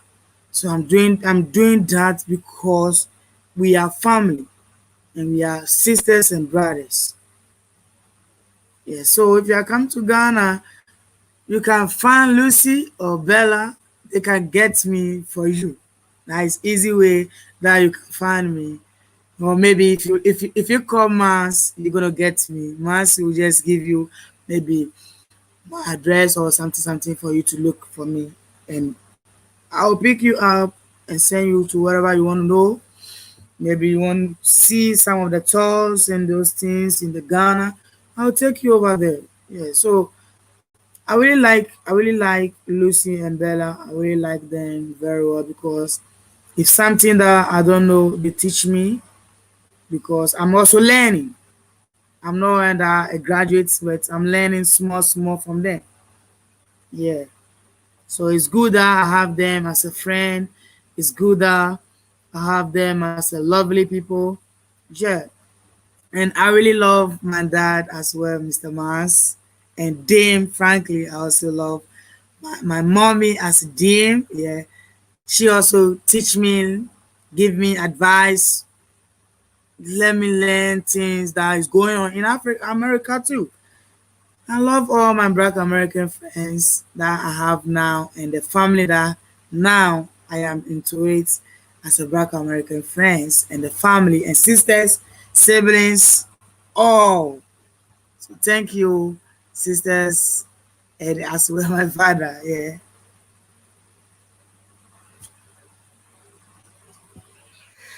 Yeah, you are welcome. And yeah, it's that's that's great. Sorry, y'all. Kind of drifting off. Kendall wants to know whenever they show us Africa on TV, they love to show us Africa in a savage condition. They love to show us all the pestilence, suffering, and poverty, but we never get to see the good part. Why? Yeah, because the reason why they are showing you the poverty side is because, yeah, we do have poverty in Africa. Yeah, we have a strong poverty in Africa. That's why they show you this kind of poverty that you can come back home and do something so that this poverty will go back. You can save children from this poverty. You can save family from this poverty. Assuming you have a job and we are working over there. You have saved some people also from poverty. Yeah. If you create a jobs and I'm working over there, you are paying me a monthly, you have saved me from poverty. Yeah, that's why they always show you the poverty side. And then the places that is not that good. That's why they show you. If they show you the good parts, how can you help that eyes? You can. They show you the bad side so that when you come, you can see that, oh wow. So the bad side that they've been showing us, that's not a bad, but it's good.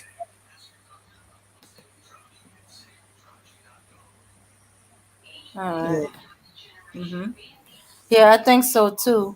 They either want us to frighten us away from coming there to live, or they want to discourage us. Is not you in Bella? You in? Yeah, just like for years we thought Africa was either a desert or a jungle. You know, they want to show us the extremes. Yeah. Hmm. But unfortunately, they couldn't kill that missing part that makes us dream of Africa, think Africa in rosy views, and that we all brothers and sisters. But understand people are people and stuff like that, and you treat them the same as you would at home. Well, yeah, well, you know, you you know you watch them and see how they move, and things you do to find the good ones from the bad ones, or Yeah. not necessarily bad, but let's say will take advantage of you. Take advantage of your ignorance, or they want to do, but they want to do so much that they take over. They take you over and stuff like that. Hmm. This is my opinion. Can y'all hear me okay? Yeah, we can hear Yeah. you now.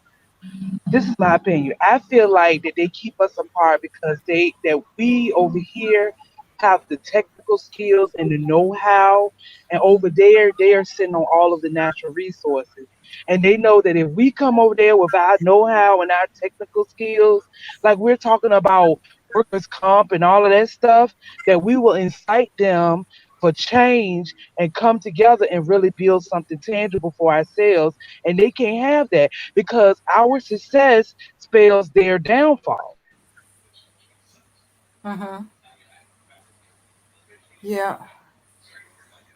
Uh, and you combine us that see clearly how the dominant society in America is, and you combine that, bring that open eye look into the continent. Plus, I don't know what it is, but when we come to Africa, we see things that we can do, and it won't be a hindrance, or the hindrance won't be un unobtainable, or and you can do things to improve.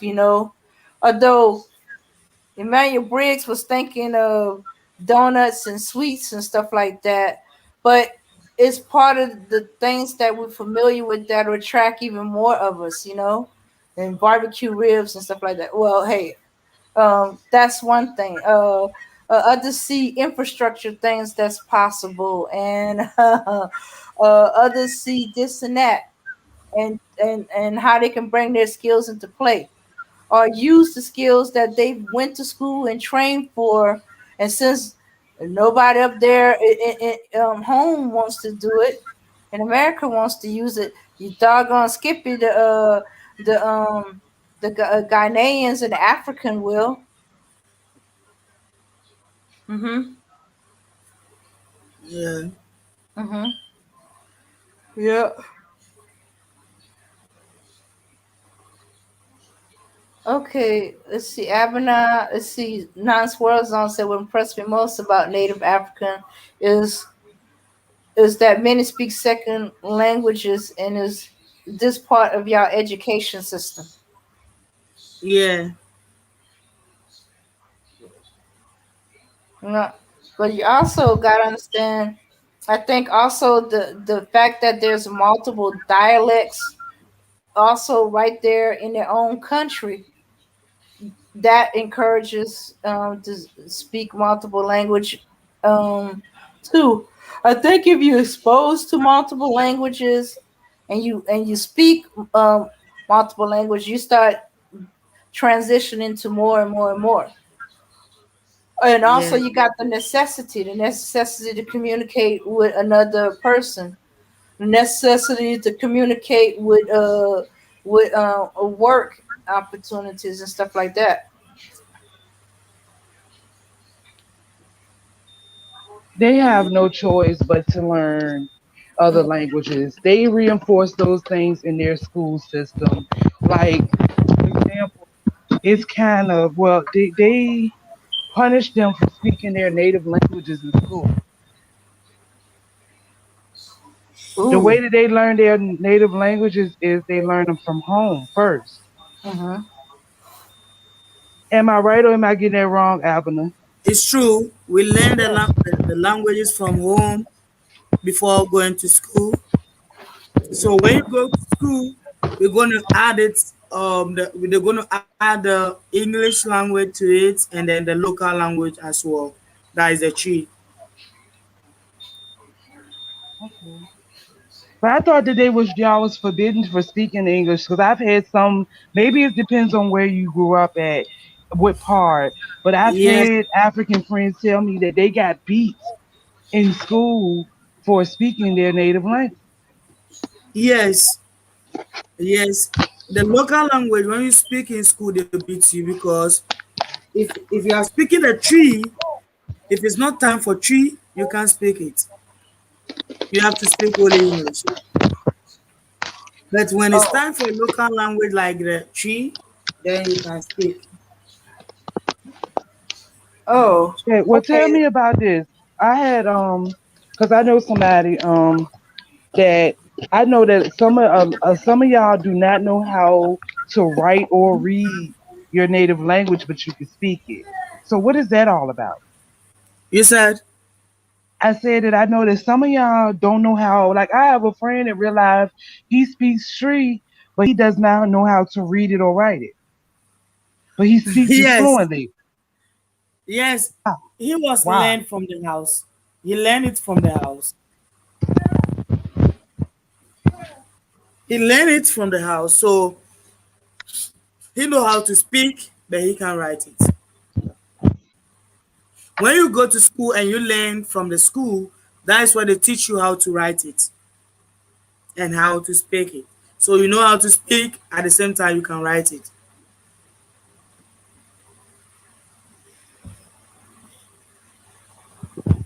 So that means that nobody taught him at home. Well, I mean, how did he grow up in a grown ass man and he does not know how to read and write in his own language? His mama speak the language to him, but the mama cannot write and read, but he can speak the language. You understand? For instance, for me like this, I speak more than 10 languages. I speak more than 10 languages, but sometimes I cannot write all, but I can speak. Wow. I learn how to speak, but I did not learn how to write it. Okay. Yeah, so that is what happened to me. Okay. I got you. I understand. Yeah. But back to what Dane was saying about infrastructure. This is my thing with that because I got into a heated argument with an African American about um they were talking about going over there and building Costco's and Walmart type places. Uh-huh. And I had to make I was trying to make them understand that if you go over there and do something like that, being the way that the job economy is set up and things of that nature, you would bankrupt the whole area almost overnight.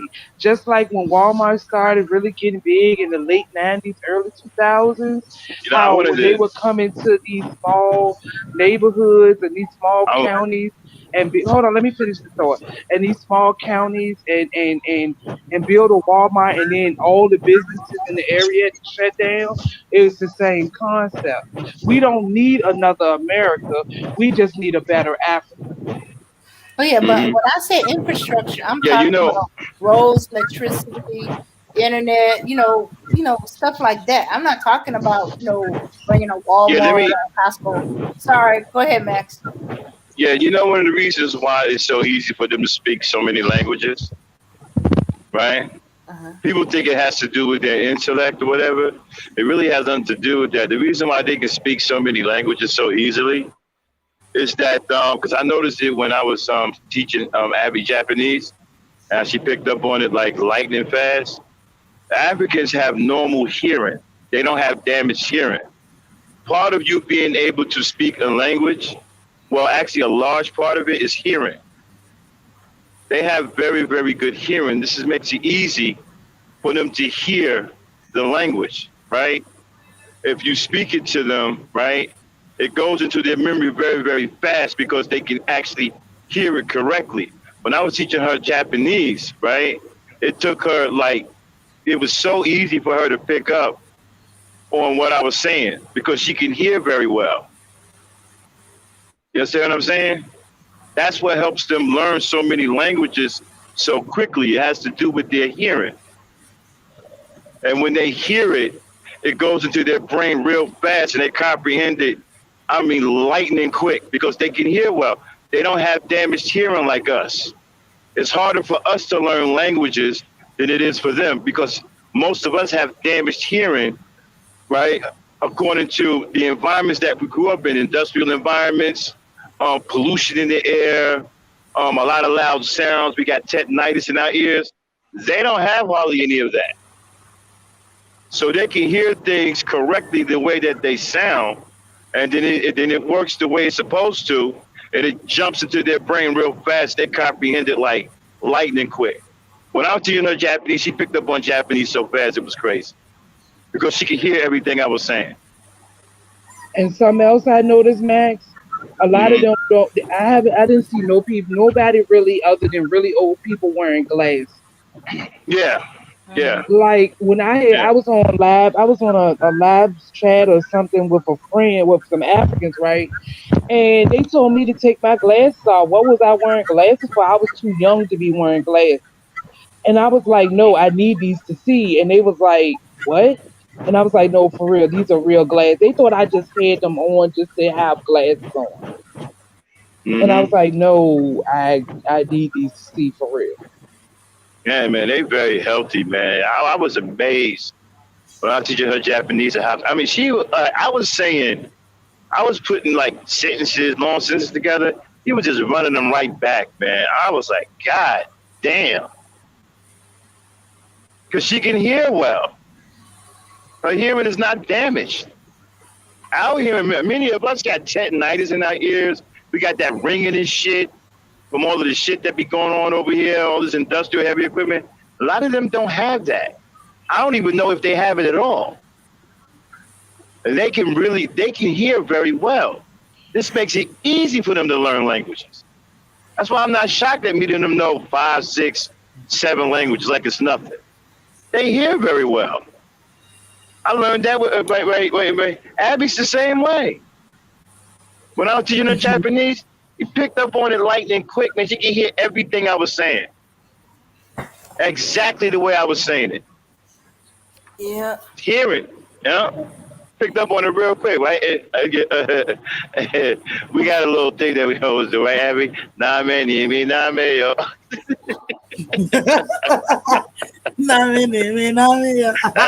Yeah. Y'all so goofy. Yeah. I mean, I was throwing Japanese. She was picking that shit up lightning quick, man. I mean, with no discrepancies. She has excellent hearing. And that aids you big when you're learning different languages. Shoes. That's why it's so easy for them to learn languages. They hear very well. Sure. And it's rough for us because we don't hear so well. We don't hear the vowels right sometimes. We don't hear because a lot of us got ringing in our ears and wax and shit. So, our hearing is off. You know? And it's also what my teacher, because I'm trying to learn Shri, and the teacher that I got, he is actually going to school to be a linguist. And what he was telling me is also got to do with us, especially us native speaking English speakers, is the Mm-hmm. way English is formed. And Mm-hmm. and English has a lot of, I can't remember the word he used, like the phonics of English is so different from the rest of the languages that it makes it difficult for us to drop what we've Mm-hmm. learned, and being that English is our own language, and for us to learn other languages. Language is a very difficult language to learn. And it's a difficult language to branch off into other languages. That's what he was saying. I'm gonna get him to break it down and relay what he says more to what say it to me. But he also told me my problem and a lot of people that he tried to teach is that are native English speakers is the way English is formed and the phonics in English that messes us up a lot of times. Hmm. Okay. Yeah. I never heard that. I was always taught that it was the hearing that is, makes it difficult for many of us to learn other languages. Oh, I'm pretty sure it's that too, but he broke it because like I told you, he's going to school to be a linguist. And so Right. he knows how you form words, the back of your throat, and what part of the throat you use, and all. We was going over all of that, and I'm like, all of that shit was going over my head. But anyway, I yeah, mean, like you don't have to like when they speak English, right? Mm-hmm. They don't speak English. Some of them can. Like I still refuse to. Yeah, I still don't think that dude is from Africa. But he's over there. He may live over there now, but I've never heard an African speak that perfect English before. who? That's only been what's his name? Not Lottie, Nana. the other one. Nana. Yeah, that dude sounds like an American. Oh, oh, I mean, he sounds like an American. Like he native English, man. I'm like, damn, this dude. Sound like you're from San Francisco or some shit. and you know what? And that's who I was talking about when I asked her about not knowing. He cannot read and write straight, but I've heard him speak it very fluently, like Hmm. very, very fluently. Like him Yeah, and yeah, Abner could have a conversation, and we would be like, "What the hell is they talking about?" yeah. That He, happens to us too. A lot of us learn how to speak English before, like we got people like when you're born. Well, I don't know what they do now, but back in the day, when your mother used to teach you, they took, we learned how to speak before we learned how to write. yeah, Mm-hmm. absolutely, Right? absolutely. Yeah. Yeah. So I was speaking English before I knew how to write it. And I think that's what his problem is because Hmm. you got to understand his Yeah. family is some type of royalty, and and especially when you get into the royalty of Ghana or when in African countries, they hold Western culture to a higher esteem than their own. So I'm pretty sure that his first words probably were in English instead of Shri. I don't know why they doing that, but I mean, I don't. Assimilation, Mm-hmm. Yeah. assimilation, Yeah. the promise of status and riches, and that Yeah. if I you wouldn't hold drop your Western. native Yeah. I yeah, wouldn't hold Western nothing over nothing. I mean. well, if you don't Yeah. know better, you Well. don't do better. Yeah. Yeah. Mm-hmm. They've been coon trained. Exactly. Yeah. That's They're crazy. coonizers. They've and been. he and he gives off all types of coon vibes, I'm telling you now. I was man, Africa is so rich with everything. History, tradition. You can spend ages in one area just learning before you go somewhere else. I mean, you can just find one area of Africa to study. You'll be in there for ages before you decide to go somewhere else in Africa. They just got so much rich tradition and history. It's just unbelievable. That's why I was telling Abby when I come to Ghana, I want to learn. I want to go see things. I want to learn a lot, man. I want to see things, man. They just got so much stuff going on over there. They got so many. I mean, there's so much history over there. History that we don't even know or was never even taught or told. They got a lot of hidden history. All these traditions, different tribes do different things. It's just unbelievably fascinating what's going on in Africa, man. Mm. I found out that all of the damn governments of the world come out of Africa. And these crackers, okay, they done twisted. He's Um, slipping. yeah, they done twisted a lot of stuff, and I mean, yeah, Africa's out of sight, man. A lot And it of, but makes yeah, but Go ahead. I'm about to say it, and it piss you off when you actually get over there. I'm telling you, man, you're gonna come back even more pissed off than you already are because you're then gonna realize all the shit that we've missed out on, all the shit that Yeah, we've been I've lied decided. about. Yeah, I've decided not to go to the slave thing, the Hmm. caves, the castle. What y'all call it, the slave pens? The slave What is it? dungeon, the dungeon. Yeah, I'm not. I'm not going. I'm not going. I decided not to go by it. I can't do it. I ain't gonna be able to take that. Especially if there's white folks around. I'm not gonna be able to. No. So I'm gonna pass on that one and go elsewhere in Ghana and enjoy other things in Ghana. I'm not even gonna do that to myself. I ain't gonna be able to handle that, especially with white folks around. I know me. I'm gonna get angry. I'm gonna look at some white folks. It's gonna be a problem.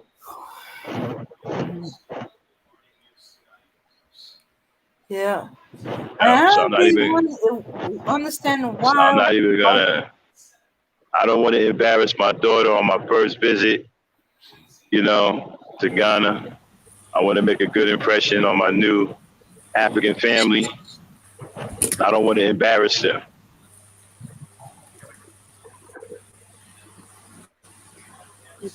So I am not going to see that slave stuff.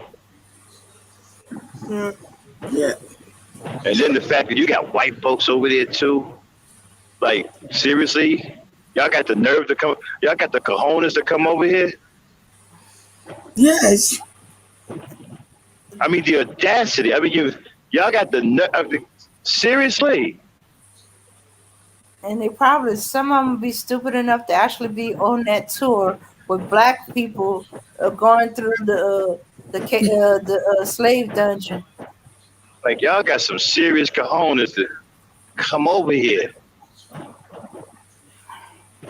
First of all, I already got a problem with you being in Africa, period. Okay? Got a problem with that.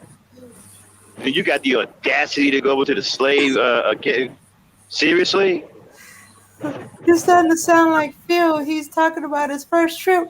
He can't we go anywhere without y'all being there?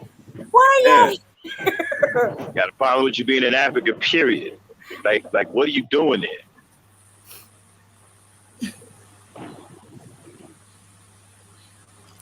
So now I'm gonna leave that part out of my trip.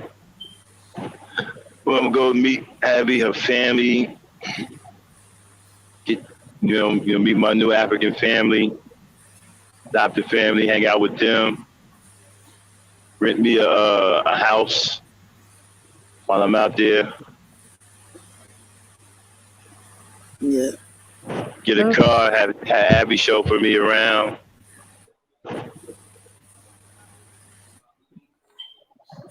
We going out to a restaurant. We taking the whole family, Abby, right? Going out to that upscale restaurant. Yeah. Everybody sleep. Oh no, No. we listening to you. I'm sitting over here thinking about ground nut soup because I swear for goodness, the first thing I'm doing when I get off that plane is I'm finding the nearest place that sell ground nut soup with rice balls and salmon. And I swear for God, Oh Abby, I yeah, can't wait. let me ask y'all a question. Hey Abby, do they got Jamaican food Yes, trucks man. out there? No. Okay, so what was that girl talking about? Talking about she had a food truck selling Jamaican food, but didn't know how to make jerk chicken. We don't have any Jamaican food truck over here. Yeah, how are you making Jamaican food? She said she had a food truck in Ghana selling Jamaican food. But when I asked her, did she know how to make jerk chicken? She said no. If you know Jamaican, if you ever had Jamaican food, jerk chicken, curry goat is their number one and number two staples of their cuisine. You can't make jerk chicken. I don't know what you're talking about. You know how to make Jamaican food. But she didn't know how to cook didn't know how to make jerk chicken.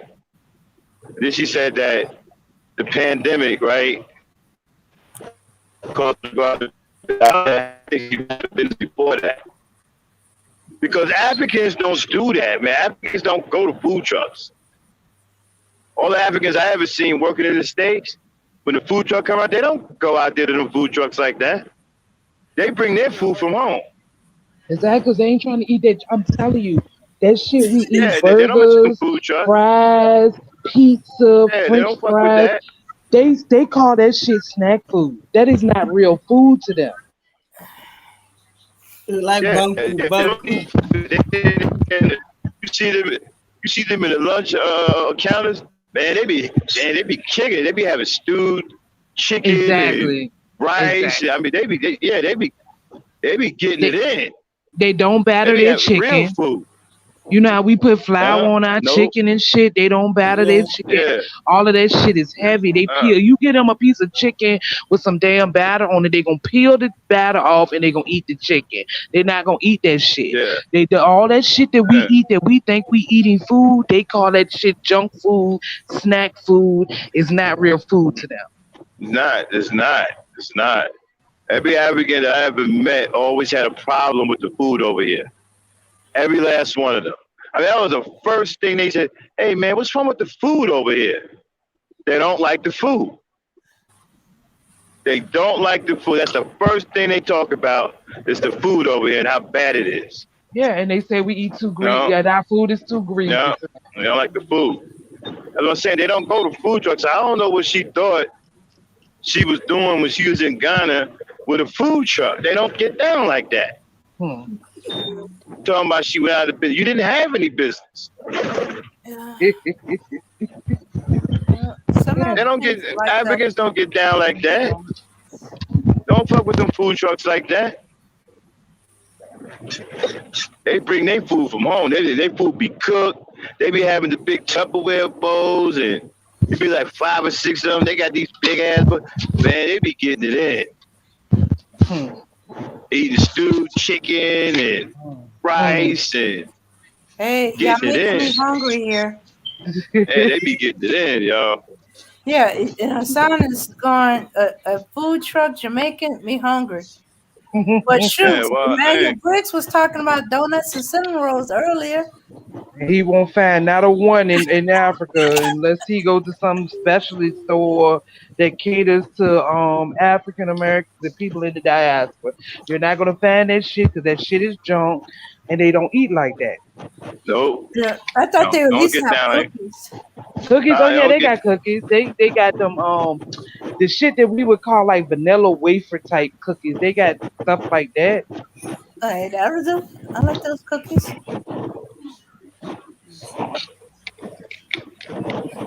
Yeah, but I wonder if I go for milk, will I have to get it straight from the cow? Oh no, they sell milk on the street and stuff. They drink milk, but they don't eat cheese. Oh, You'll find milk. okay. Find milk before you find cheese, a whole bunch of it. Yeah. Okay. All right, y'all. We are going into the fifth hour, and I am Really? yeah, Wow. yeah, the fifth Okay, hour. y'all. Let's pack it up. Mm-hmm. Yeah, we're gonna have to continue this conversation on another live. It's just not right now. Okay. Oh wait, Bella B, before you leave, could you read that from Non-Swirling Zone? He was asking Abner. I'm afraid I'm gonna butcher that word that he's Okay, using hold on. Let me or she's see. using.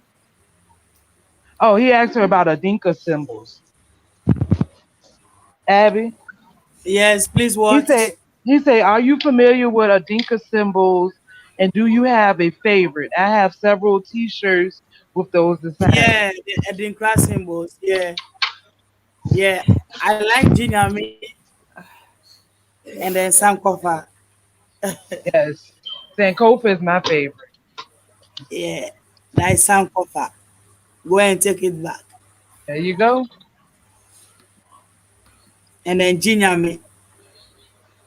I forgot It's what Gina knew. the Gina means only God.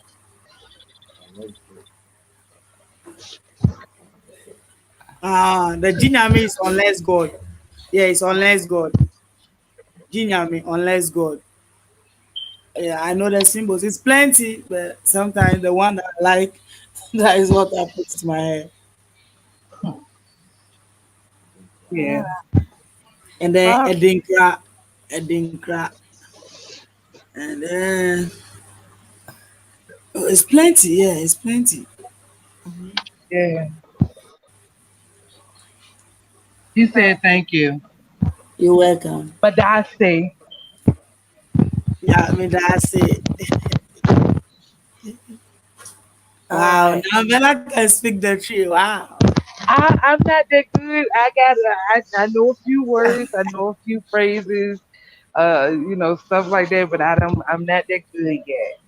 Not that good yet. I'm working on it though. I'm working Yeah, on it though. yeah, you gotta do that. Yeah. Well, see y'all in Discord. I might go to sleep after I hop in there, but I'll see y'all there. All right. All right. Peace, power, unity, everybody. Love to all the Earth and Nation peoples, our mods and soon to be super mods. See y'all later. If not, if not today, if not tomorrow, you'll see us soon, or at least next Saturday. But the way things going on, shoot, we'll probably see us sometime tomorrow. Night, night.